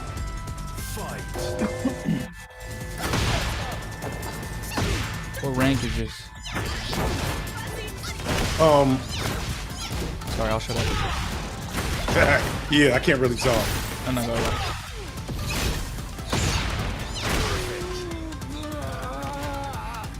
Round 3. Fight.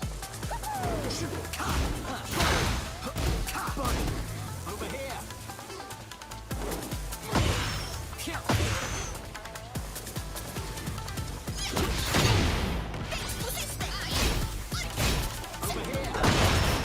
This guy loves his flow charts, but I'm just not in a mental space to adjust to him.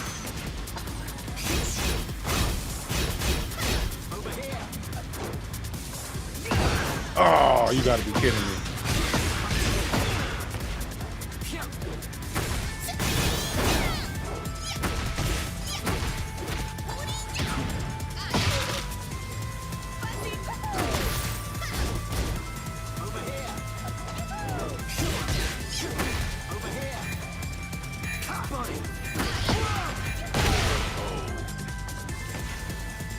Round 4. Fight.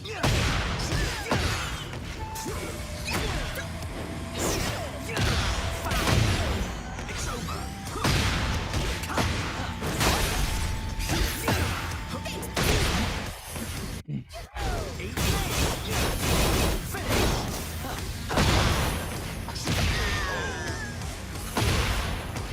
Final round. Fight.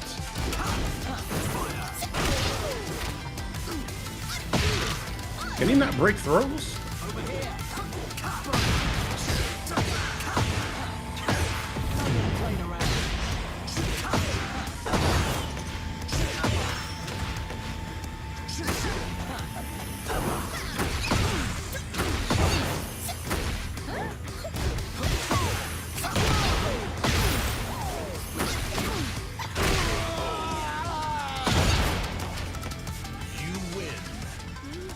Nice.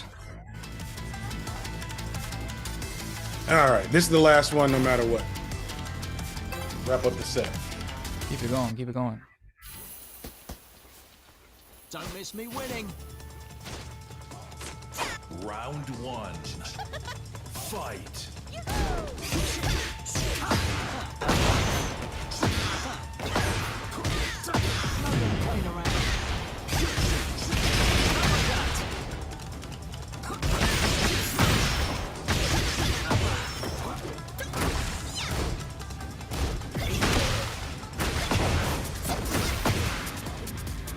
Oh, you gotta be kidding me.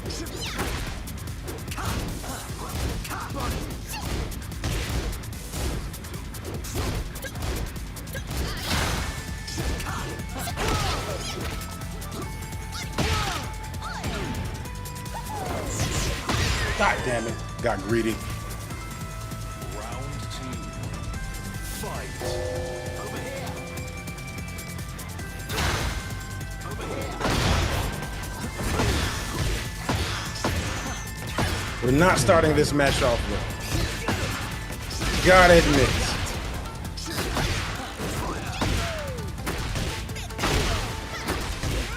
Oh, come on. Over here. Over here.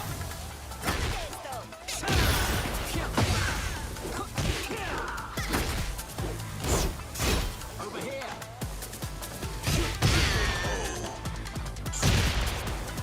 Round 3. Come on.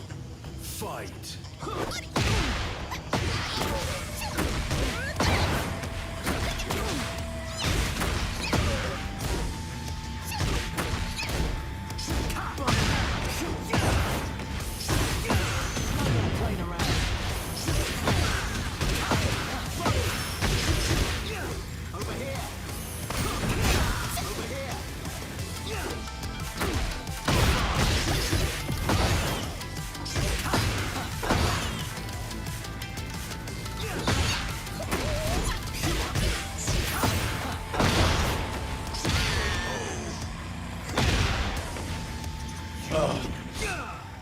These are the fists of a champion. All right, all right. I got some good licks in. That's about all I got. That's about all I got. That lets me know it is time to call it a day. As I, Chad, if you weren't here for the beginning parts where I was winning. It was good. It was good. Oh Lord. Fun to watch. Wait, that's my cat. Yeah. There we go. That's all right. So I guess what was that? Is that 250 for me? Let me go ahead and make that happen real quick. Nice.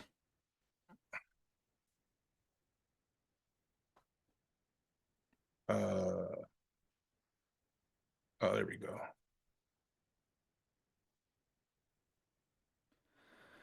Can someone add up the total? Because I think it's 350 on the main one, and then there's like 3 others that I accidentally opened that are all like 20,000 or something.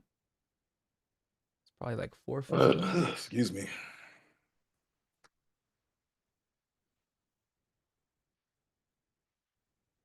Oh, all right. I'm about to get into bed because it is 12 a.m. and I am no longer in the age range to be up this late playing video games. But it's for a good cause. It's a good convo. Shout out to everybody in the chat. Free Palestine. Yes, sir. All those Thanks good for coming things. All on, those man. good things. No, That no was great. problem, man. Take care of yourself.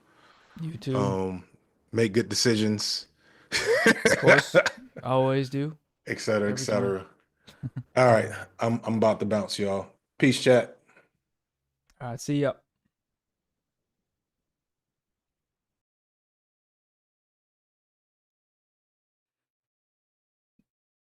From what I saw of the frames, he's very good at that game.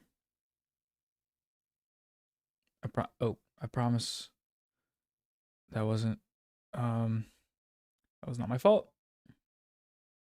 Didn't he win a tournament or something? Holy crap. So yeah, I think it's probably somewhere around $415, maybe more, $1,000 that we've raised for Unrwa. I can't thank you guys enough. Okay, breakdown is 300. Let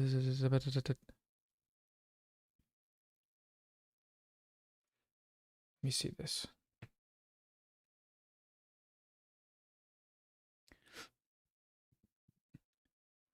$3,886 plus 19,886 plus. It's so over. Math. Plus 13,728 plus 30,44 plus 354019. 417,000. Wait. Hold on. Look at that, man. Well, once it's normal. Shit. Boom. Can we get 5 big booms in the chat? It's this. Wait. No, it's that. Keep donating. No, I'm just kidding. Well, yeah, I mean, this is crazy, man. I have never seen some shit like that. Boom, boom, boom. Yeah, FD is out of here. I mean, it's like midnight for him, I think. And he has a family, a real family. Okay, so I have to get 2 tattoos. I still have to wax my leg. Shall we do one last spin of the wheel, guys? In honor of, if y'all didn't know, we were doing a wheel spinning situation earlier. Where I spin this wheel and then you guys get to choose. And if it's something, wheel in the chat. We saying it? We doing it? Okay. No water for 6 weeks. What was the number again? 417 something? 417,394.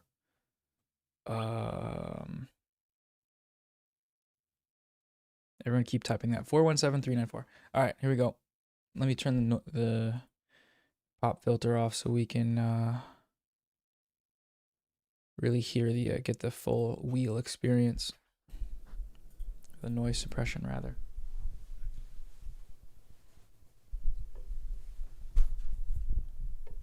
I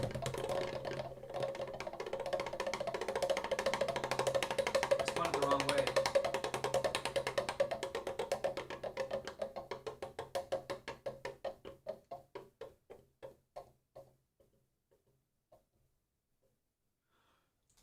Soaking wet. Soaking wet.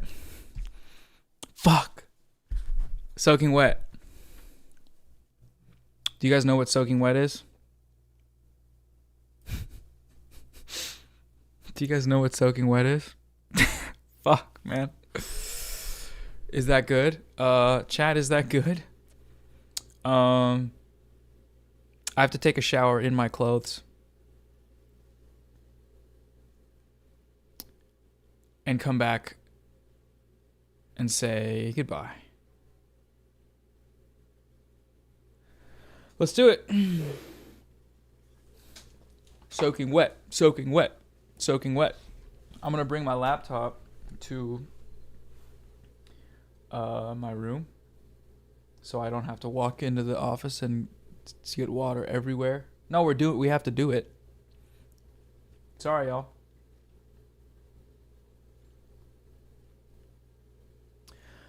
Oh, in front of, yeah, this is the easiest of all of them. It literally is. So, yeah, I'm thinking we're back. I'm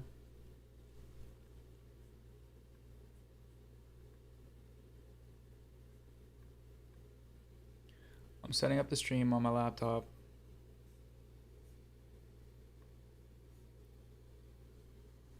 And I'm stopping. You're not going to see it up close. I have toner, don't worry. I have toner, don't worry.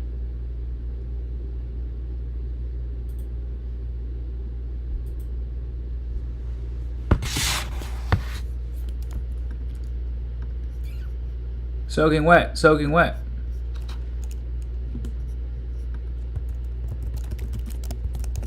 Ah.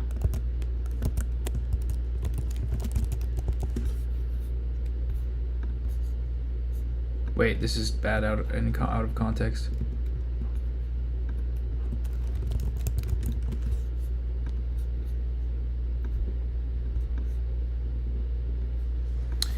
Alright guys, wait. Hello. I can't use my headphones. Here we go. Here we go.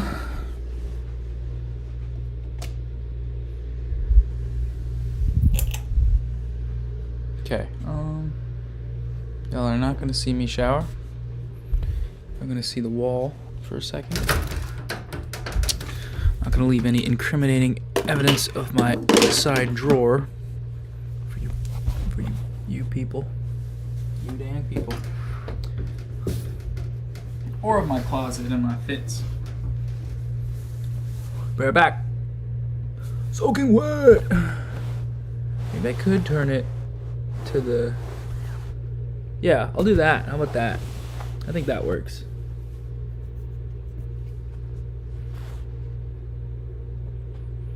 Soaking wet.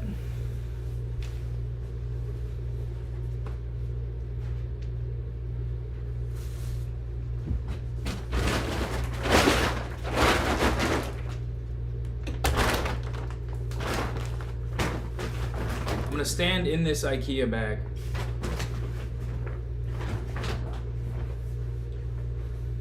Also, my cold water doesn't work, so I'm about to be steamy. Be right back. Wait, I can shower. I'm in my clothes. I forgot.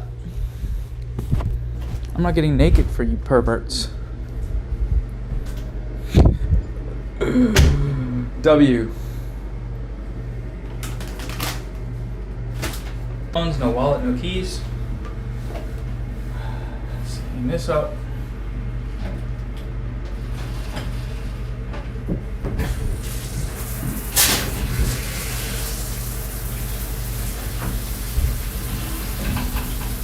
Soaking wet.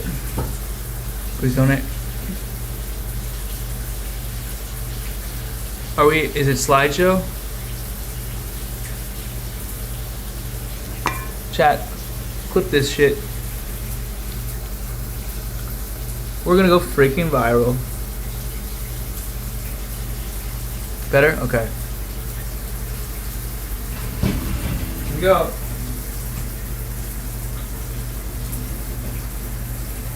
You'll be able to see. I don't think you will.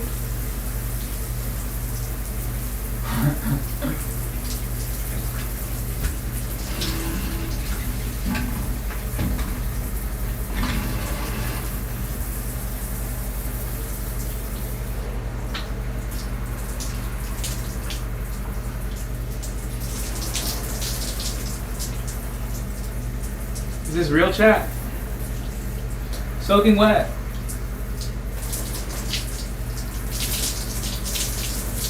Just one time. Please send money to Unrwa. It's very serious. Can I get at least 5 booms, big booms in the chat?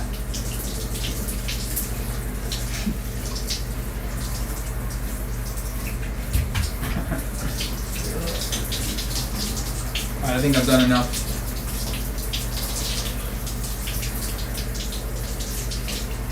Do you guys like me?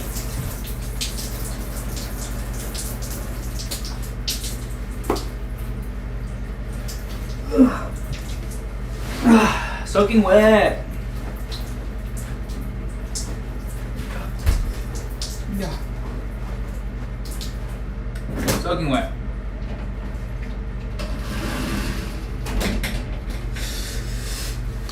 Soaking wet. Is it frozen? I was gonna have to stream like this.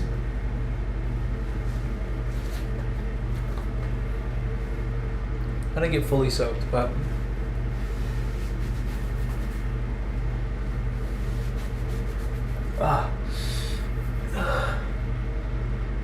it's all right. Soaking wet. All right, you perverts, look away.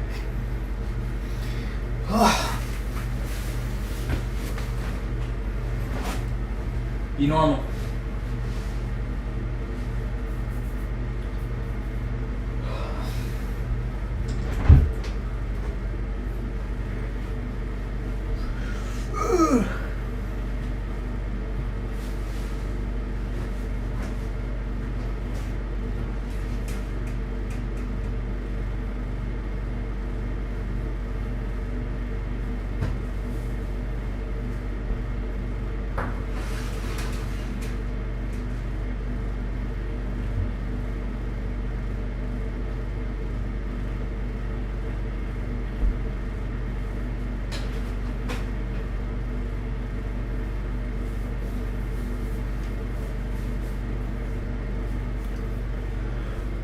Okay, no sleep stream tonight. I need my alone time. I got some wings coming to the bed. But y'all have a good night. I'll see you in the morning.